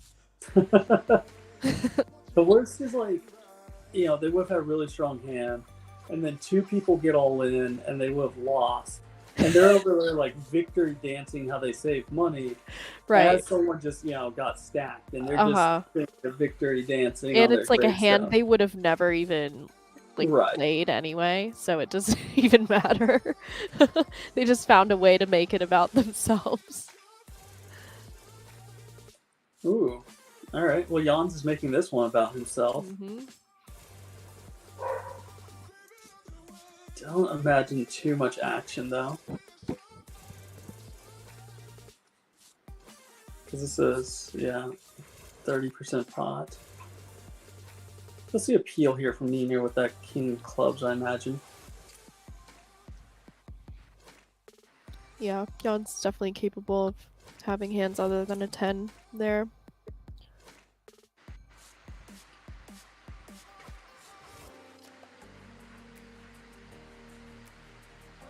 Looks like the club draw. Jans decides to go ahead and check it back. Sack preservation plus deception. A little pot control maybe, and now just has best hand by far. Make up for a little lost EV on that turn check by overbetting here. Gets it done. It's a nice bet because if he did happen to turn a flush there, just getting a nice chunky amount of value. Yeah, absolutely. And we went to a fake break there just so we could catch up on that. We just wanted you guys to see us close up for a second. Yeah. Hope you enjoyed that. And we're back to some ace-5 suited versus ace-6 offsuit. Yep. Looks like a chop here. Kings with the board playing for the rest of the kicker. Nail cam. Yeah, next time I'll show you guys my nails. These aren't the ones that Elio complimented, but they're still nice, in my opinion. I mean, does it provide you joy or sadness that Elio's no longer here? It's sad.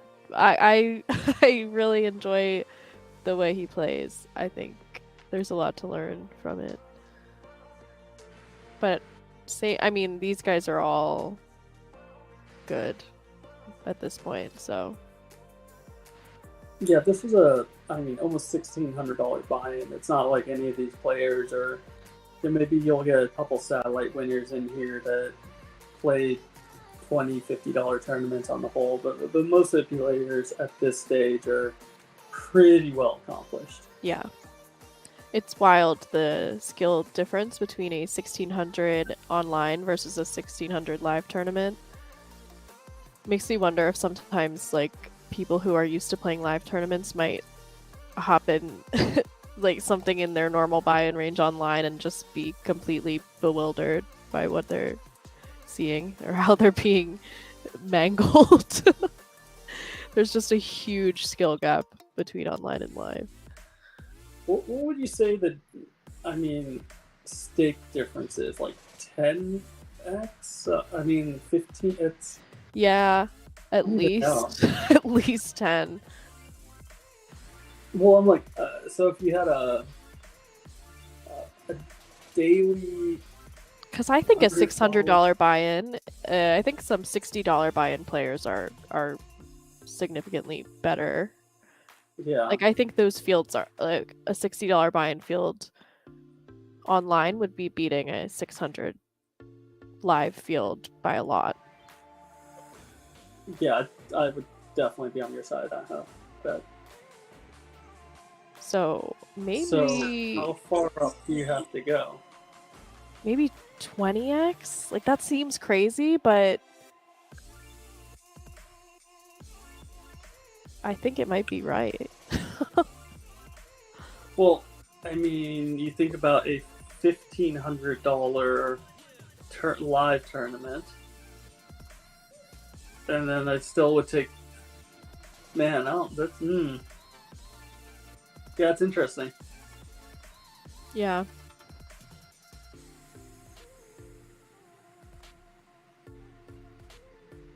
Queens versus fives, nothing to speak of on this board texture. Yeah, just a great one for in position. Yeah, I think it's just mainly because of the amount of volume that the $60 players are putting in. Yeah. That they have to put in a lot more study and work because they're putting in so much volume that they see so many more. Yeah, it's such an interesting reason behind it all. Mm-hmm. Yeah, and just no, they're just used to tougher competition in general. Like when online players play live, they're just shocked by how easy it is compared to what they're used to. Right.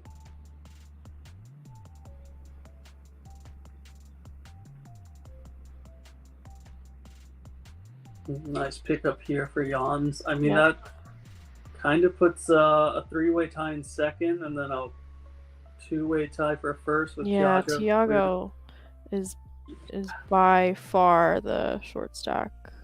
Has a hand here though. I mean, we're going to see an open from Peterson, and Thiago's going to shove. I'm kind of curious if Votek is going to do anything to isolate the short bounty. Yeah.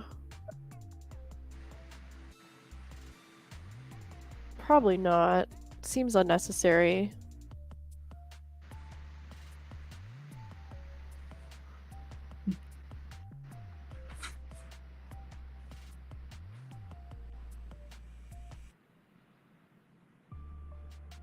I wouldn't even mind just a min raise here to like 4.4 million from Thiago to make the other stacks collide. Right.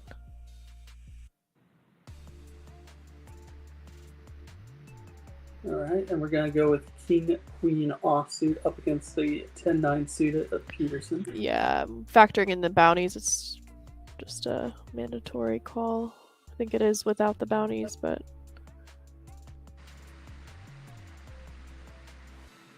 Queen on the flop does shot on the hold flop. up. These runouts are kind of nice speed because they rip the band-aid off. There's some sites that the runouts are pretty slow and it's a little torturous. It almost feels like they're being sadistic. Yeah, We'll this do one that goes at pause speed. before the river, and it's like, okay, this feels sadistic to me. You want just fast and dirty. Just rip the band-aid off. I don't even want to know what happened. Just, whatever it is, tell me the result. There's definitely a suspenseful pause before the cards are dealt, and then Right. it just goes lightning fast. Yeah, it's so fast. See, that's non-sadist behavior. I feel like this is a conversation that came up recently I wasn't a part of, but I'll be sure to convey it to whoever you need me to. No, but I do know ACR added like some animation that it cracks your screen or something. When there's a lot of theatrics going on that celebrate you losing. It's a little much, but yeah, I never want there to be a party when I have the best hand against right. you. Yeah. Let me lose in peace. And people are throwing stuff at you, and it's like, okay. I don't understand the fascination with the poof winging and like, right. I prefer a good old-fashioned table chat. Yeah, which we don't even have in Nevada. I know. It used to. At least we could do the passive-aggressive ellipses for a while. Yeah, used to be able to do some dots, some just blank screen, something. Mm-hmm. Now we can't even interact at all. It's unreal. We miss you, Party Poker. Yeah, come back to Nevada.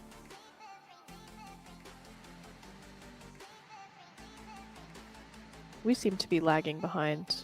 Party Poker's in Jersey, right? Sounds correct. You may want to double check that. because I have Let's not been see. to Jersey in as long as mainly possible. Understandable. Unfortunately, only New Jersey has Party Poker, it says.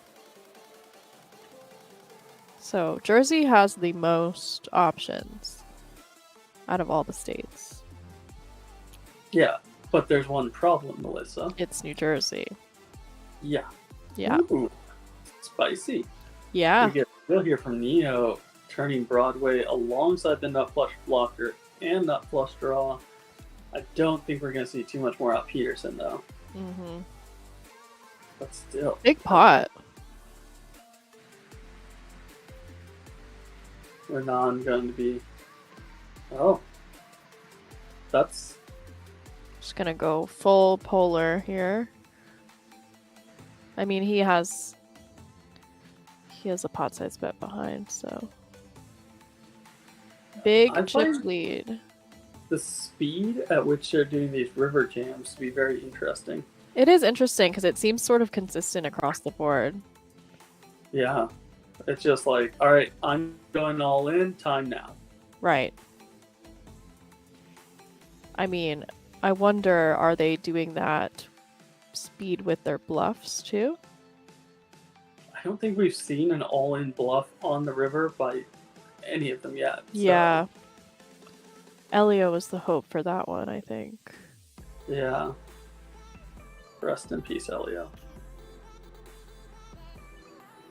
So, 66 million is probably the most significant chip lead we've seen so far, I think.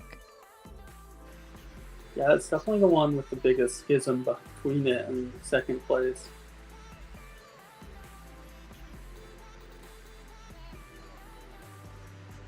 See some of you guys redeeming your tickets. Free money for watching the stream. I like free money. I can't use Party Poker where I am currently, but I should have some channel points saved up for whenever I am out of the country. Do you have an account set up in the rest of the world yet? I don't. I get to do the exciting process of creating a new screen name. Ooh. Mm-hmm. I haven't thought of a screen name in years. Yeah, I have a few to make. I mean, I don't have any rest of world sites, so. Do you have any already in mind, or is it still like a process you have to go through? Do I have any what? Have any screen names in mind? Oh, yes. I was thinking of doing mid-stakes sedan. Sounds very soccer mommy. Yeah.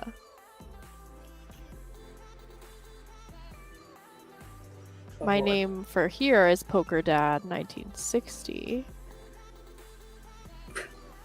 Yeah, I mean, sounds a little serial killer. Is it serial killer? The 1960 part is really what brings it back. Why? Because he's old.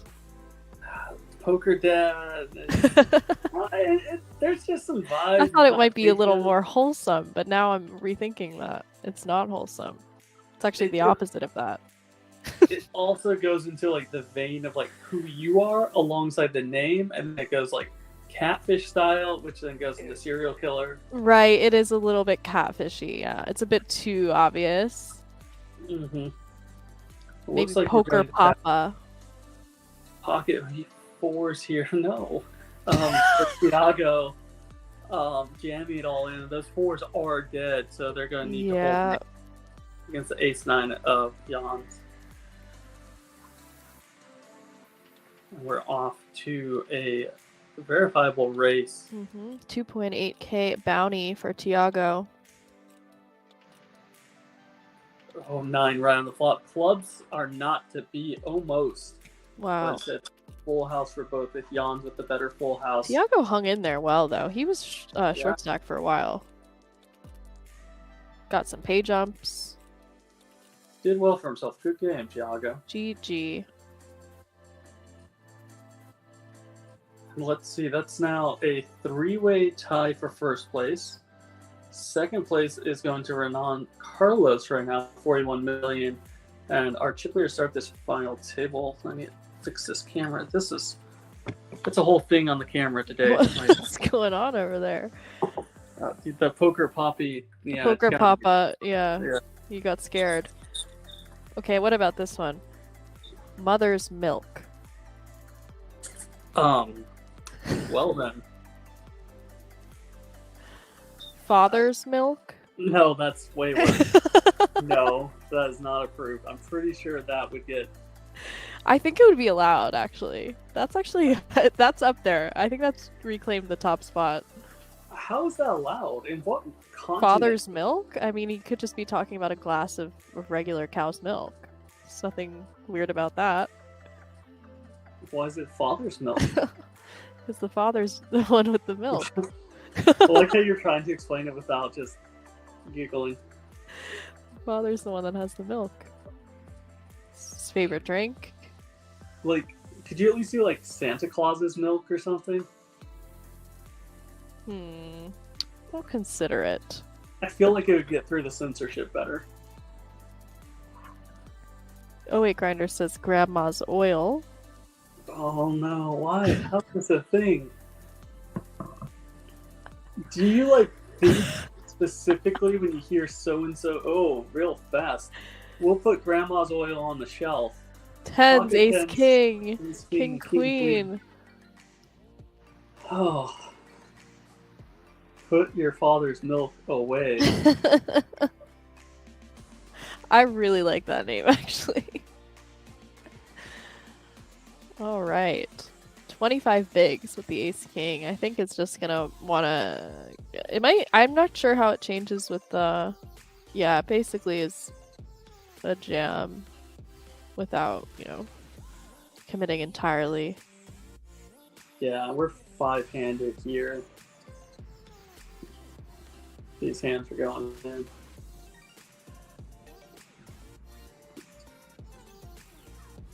There it is with the pocket 10 for Nino. Classic flip. This would give Nino a very significant chip lead.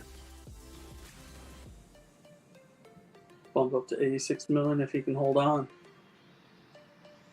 10 in Oh window king. my gosh. Always a sweat. Yeah, so even post-flop, that was going that way.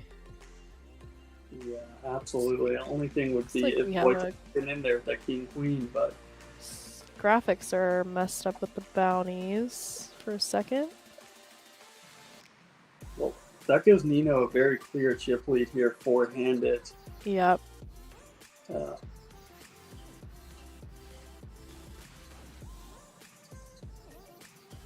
All right, and that leaves us 4-handed affair.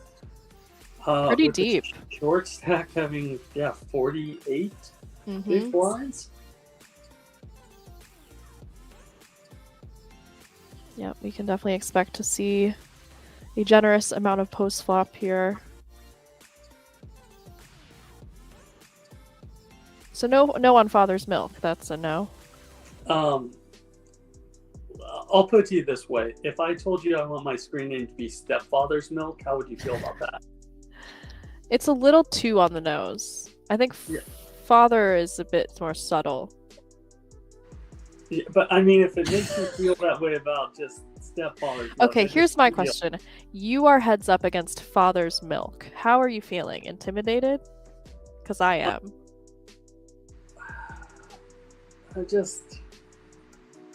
I feel like half of me is going to be distracted trying to play this tournament while being in like chat with the moderators of like the site trying to get them banned at the same time. Yeah, so that seems plus EV Oh, for me. no. Yeah, that's fair. That's fair. But I heard y'all talking the other day. Conrad had to change his because his was I'm not black Yes, they did have him change that one. because they found out he was black, right? I don't know if that's why. I'm gonna I don't give think that the lie part of it was. I don't think the lie was what they had the issue with. one.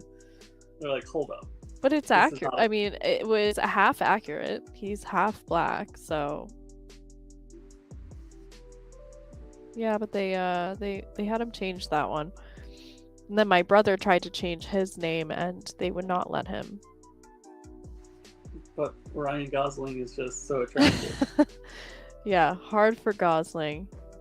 He was embarrassed and he wanted to change it, and he had to call them and say the name, and they said no, sorry. So, do you think there's, I mean, someone on the site whose whole job is to just sit there and watch games and say, like, that name is offensive? Or do you think it's only when it's reported? It has to be when it's reported. If they are using their resources to have someone watch for names, that site should definitely allocate their resources better. Yeah, I would hope so.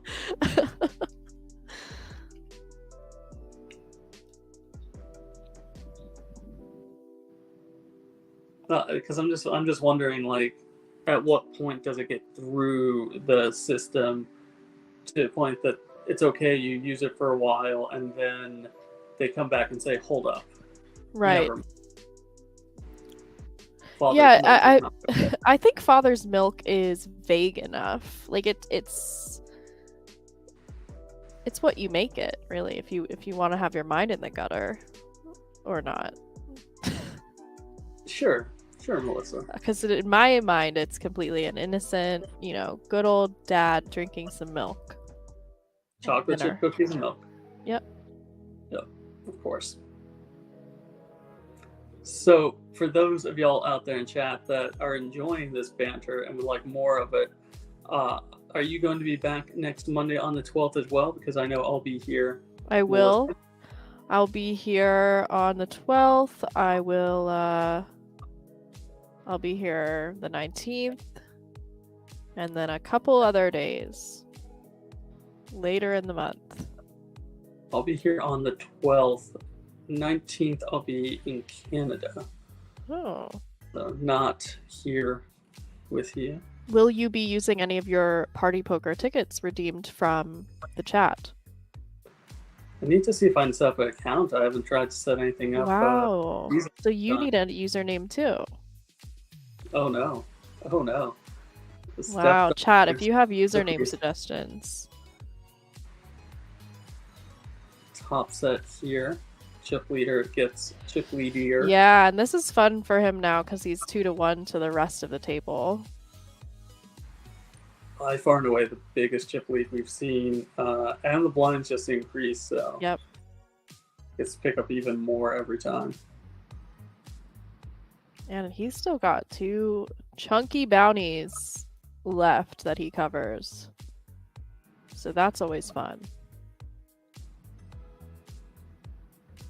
Yeah, I mean, I always forget exactly how the bounties play out in the end stages of the top 2 people, because it's you get to keep your bounty, you get the other player's bounty, but then you also get to keep the bounty behind your bounty. Right. So it comes out to a lot more than it looks like. Yeah, it ends up being like usually a pretty big heads up in these PKOs. You definitely want to get first. Yeah. If There's about you didn't already. $1,000 discrepancy between first and second, I think. Yeah, something like that. Sir Fred is saying 2x your own plus the last opponent. Yeah, it sounds right to me.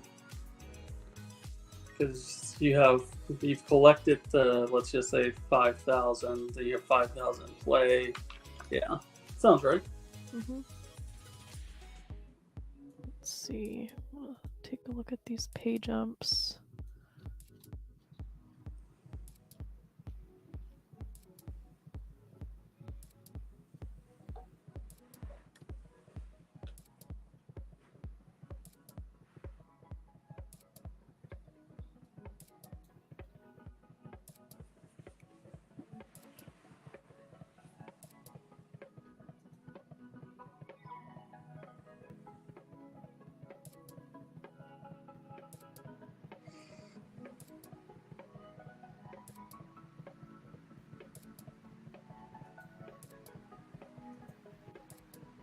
Jan's in there. Oh, the big one with the deuce-8 suited flop. And best of answer, none. It does have the working ace of diamonds.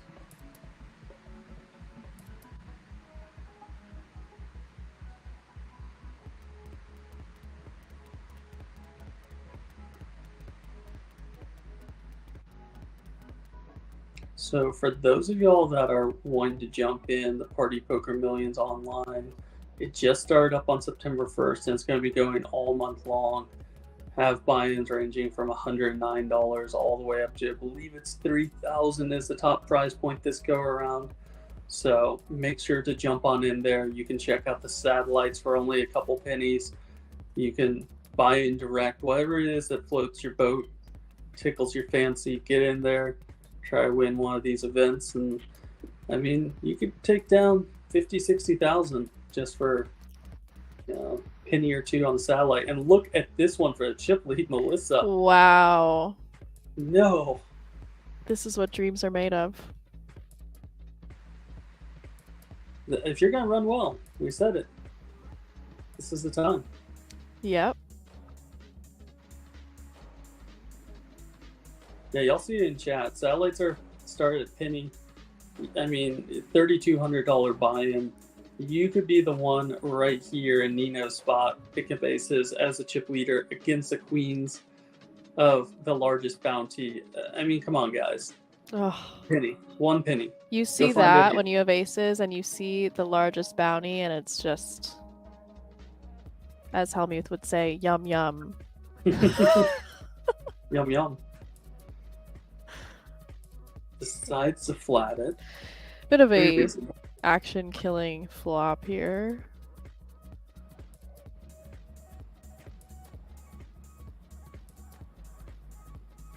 SPR getting down there though.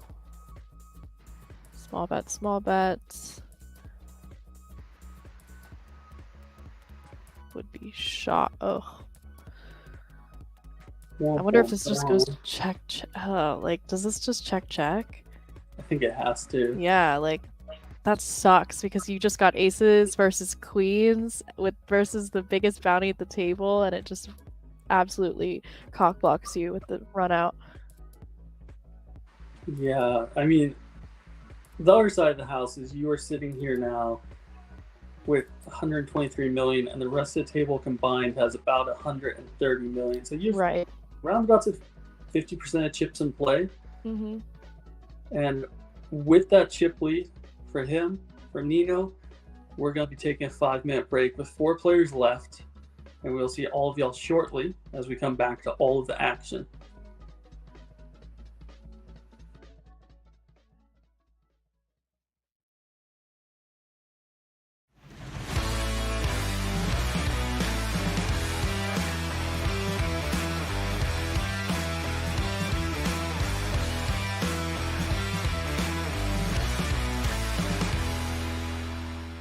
Poker. Yeah. Let's put High it that stakes way. poker. Cigarette, unlit cigarette in the mouth of Sammy Farha. There you go. He's going. He's like, you know, screw the antes. He's ready. Going. Oh. Lucas going in here from the small Lucas blind with the ace-7 of clubs up against my goodness, leading Sebastian Lin's pocket nines. 36% equity though, not terrible shape. That's not bad. That's not bad. It would just be unfortunate for Lucas to lose like 2/3 of his stack to Sebastian Lenz and then to get knocked out by the same player. It's brutal. On the last level of the stream. 1/3 of the time he's gonna still be here with double the chips. Let's see after this flop. Oh, there's always a sweat. What a sweat. This is top set here. Oh my god. Against the straight draw and backdoor flush draw of Lucas. Turn he gets there. Fills in that straight. 5 of diamonds, and now Sebastian rolls his eyes as he knows he needs to boat up in order to take him out. Can he do it? No. He cannot. Lucas with the 9 high straight to find a double up.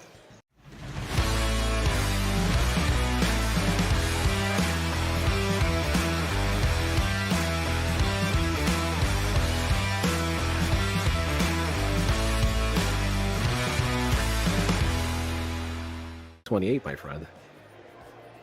It's You think looking more 46? likely. So we have to drop Yeah, drop 22 22 more more. players. Yeah. Ferrari looks doesn't look happy. He has queens, but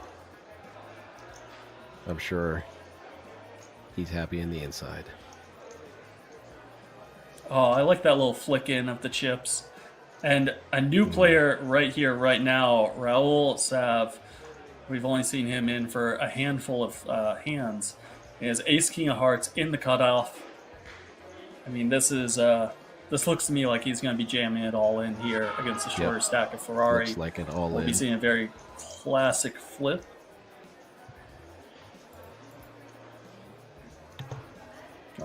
Going with the smaller bet sizing, 1.4 and a quarter. Yeah.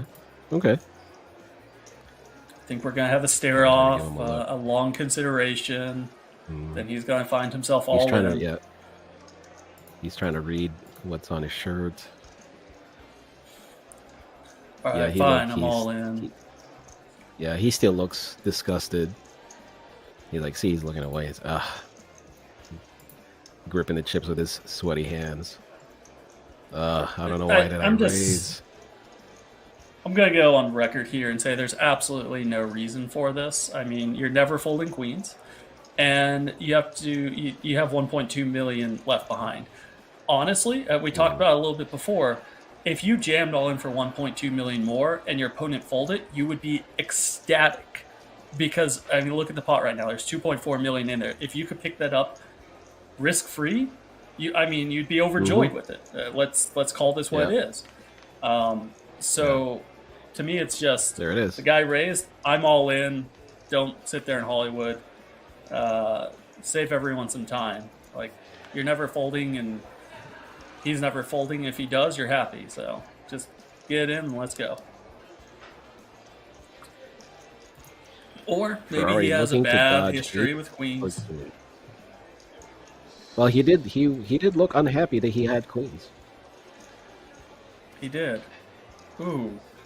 That is Ooh. about the most adventurous flop that you could imagine. We have the hearts working, the wheel cards working. There's the wheel right he off catches the bat. the wheel. Whew. Yeah, see, Ferrari, that's why he didn't want it. He didn't want it with the queens. And just like that. No ace or six for a chop, and it's a 10 of hearts knocking out Ferrari, giving the nut flush to Raul Sav.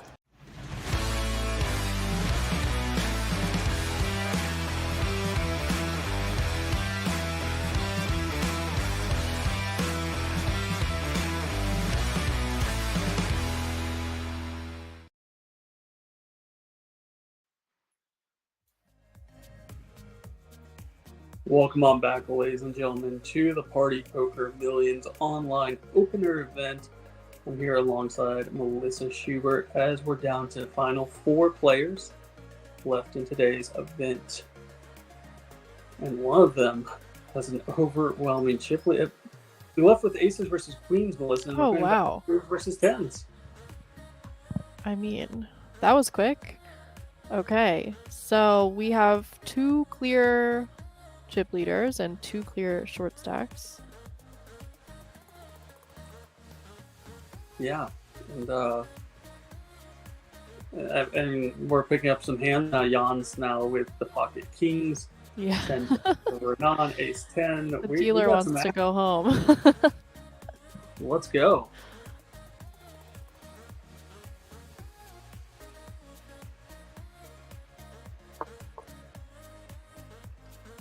I mean, and Jan's has the biggest bounty by far. Yeah, I imagine we see ace 10 going for that. Maybe just a flat though. Nope. So it's going to need to be an ace or some combination of straights, diamonds, lots of tens out there. Otherwise, Jan's going to find a double up here, pocket kings. One of the 10's dead. Nothing on the flop, nothing on a turn. Clean river for Jan's. quick and clean. So now just Renan with the short stack. And short stack still above 10. Somewhere around 15? Is my mental math okay? Right, 15. Yeah, let me save my cat. The dog wants to eat her right now. Give me 2 seconds. Hey, Oh no. stop it. Oh, they're just sitting here playing cat and mouse. Wow.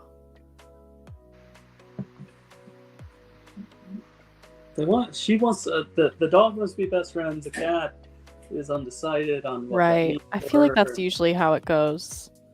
Yeah. So I end up in a very protectionary role. Slinky, go on. Mediator. Yeah, like not right now.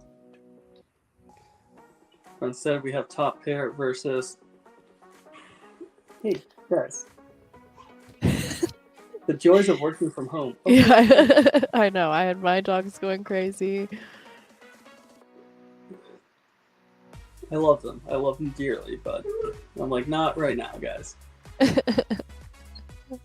What kind of dog do you have? 2. One's a blue heeler, and this one's a pure Asian mix. She's a little bit of every. Like,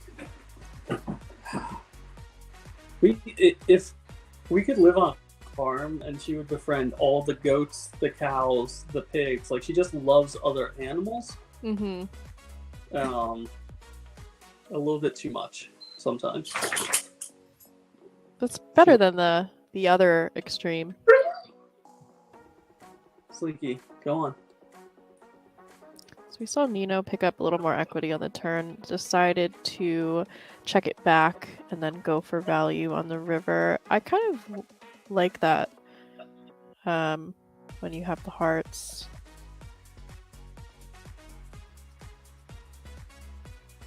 Yeah, and I mean, More that likely to now- get bluff caught by a weaker ace.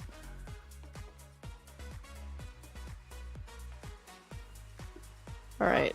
Dealer violence has turned down slightly, but not too much. We've got king, queen in the cutoff, and a couple of offsuit aces in the blinds.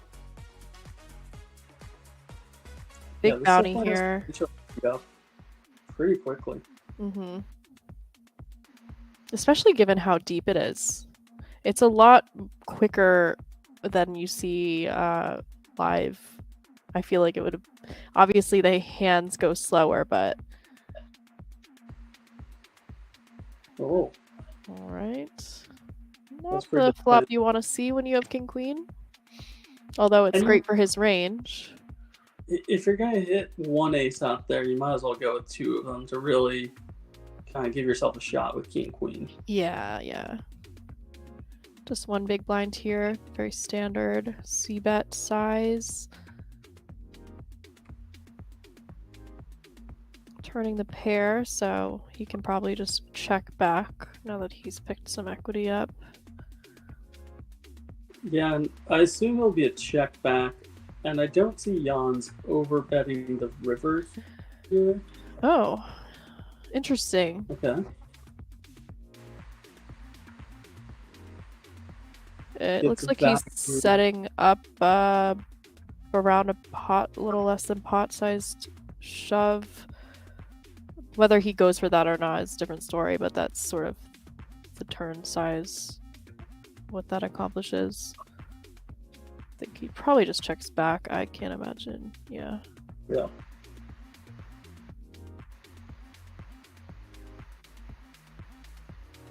Kind of like that turn bet because you're going to get barreled into a lot on the river. and Right. Yeah, I actually was just thinking that it kind of keeps your range from getting capped on the turn.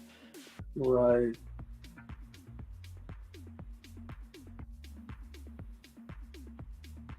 But at the same time, if you get jammed on the river, then you're going to still have the best hand a decent chunk of the time. Right. Interesting little equation there. See the 3-bet from Nino. putting pressure on that second largest stack.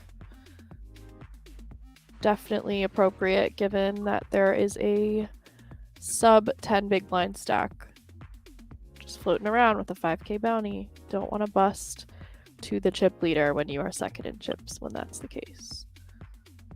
Yeah, I mean, we're looking at a pretty significant jump between fourth and third place, and then obviously third to second, second to first. We're at that cusp where it's like you want the bounties. 5k is still pretty healthy chunk of change, but you know it's not as significant as it was before. Right. You know, you'll take it all day, every day if you can, but you get to apply the pressure, especially in Nino's spot where he's the definitive chip leader here. Yeah.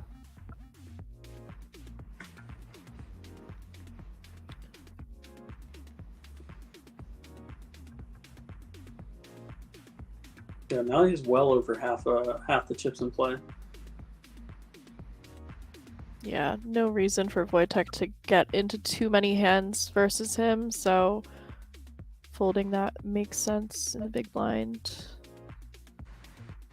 And King Queen for Renan. So this is an interesting one because you imagine Renan's going to shove, and then Queen 9 is definitely playable. I think it's going to be dominated a decent chunk of the time. Yeah, I mean, he's going to have some under pairs, which... Yeah, I mean... I'm not sure. I could see either. I could see a case for either. He's going to have some under pairs. His bounty's obviously massive. Yeah, so he's just going to go for it. Right. It's not going to really like hurt his chip lead at all, so it kind of makes sense. Does find it as an all-in here, and Nino will go to a flop dominant. Renan will need the king queen to hold up, and the board comes up with both and the 9. I saw the 9 before I saw the king. I was like, oh my, when you run good, you run good. But yeah, I mean, I think that, I wonder what the like lowest amount of bounty he would call with. But maybe it's just a call regardless because of his stack size, though. Let's see.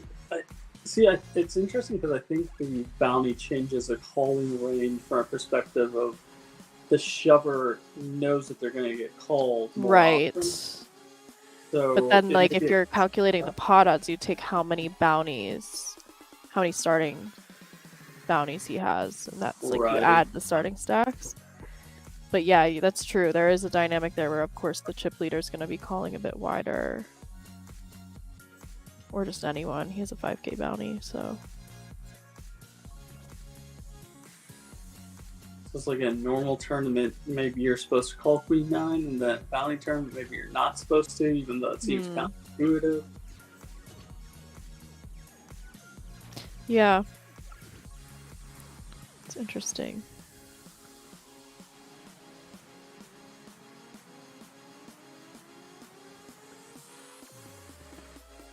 Nino probably just gets to open this. Yeah, I think Nino's going to be able to do pretty much whatever open he wants. Yeah.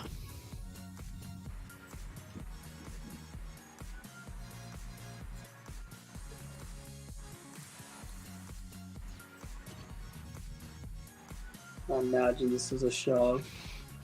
Okay, more or less.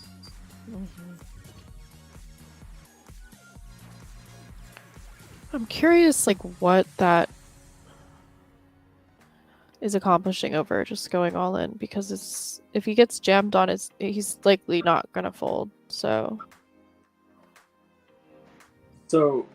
I will say, from my perspective, interesting potential here. By the way, I will do those not quite all in, and I literally only do it for one reason, where if they call, you know, I'm still going all in on a flop, but because we're playing online, it gives them the ability to misclick on the flop. Okay. So it Interesting. just gives me an extra way of winning. Yeah. It may only happen 0.5% at a time or even less, but fun little hand here. Wow. Ace 5, pocket sevens. Wow. I mean, I think Ace King goes with. Oh, yeah, it just goes with it. Yeah. Oh my god, this is crazy. Everyone but Nino is all in. I mean, is there an advantage to? Yeah, no foldings. Yeah, no. Let's go. And off we are to erase this three-way affair. Everyone but the chip leader in there. Ace King, Ace 5, pocket sevens. Oh my. Whoa. Wow. So Jacks. that is Seven. our heads up. Who he takes both of the biggest bounties at the table.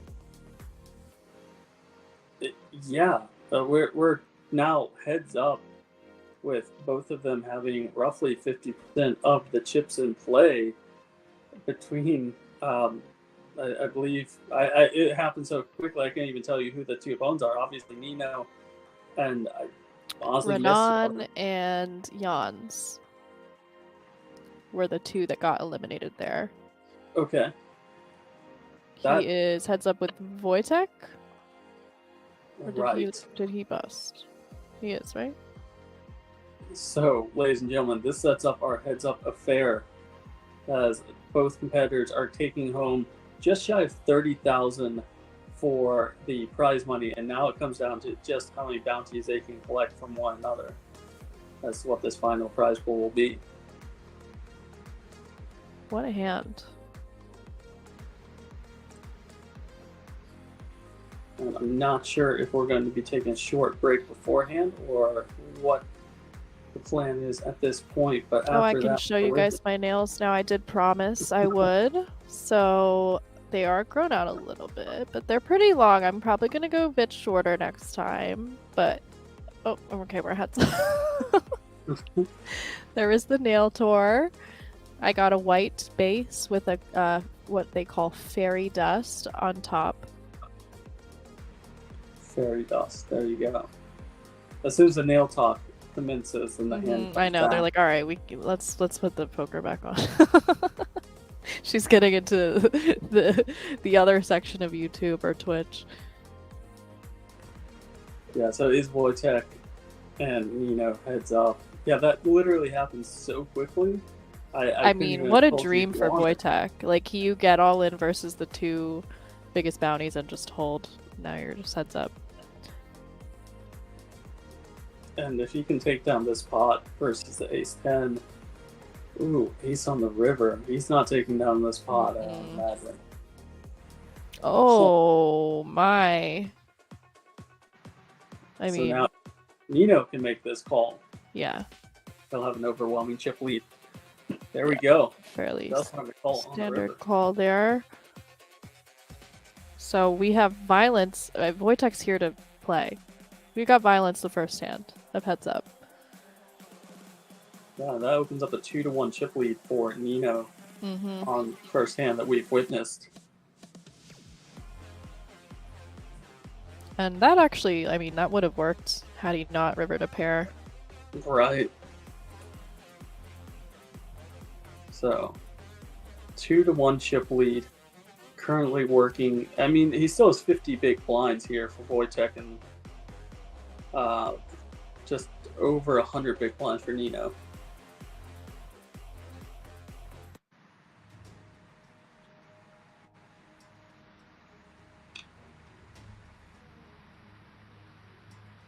Yeah, I have a feeling this is going to be a fast and bloody affair. Like, these two do not seem shy about. Yeah. No, they are not scared. They're playing for the win for sure. I'm just doing a little research. Nino won a bracelet this past series, the 3K 6 Max. Not Very 6 Max ones are not the easier ones. So he was in there, got that bracelet, his first WSOP bracelet.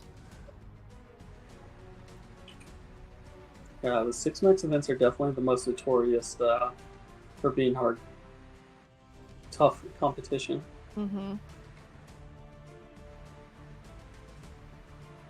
And Wojtek from the Czech Republic looks to be mainly an online player. Was getting in the live streets in 2018, 2017.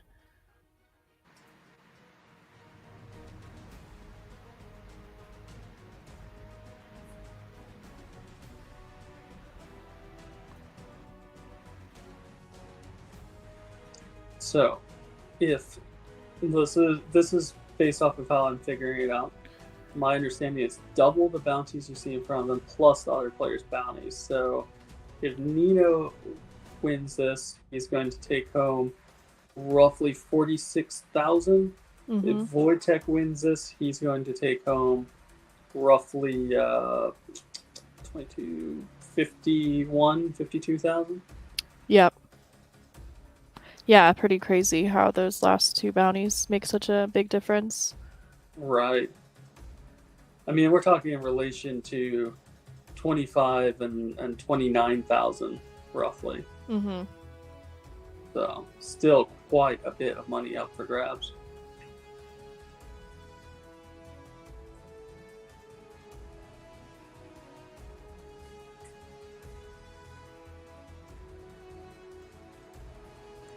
A little bit of everything here for Wojtek.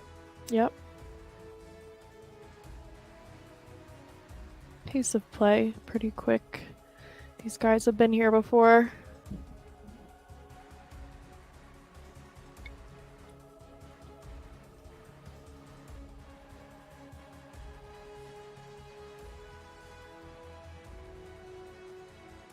Yeah, he hits everything here except for his opponent actually having something. Yeah. A lot of things need to come together.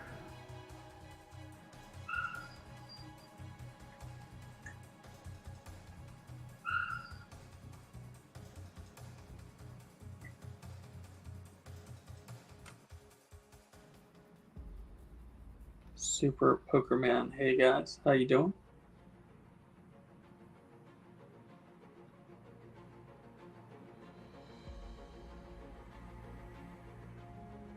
Couple playable hands here. King 10 suited versus some Jack 8 off. Mm-hmm. 10 with the 3-bet. Oh, no, that was... What did he... Blinds are up to 1.6 million.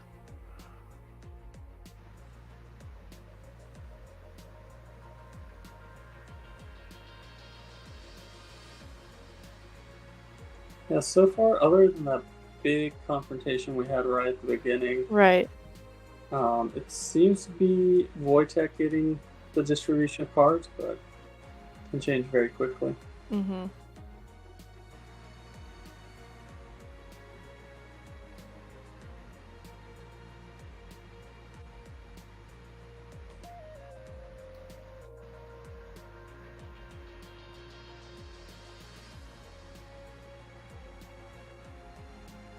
Yeah, Wojtek leads when checked to on the turn.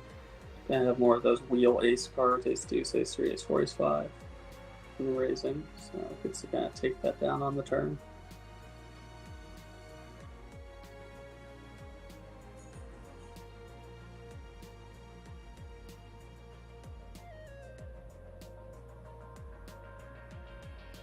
See the min raise from Nino. There's a little bit of a difference here because Nino's doing the min raise, Wojtek is doing the 2.5x. Yeah.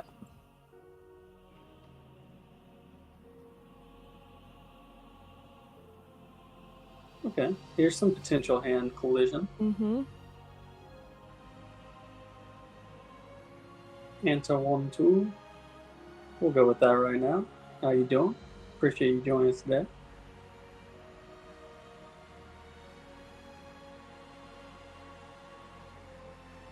Those of y'all out there in chat, remember that we will be doing the stream again next Monday. We're also going to be doing another NFT giveaway. We're going to be doing several giveaways throughout the coming weeks and the rest of the month. 48 in total are going to be won, And those 48 players are going to be playing in a free roll, which can win them a secondary NFT 8 for the final 4 players, alongside a 5K package into UK Millions. So if y'all are just here chilling, watching some poker, maybe try earn a buck or two off of some channel points, you can actually be winning a 5K package if you play your cards right. Win the 5K package, and I'll see you in the UK. Cold, bundled up. Mm-hmm. You're taking like a rain poncho, like hoodies, and you're going the full. Yeah, I guess I need to get stuff. Maybe I'll bring a snowsuit. How Some cold does it blankets. get during this time of the year? I don't really know. I think it gets... Everyone just keeps telling me, oh, the weather's going to be so bad. I'm like, thank you. I'm looking forward to it. What's the UK weather? November, December. Alright, let's see how... It's not even that bad. Wait, come on now. It's like above freezing. Oh, that's fine then. But it'll I mean, be dark. I grew up in Pennsylvania. It was very cold during the winter, so... Yeah. Like, it's saying average is between 37 and, like, 45. Yeah, I mean, we're inside the whole day for commentary stuff anyway, so... And they have heaters in there? Amazing. What is that? They'll keep Heaters. you warm. Heaters. Oh, heaters. Not like... I thought there was a restaurant called Peter's or something. Yeah, Like Father's Milk. Don't ask Henry to take you to a Peter's joint. Henry, I heard there's Peter's here. He's like, mate. Mate, what?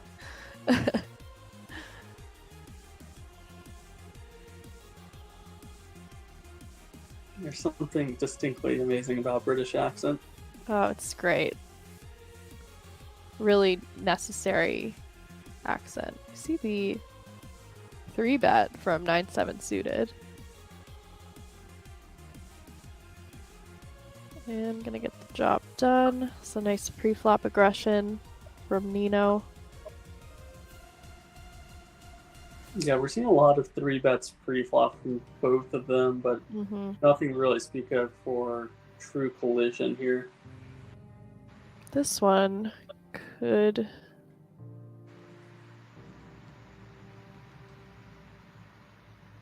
probably just flat.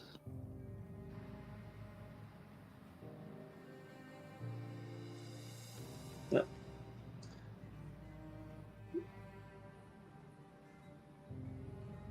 Does continue with the flat with a6. Flops middle pair. Assume this goes bet call. Yeah, it doesn't seem like there should be anything else going on. Yeah. Oh, we stand corrected. As we often do. Yeah. Heads up is like... Whenever I watch a heads up, oh wow, what a turn when you check raise the middle pair. Gonna keep on firing, probably just gets a fold here. But what could be wrong? Oh. Oh. Wow. Oh wow. Just if you got it, you got it. Yeah. I mean, finally finds a fold button. Stacks are basically back to even. 132. Yeah. Yeah. Interesting one. Yeah, sometimes I watch these heads up matches and don't know if I have it in me to kind of follow through with the same aggression as some of these I know. players.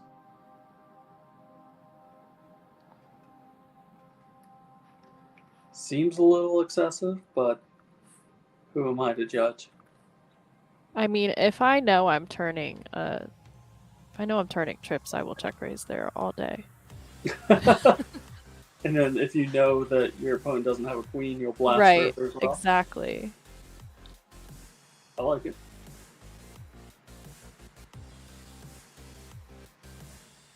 Continues very aggressive. I'm just wondering what's going to call you. Right. I guess a pair. I suppose. Fold out ace high.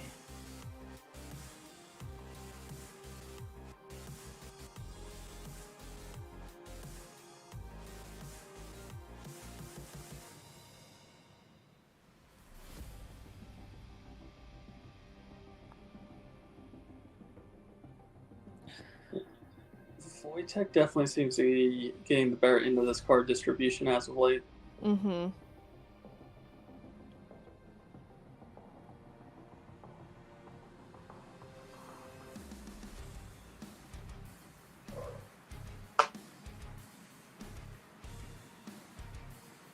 I mean, if you're check raising mid pair, are you check raising top pair? Nope. No. Yeah, I guess he's probably. But the thing is, like, if you check raise his middle pair and then just gets like 3-bet, that sucks. At least here you have top pair, but I guess you don't want to blow up the pot with a weak top pair. Right.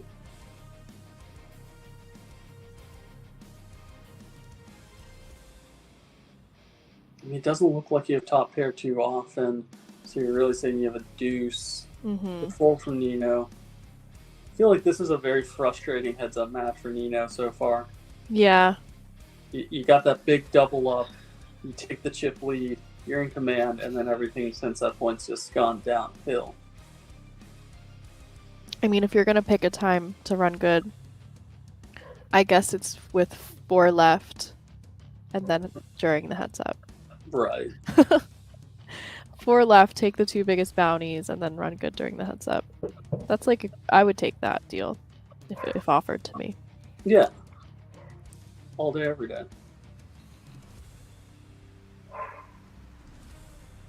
I mean, the other side of the equation is obviously you have to make it four-handed. Right. That is true.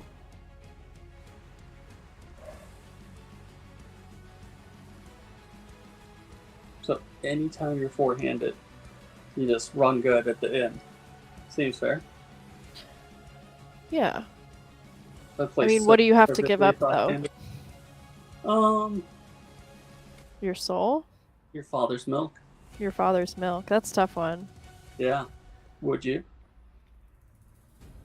Yeah. I like how you went just like straight for the soul. Like there was no in between.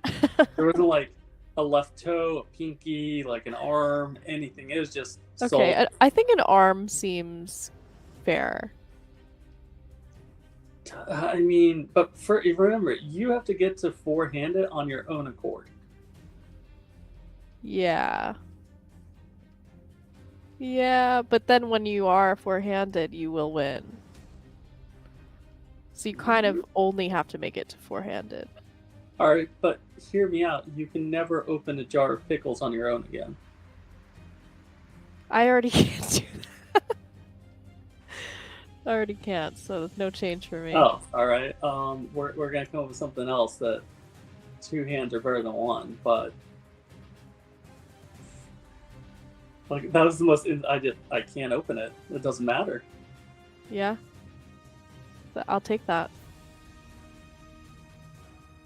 I think I would lose. I think I have to lose a leg before an arm, but the same.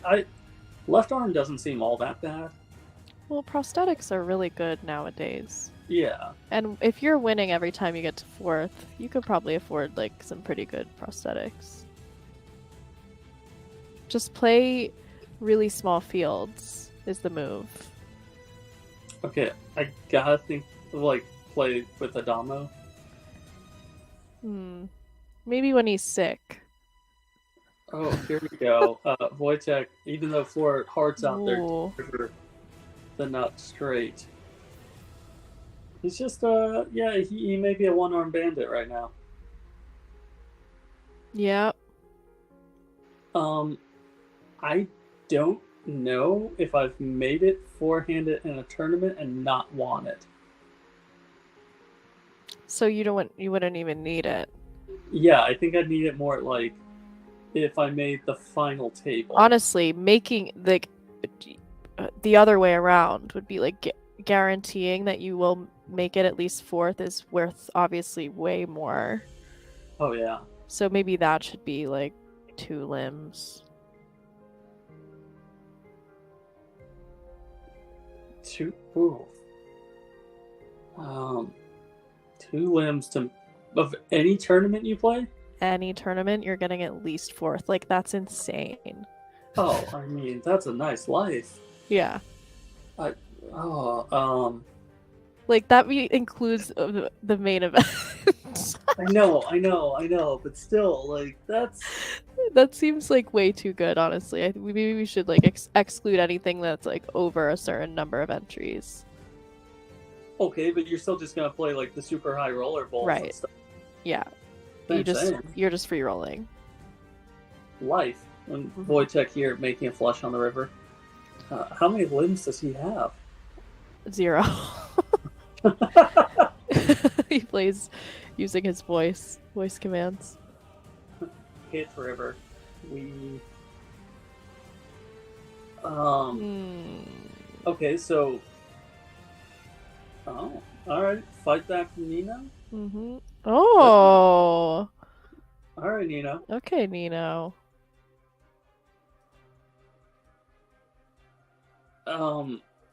Yeah, so I think if I had to lose a limb, first off it'd be like left arm or leg.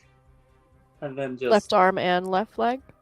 No, I'm just saying one at a time. Like, or not no. But like if it's 2, then it'd probably be left arm and leg. And I feel like it'd have to be like right leg, just so you're kind of balanced. Top pair here versus second pair. Does an ear count? No, that's not a limb. But maybe. No. Gotta be arm or leg. No appendages. I don't even know. I mean, like, obviously you don't want to lose your nose and look like Voldemort. We could nose. We could do nose. That's pretty tough. Yeah, I'll still take my arm over my nose. Yeah. That's messed up. Are we that?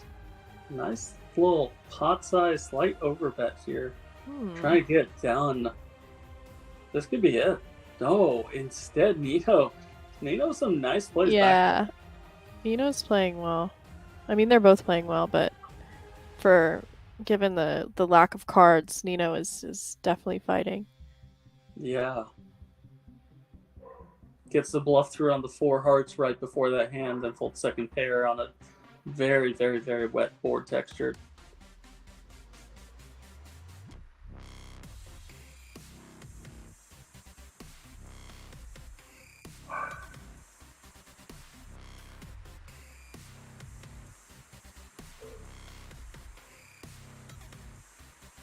Do they have prosthetic noses? Yeah, I think so. I think they have prosthetic everything. You are on that. Yeah, like it was just a very confident, like, yeah, like I know a guy. Yeah, I know a guy. I think they have prosthetics for everything. Or maybe you could take someone else's nose. What? Like at the final 4? No. You just reach out and just no, like join? a donor. Yeah, I mean, they're donating it. I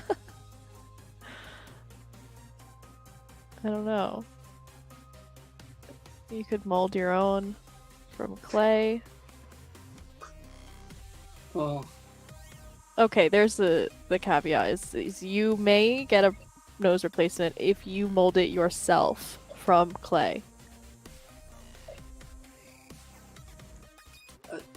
Man. Like, you're basically asking, I mean, like, the entirety of this question is how much money does someone have to pay you to take your limbs? To literally deform yourself, disfigure yourself. Yeah. That is And, the like, essence of the question, yeah. when you put it in that context, it changes the entirety of the question. Right. And, like, the worst thing here is it's not someone, like, who's like, all right, I'll pay you $10 million, and they pass over, like, a briefcase of cash, and you're good to go, and you just, do a little surgery. Like, you still have to, like, they do the surgery, and then you still have to, like, work for the money. Yeah. But you're guaranteed for, I mean, you could sleep. I mean, I understand here. Mike Slayer saying the last thing to go for me would be the beard. Yeah, that's probably fair. You're just a beard, nothing else. Just the beard. Just a talking beard. Oh, Jack 4-6. Yeah, flat from Nino with the ace 10. And Wojtek just still running here. I mean, I'm really wondering what he sold at this point. He's sitting there with no limbs, most likely. That's what we're witnessing here. Oh, turning the gut shot for Nino. I mean, still some potential. Yeah, I was honestly half expecting ace to just pop off on the turn. Yeah.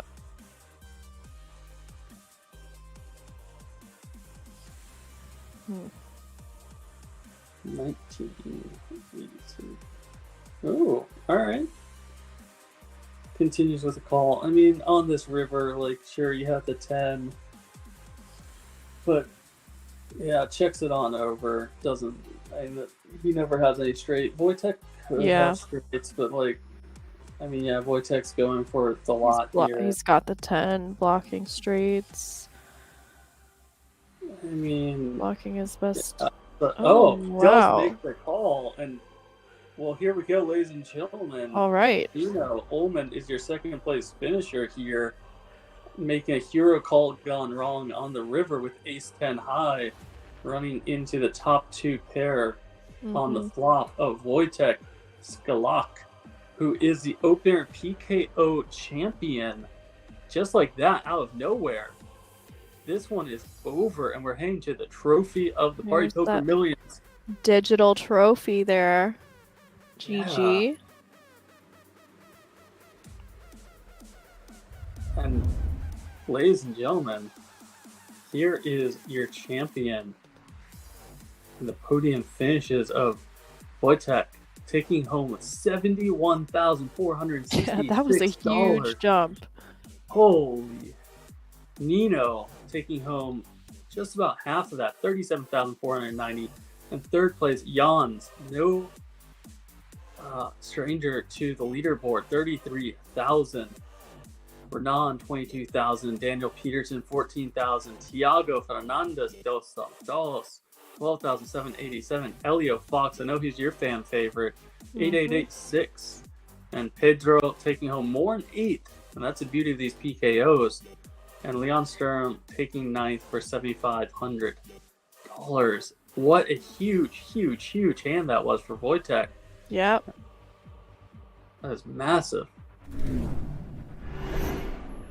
So, I mean, ladies and gentlemen, we are going to be here for the Party Poker stream, for the Party Poker Millions these coming weeks. Make sure you jump in online, you check out the tournaments, you check out the satellites. We're going to be giving away some NFTs. We're going to be giving away those free roll seats with the NFTs. And some people are going to be winning 5K Satis into the Millions UK event come November, December time. So make sure to check out next week on the 12th. We'll be bringing you all the action. I'll be here. Melissa will be here. So, I mean, gosh, man, that is a way to end it, Melissa. Yeah, definitely was. There was some violence at the end there. Absolutely. Well, for myself, for Melissa, for Party Poker, we thank you for tuning in again today, and we will see y'all next time.